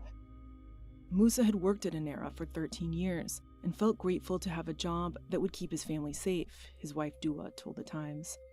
كنا نعتقد إنه I thought that his affiliation with انتماءه an لهيك American منظمة organization أمريكية ممكن إنه يكون could بوفر guarantee our الأمان إلنا. safety. Anera shared emails with the Times showing they'd repeatedly sent the IDF coordinates and photos of their staff shelters, including the two-story residential building where Musa's family and others had been living since the war began. Israeli officials confirmed the location was being processed in their system. On March 4th, in response to a request from the IDF, Anera sent this email to ensure their warehouses and shelters, including Musa. There's story after story of this, of people who told the IDF ahead of time, aid workers who were then immediately struck. And it can't be coincidence when it happens over and over and over again. Maybe one we could say, oh, that might be a coincidence. But time and time again? No, that's not a coincidence. That's a system. Were still registered in Israel's deconfliction system, but just 4 days later, the house was blown apart. Visual evidence shows it was a surgical strike in a dense cluster of houses. All were left essentially untouched, but one, which had only the top floor destroyed. Munitions experts told The Times this kind of targeted damage points to a precision Israeli airdropped bomb. ليش؟ Fucking bullshit. ليش؟ Why? Why? We did everything necessary so that we'd be in a safe place. للي مفروض نكون في مكان آمن. أنا السؤال My only question is why. ليش؟ This shit is so disheartening.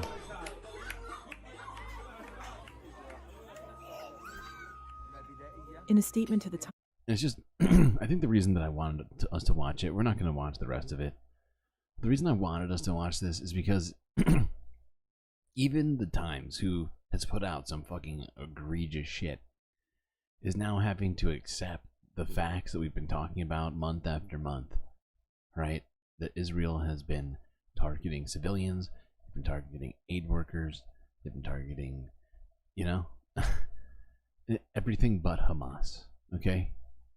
Or the way that they are quote-unquote targeting Hamas is so flippant and such a disregard for everything supposedly around these targets that they've been, in many cases, getting by way of AI and a bunch of other sort of like fucked up sort of what do you call it, intelligence means. For fuck's sake. But even the New York Times, who has helped Israeli propagandists, is doing pieces where they are skeptical of Israel.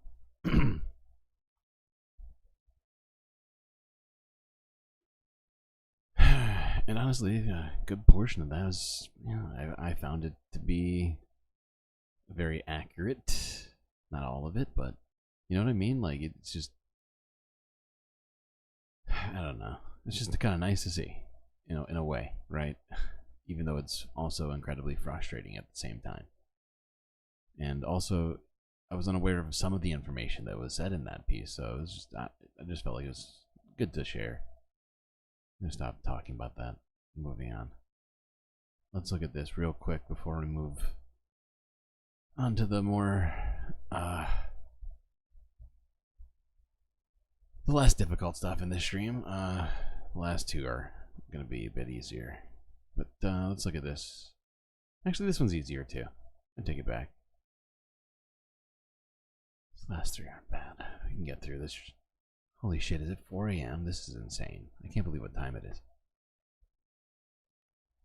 We're going 4 hours and 9 minutes. We might not be able to do an after stream today. So late. Okay. Alright, let's look at this though. This is from the AP from 11 hours ago.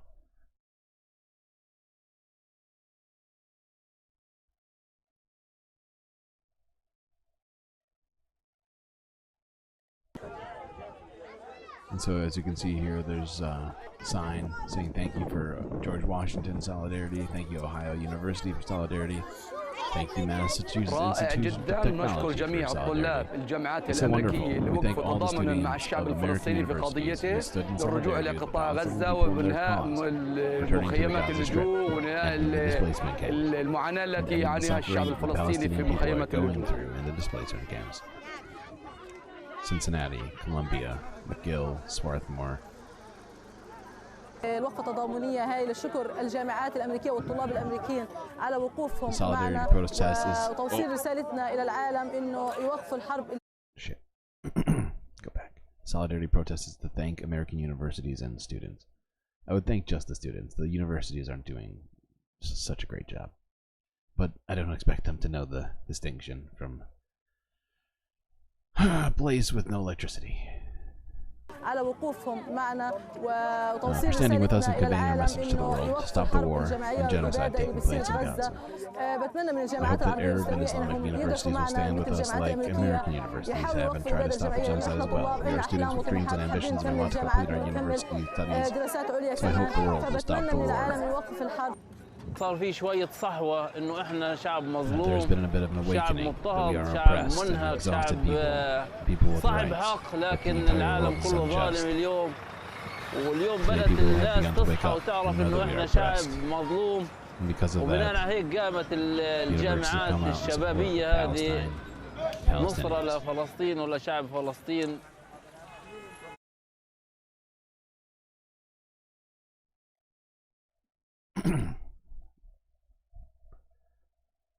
It's just great to see that they're at least somehow aware. At least some Palestinians know what's going on about in America. But the fact is we still have a long ways to go in terms of what's been happening on American universities. And of course, I don't expect them to be able to know that these universities are cracking down on students. I'm honestly shocked that they're even aware of it. But although it seems like at least a few of these people were in the West Bank and not in Gaza, so there is definitely at least electricity there still.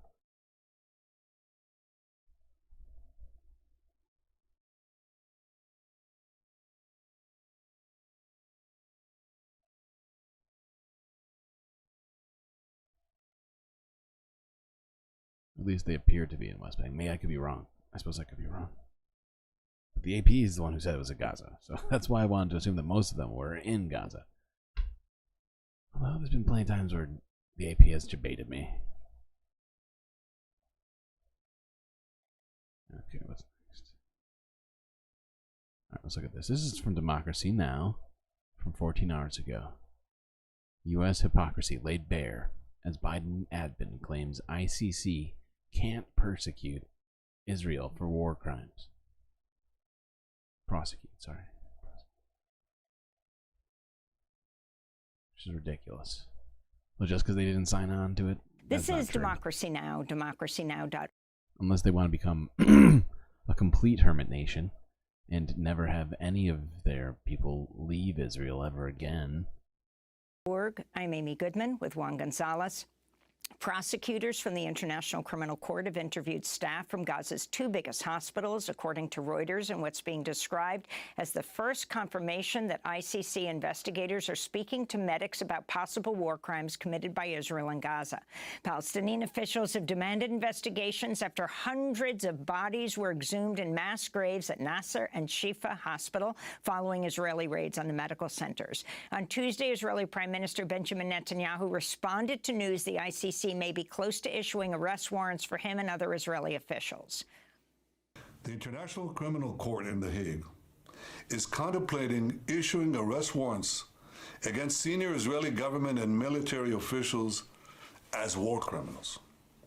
This would be an outrage I don't want reality. of historic proportions. This comes as the International Court of Justice has rejected a request by Nicaragua to order Germany to halt exporting arms to Israel. But the ICJ declined to throw the case out entirely. Nicaragua has accused Germany of violating the Genocide Convention by providing military and financial aid to Israel. For more, we go to Reed Brody, a war crimes prosecutor, author of To Catch a Dictator, The Pursuit and Trial of Hissène Habré. He's joining us from Barcelona, Spain. Reed, can you first talk about this possibility that Prime Minister Netanyahu and others may be charged by the International Criminal Court, and the U.S. saying that the International Criminal Court doesn't have the jurisdiction to do this? Well, of course, this would be huge, Amy. The International Criminal Court has never issued an arrest warrant for a Western official. Indeed, since Nuremberg, no international tribunal has issued an arrest warrant for a Western official. For decades, we've had this double standard where international justice has only been effective for crimes committed by leaders of developing countries or by enemies of the U.S. Exactly. I think we talked about that like a couple of days ago, where we looked at how Anthony Blinken had responded to the most recent attacks at the time from a couple of years ago regarding Myanmar and what's been happening with the Rohingya people there, where he completely condemned everything that was happening and used very emphatic and strong language against it and condemned the people that did it and blah blah blah.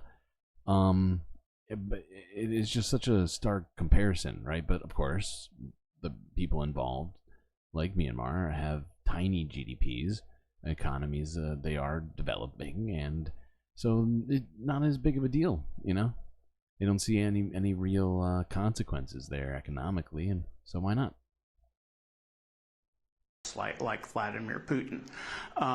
We don't know if this is true, but this would be a huge red line. I mean, there's, you know, the Palestinians have been, and Raji Sourani has been on your show a number of times, have been fighting for 15 years to bring the ICC's attention to alleged Israeli war crimes. Back in, including illegal settlements in the West Bank. And the ICC, under 3 successive prosecutors, has given this slow walk to those complaints. And it was always assumed that this prosecutor, Karim Khan, a British barrister who came in with American support, was very reticent, would never actually cross that red line and indict an Israeli official. But I think the overwhelming evidence of atrocities, the disproportionate attacks, the indiscriminate attacks, the collective punishment of the people of Gaza, the international condemnation, and frankly also the genocide case brought by South Africa at the other court in The Hague, the ICJ, that resulted in a ruling by the ICJ essentially that Israel had a case to answer. These have all made it untenable now for the ICC not to act. Now, of course, the U.S. position, as you've said, is that the ICC does not have jurisdiction because Israel has not ratified the ICC treaty. This is the historic position that the U.S. argued 25 years ago when we were drafting the ICC statute in Rome. But the U.S. was overwhelmingly outvoted, and the ICC has jurisdiction over nationals of countries that have ratified, so-called state parties, but also it has jurisdiction over crimes committed on the territory of states that have given authorization. And so, you know, but we saw under the previous ICC prosecutor, when she opened investigations into Afghanistan that potentially implicated American war crimes, when she finally opened an investigation into Israel-Palestine, that the Trump administration sanctioned the ICC for its temerity in investigating acts by officials of non-state parties. And even when those sanctions were lifted by the Biden administration, the U.S. said, we don't believe the ICC has jurisdiction over nationals of non-state parties. But then Russia invaded Ukraine, and Russia began committing massive war crimes. And then when the ICC, and of course Russia is also a non-state party, And when the ICC began to investigate Russia and issued an arrest warrant for Vladimir Putin, the U.S. celebrated that. So it's now for the U.S. to go back and say, well, we loved it when you did it with Putin, but we think you're crossing a red line when you do it with Israel. Of course, that's just hypocrisy. Let's get some consistency, huh? Okay, there's more to this interview by Democracy Now!, but let's move on. Well, of course, you get some sleep, PB. There's been plenty of people who have also gone to bed at this point. I don't blame any of you for that. It is incredibly late night space radio today, and you know, that's just how it turned out. There was just so much to deal with. And if we don't look at it now, we'll never look at it. Well, not necessarily, but sometimes it feels that way. You should see my watch later list. It's a disaster. Okay, let's look at this. This is actually our final video. So, good job, everybody. You got here.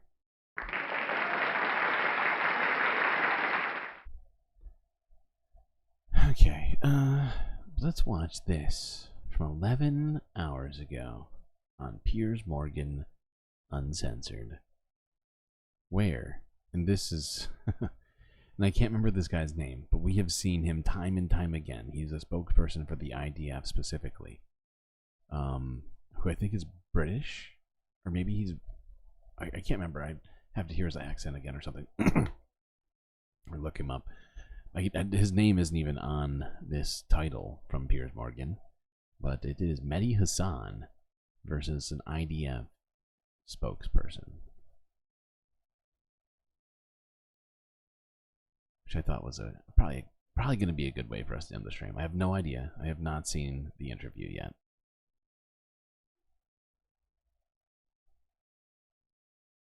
Israeli Prime Minister Benjamin Netanyahu has vowed that Israel will press ahead with this offensive in Rafah, regardless of whether the war is paused in a temporary ceasefire with Hamas.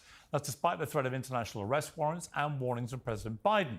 The fate of 2.2 million Palestinian civilians hangs in the balance, and the Israeli Defense Forces are once again facing criticism for the way its soldiers are prosecuted. Shut up, Piers.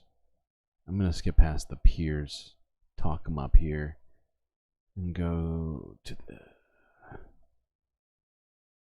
part where he starts into. Wait a second. Oh God, is this not a real debate? What's happening?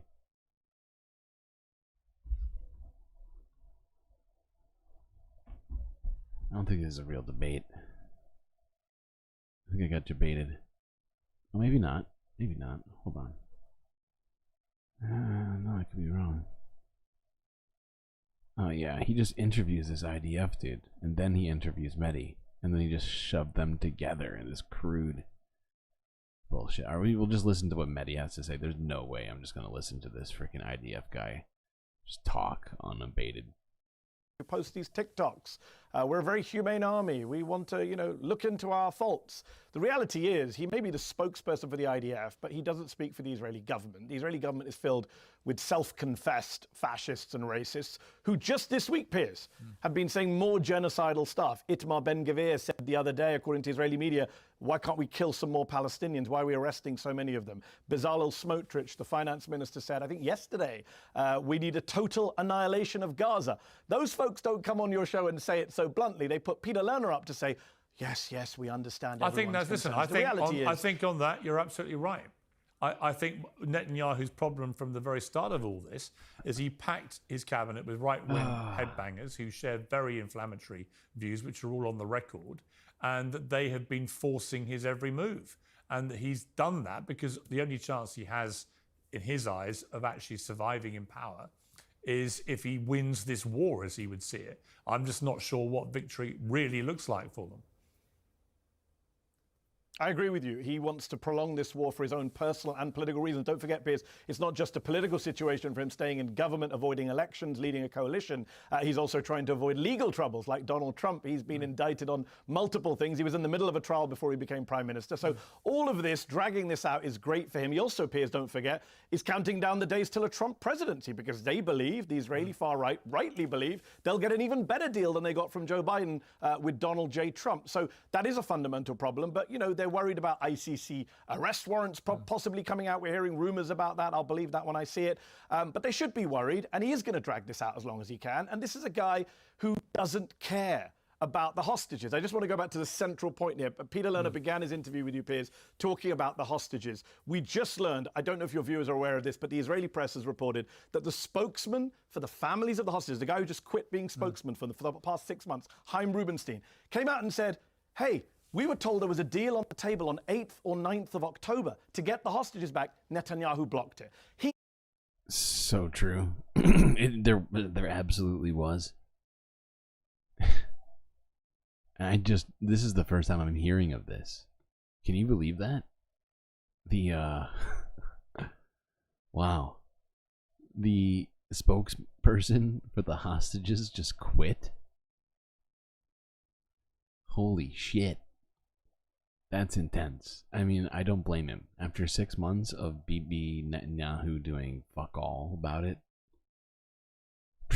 I'm just but it's still I believe it, and I'm still shocked by it simultaneously. Like, I get it, but I just can't believe I'm hearing that sentence. Says that the families believe that Netanyahu is the obstacle to a hostage deal. You didn't hear that from Colonel Lerner, of course. No, I mean, I did see that report, and you know, I think that probably they didn't believe it in the time. I mean, my question about, for you, I think, about what Lerner said, is at the heart of this, and I've said this to you before, I think, I've always had a slight moral quandary about how to view all this in totality, because there's no doubt that what happened on October the 7th was one of the most heinous terrorist attacks of modern times. Israel was always going to respond. Hamas knew it was going to respond with unprecedented force to an unprecedented attack on Israel.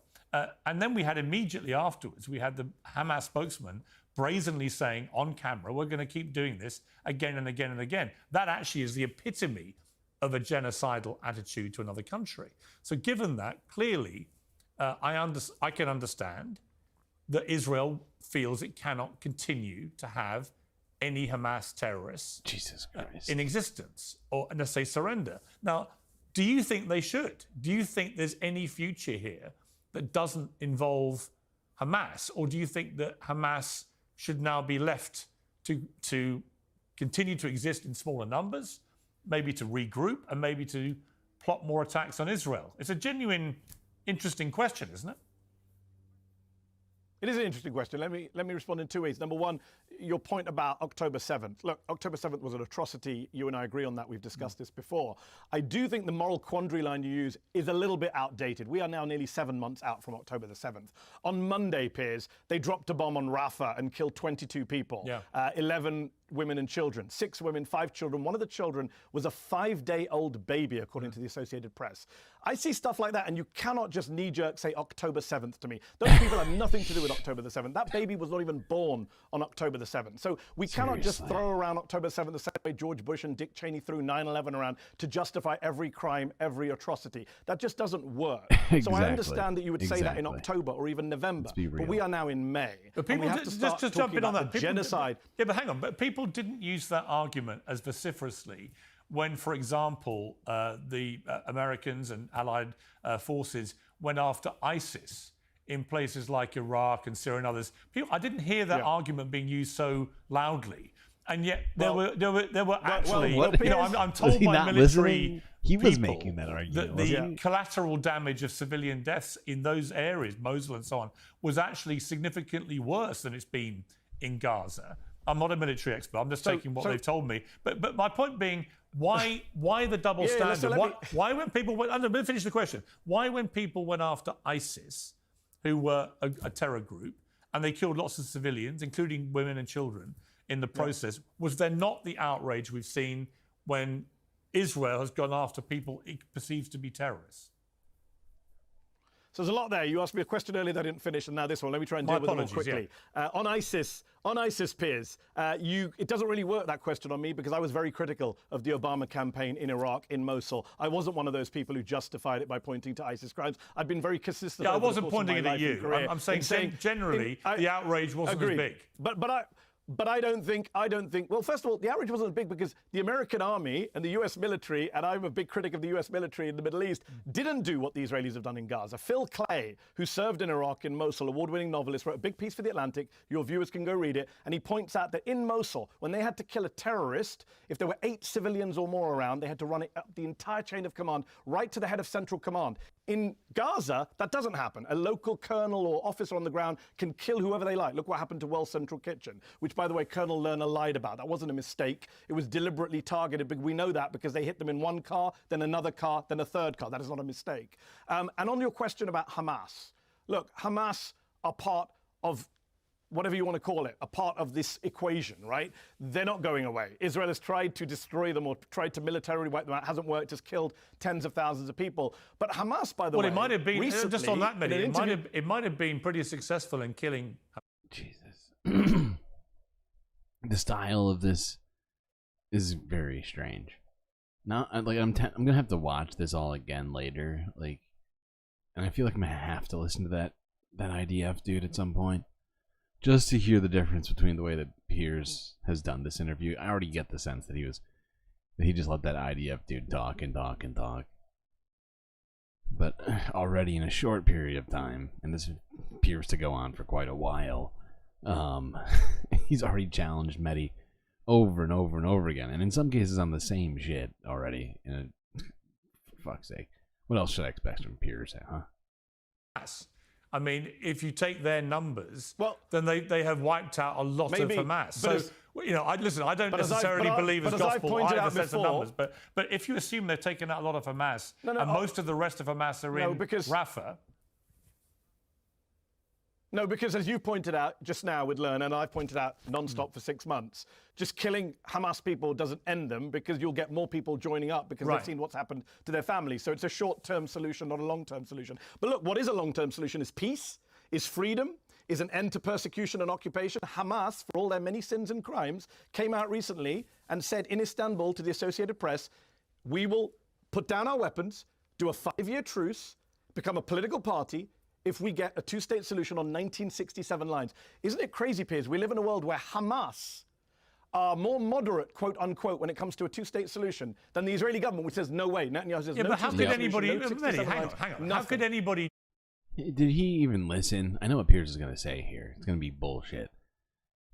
But he's just completely ignoring the fact that Hamas said they'd put down their weapons. Because let's be real, atrocities have been committed by both sides, and Hamas are the ones who are saying ceasefire. Let's put down our weapons. Let's not continue this fucking bloodshed right now. Civilians are being slaughtered on the daily by Israel.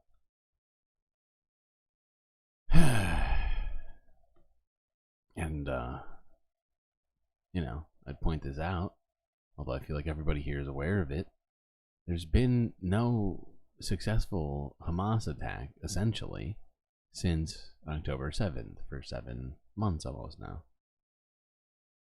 And yet people like Piers keep bringing it up after, 40,000 people have been slaughtered, and 80 or 90,000 people have been wounded, lost limbs, eyes, whatever else, burned.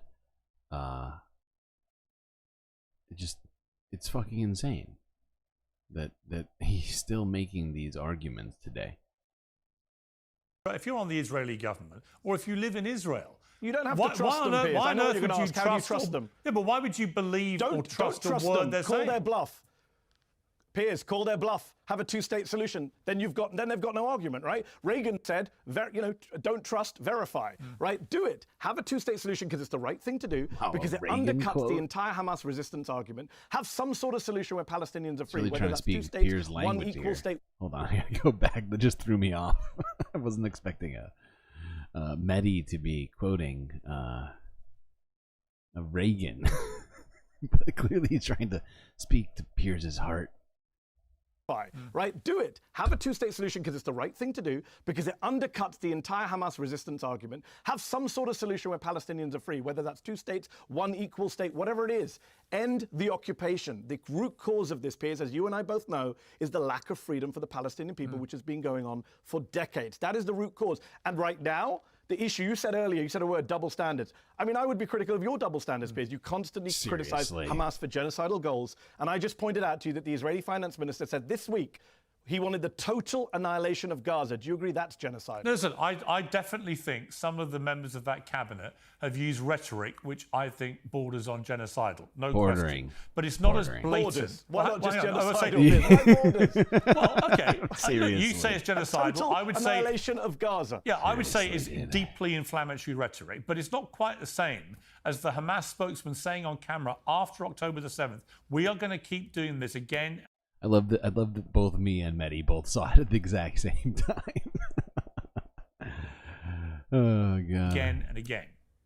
That's different. It's much worse. That is because the Israelis are literally doing it as we speak. And they have a charter to get rid of it. It's much worse, Piers. They have a because charter the to Israelis eliminate have killed Israel. tens of thousands of people. Yeah, but see, but my problem. Listen, of Palestinians. you and I, Mehdi. So does hold on, Piers. Yeah. So does the Likud Party. 1977 Likud Party charter. What does it say? Between the sea and the Jordan, there will only be Israeli sovereignty. River to the sea. That's the Likud charter, Piers. I haven't heard you criticize the Likud charter. Well, I personally agree with you. There should be a two-state solution. Where I don't agree with you is I don't think Hamas should play any role in anything to do with the Palestinian cause going forward, because I think they have revealed themselves to be a bunch of barbaric terrorists. And my problem with what you're saying is it seems to be that what you would like, I mean, correct me if I'm wrong here, but you would prefer, as I've never heard him refer to anybody from Israel or the IDF as barbaric, I don't think.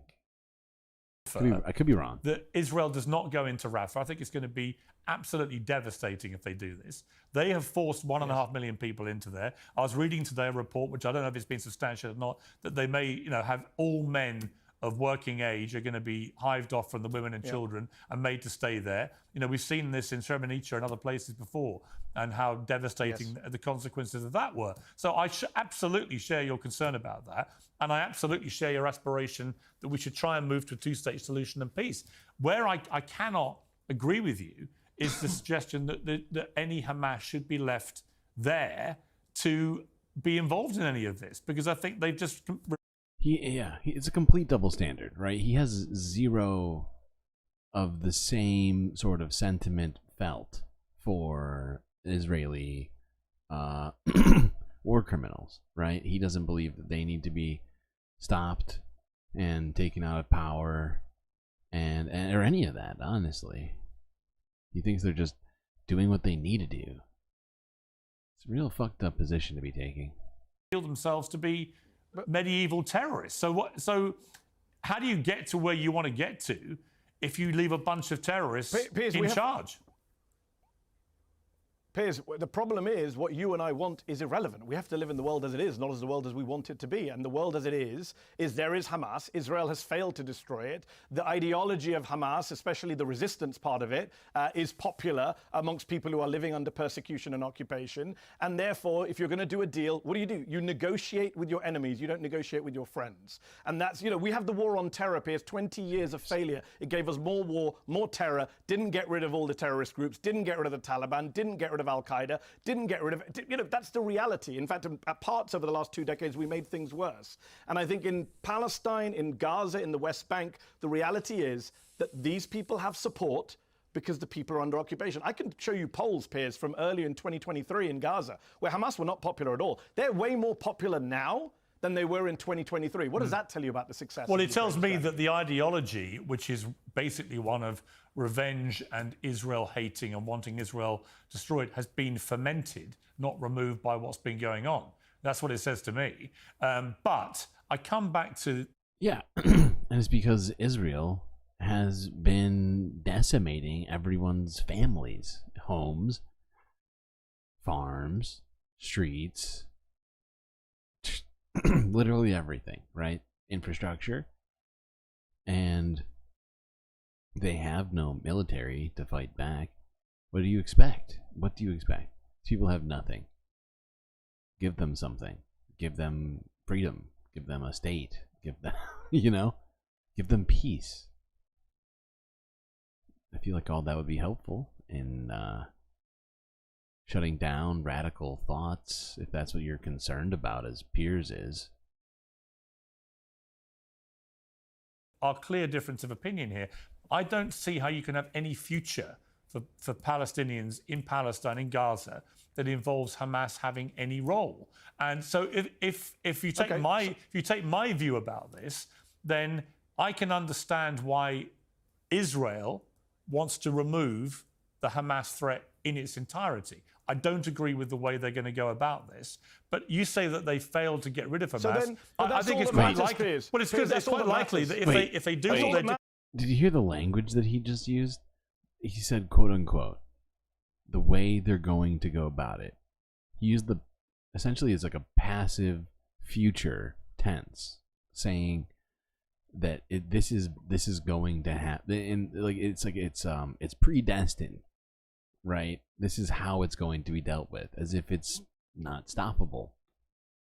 It's definitely stoppable.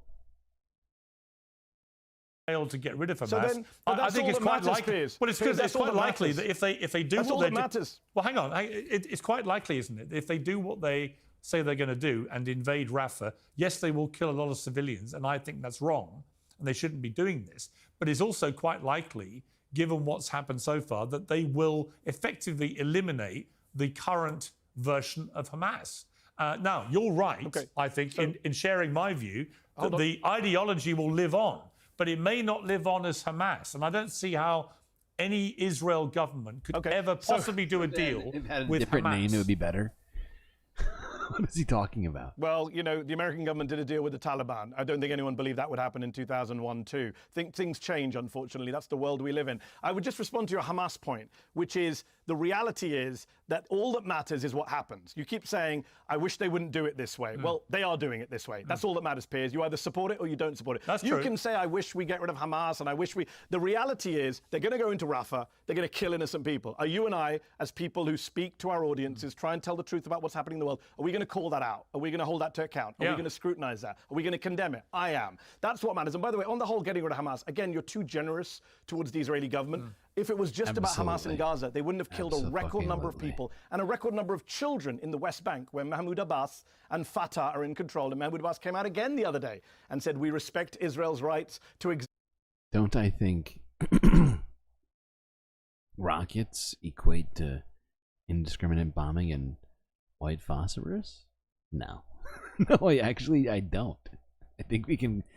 Man, I don't want to hijack the stream for this, but I'm pretty sure we could pretty easily quantify the differences.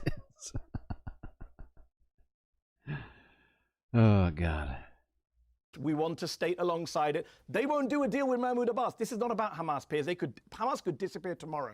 Benjamin Netanyahu and his allies would come up with another reason not to allow the Palestinians to be Would free. you be genuinely comfortable, Mehdi? Just last point on this, but would you be genuinely comfortable at the end of all this, after October the 7th, for Hamas, who perpetrated that atrocity, to actually hold any power in Gaza? No, I wouldn't. I don't live in Gaza. I don't think they've done a good job running Gaza. I'm not a fan of Hamas. I've been condemning them since I was 16 years old. Hey, I know that the situation in Uganda is bad, but don't go throwing your glass at the screen. I don't think that's going to solve it.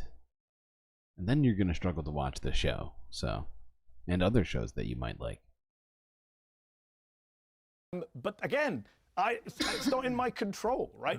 Do I think Hamas should run Gaza? No. Do I think Benjamin Netanyahu should run Israel? No. Do I think Israelis can do a deal with Hamas? Probably not right now. Do I think Palestinians can do a deal with Netanyahu, who's just killed 33,000 people minimum, if probably tens of thousands more under the rubble? No. But that's the world we live in, right? You do deals, you negotiate with your enemies, not your friends. If we want peace, if those of us who are not Israeli-Palestinian, from the outside, want to help that place get to peace, we have to urge people to sit down, talk, negotiate, get some kind of agreement where everyone is treated as equals, whether that's one state where everyone lives equally side by side, which is my preference, but it's not my choice, or two states where they live side by side. Whatever gives the Palestinians their freedom.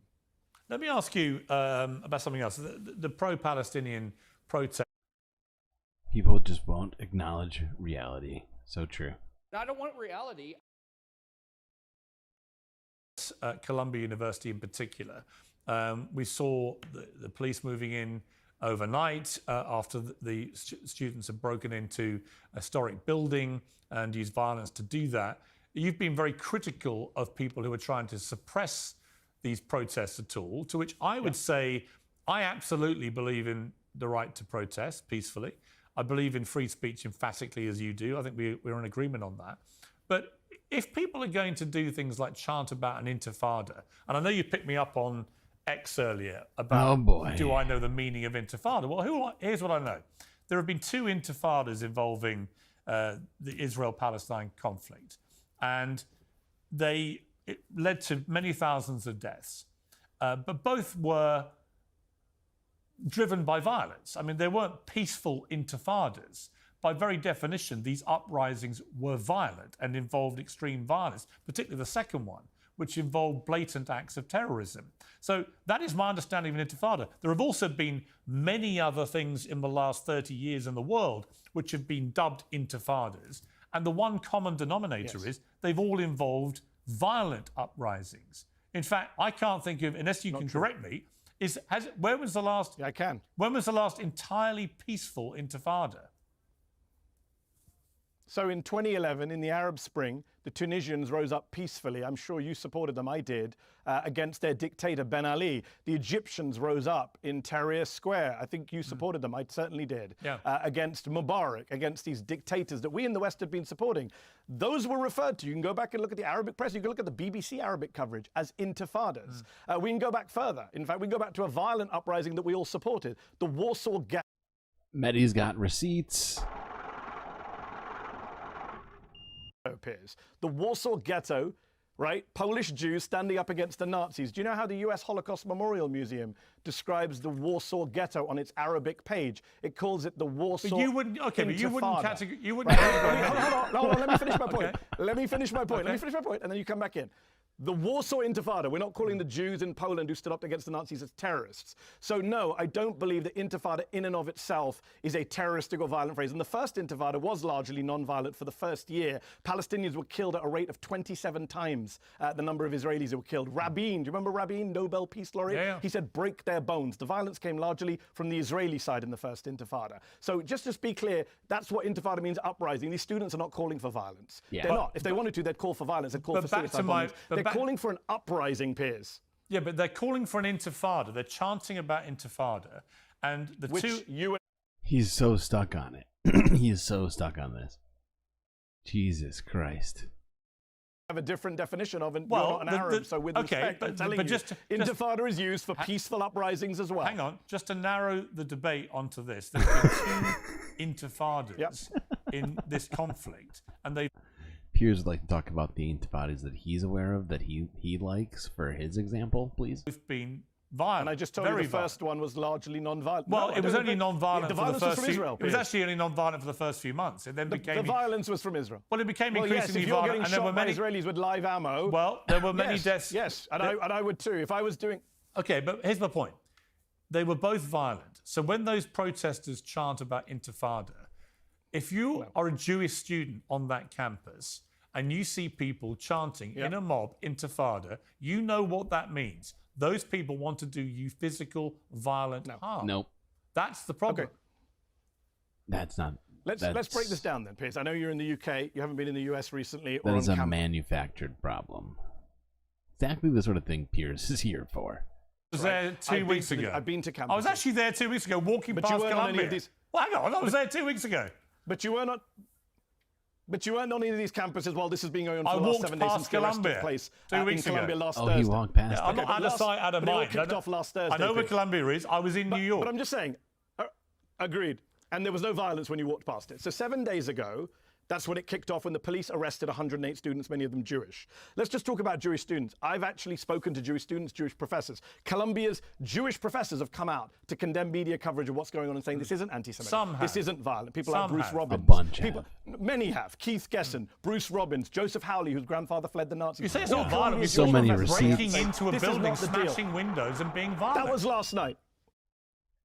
Dude, seriously, Piers's memory is so selective. It's almost impossible to accept it as being accidental.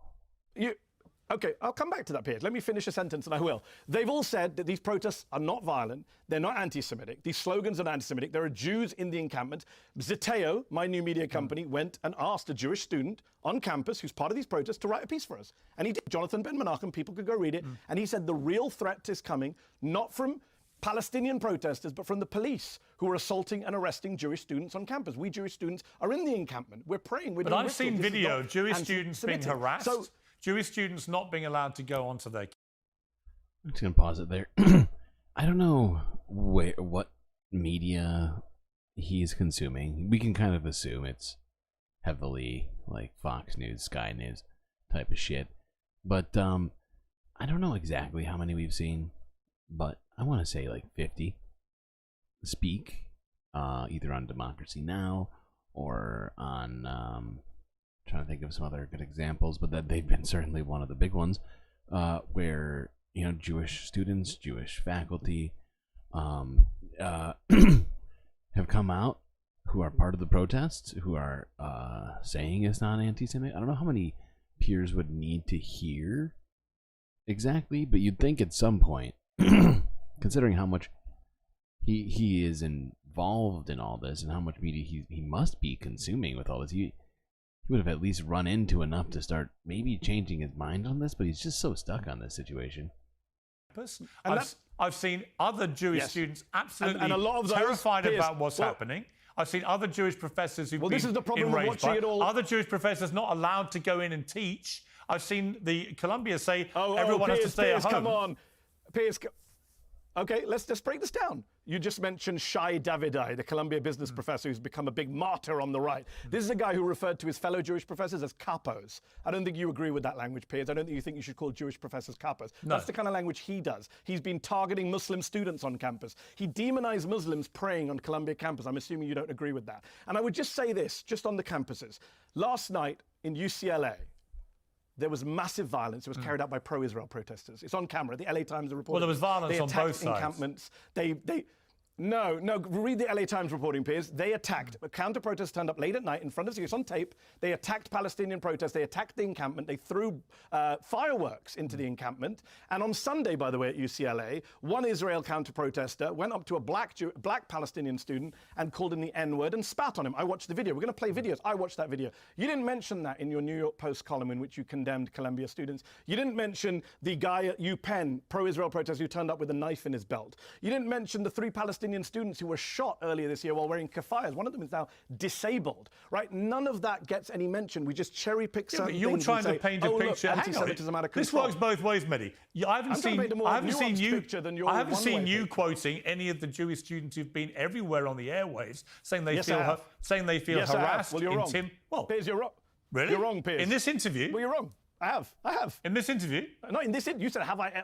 No, I meant in this interview. Obviously, in this interview. You said in this interview, you didn't see me in my New York Post column. Let me go back to my point. Okay. Yeah, I genuinely feel. Yeah, so we're talking about. I love how Piers invited him on and just not letting him talk.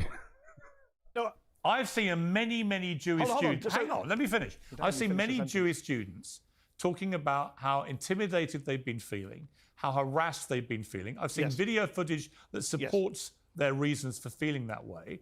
I've seen the mob chanting intifada, the mob chanting from the river to the sea. Now, we can argue about the subtle nuances of these words and phrases. We are going to argue but about if you're a Jewish student and you're not allowed to go in and study because you're being harassed by a mob chanting intifada, I'm sorry, I think that crosses a line.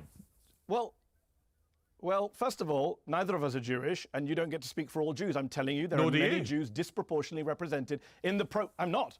I'm telling you not to speak for all Jews. I never spoke for all Jews. I don't speak for all Jews. Students I'm saying there were many Jews on the airwaves talking about this. Jesus Christ.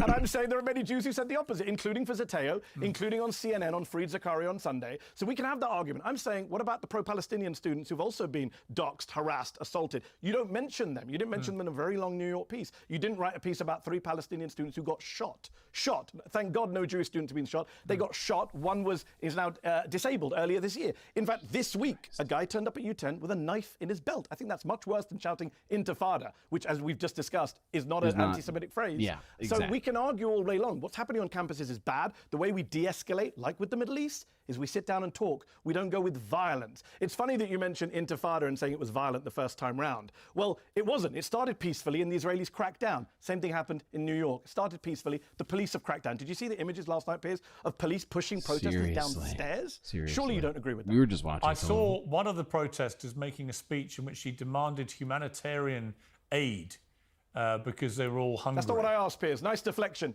Did you see the student being thrown downstairs? Did you see the professors at Emory being assaulted by the police? I've not seen the... How has he not seen it? This guy, he's got his head in the sand. The footage you're talking about, I did see the police forcefully throw them all out, and I think it was long overdue. Yeah, when students break into a building, when they commit vandalism, when they commit vandalism, trespass. I feel like later I'm gonna have to go back and see just how much he actually let Mehdi speak for this interview, because I don't think it's much. He has interrupted him so many fucking times. He had him on his show just to interrupt him over and over again and say the same shit. They hold people against their wishes, right? They're going to face potential criminal charges. Like all protests throughout history, Piers. Well, hold on, like the Vietnam War protests, like the civil rights protests, they may like well the face criminal. protests. They might face criminal prosecution. I thought this show is for called it. Uncensored. Yes. Maybe you should rename it Piers Morgan Censored if you're in favour of cracking down on protests. Exactly. Listen, I do believe in uncensored. That's why I let you come on and abuse me, Mezzi. That's half the fun. But I would also. No, but on a serious point. What a victim. What a fucking victim. Abuse? He calls that abuse. I mean, granted, I know he's trying to be droll and sarcastic, but I think he genuinely believes that when he says that. Or that he at least hopes somebody else believes that. Because get the fuck out. Abused, Piers. You just abused logic. You just abused a bunch of stuff. In no way were you abused for any moment of that.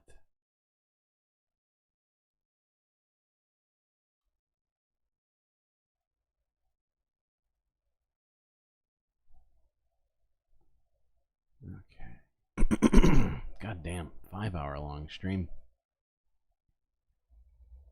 Crazy. I feel like I'm taking crazy pills.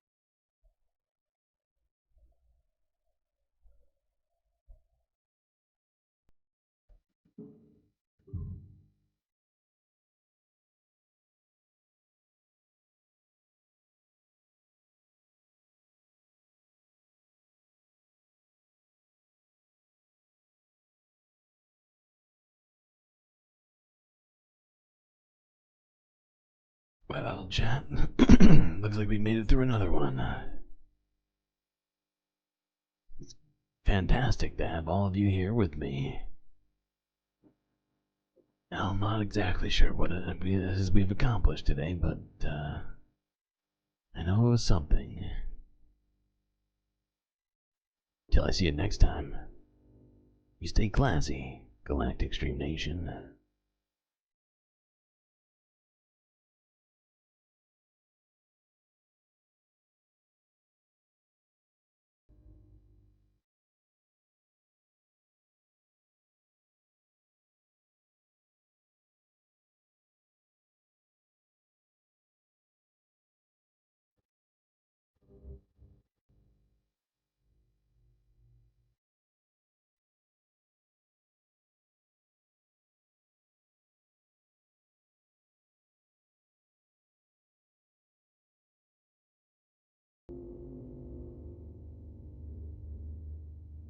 Can't forget this.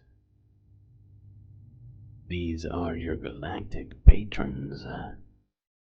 Gabby, Goth Dogs, Aaron W, Robot Cat, Pitchforks Dragon, The Anti-Corporatist, Vincent Morales, and Donald James X. these individuals made the right choice in life and have decided to help support what I do here at the Galactic News Network. You can do the same thing by clicking that link there in chat.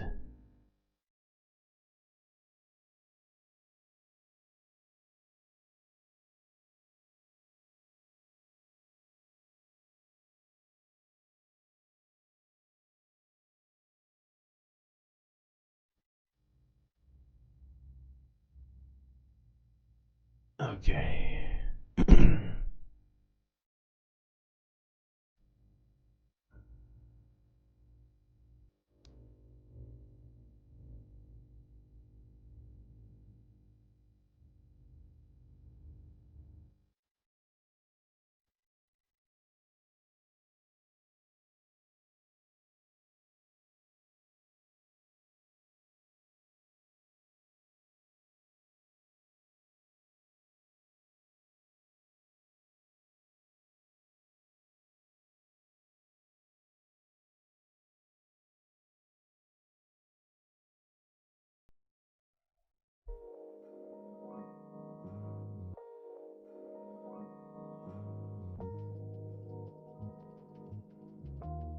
I'm going to give you exactly 10 minutes. Not even going to switch screens. Give you 10 minutes. Intro music. For those of you who just can't live without that super secret late night, after hours galactic chill stream.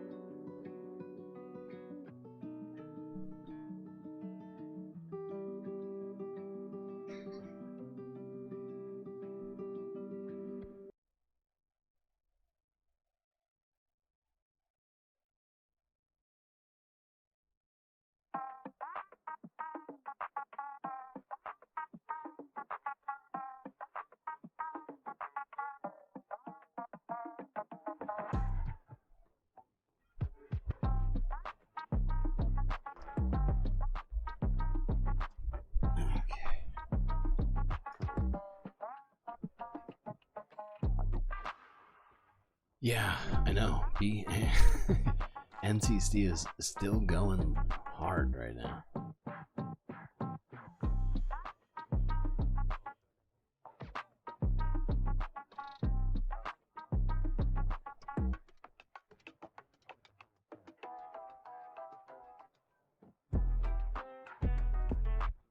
Alright, chat. Well, I'm gonna call it here.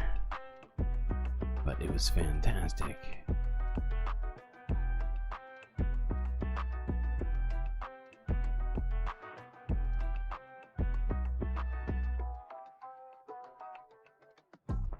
Stay classy.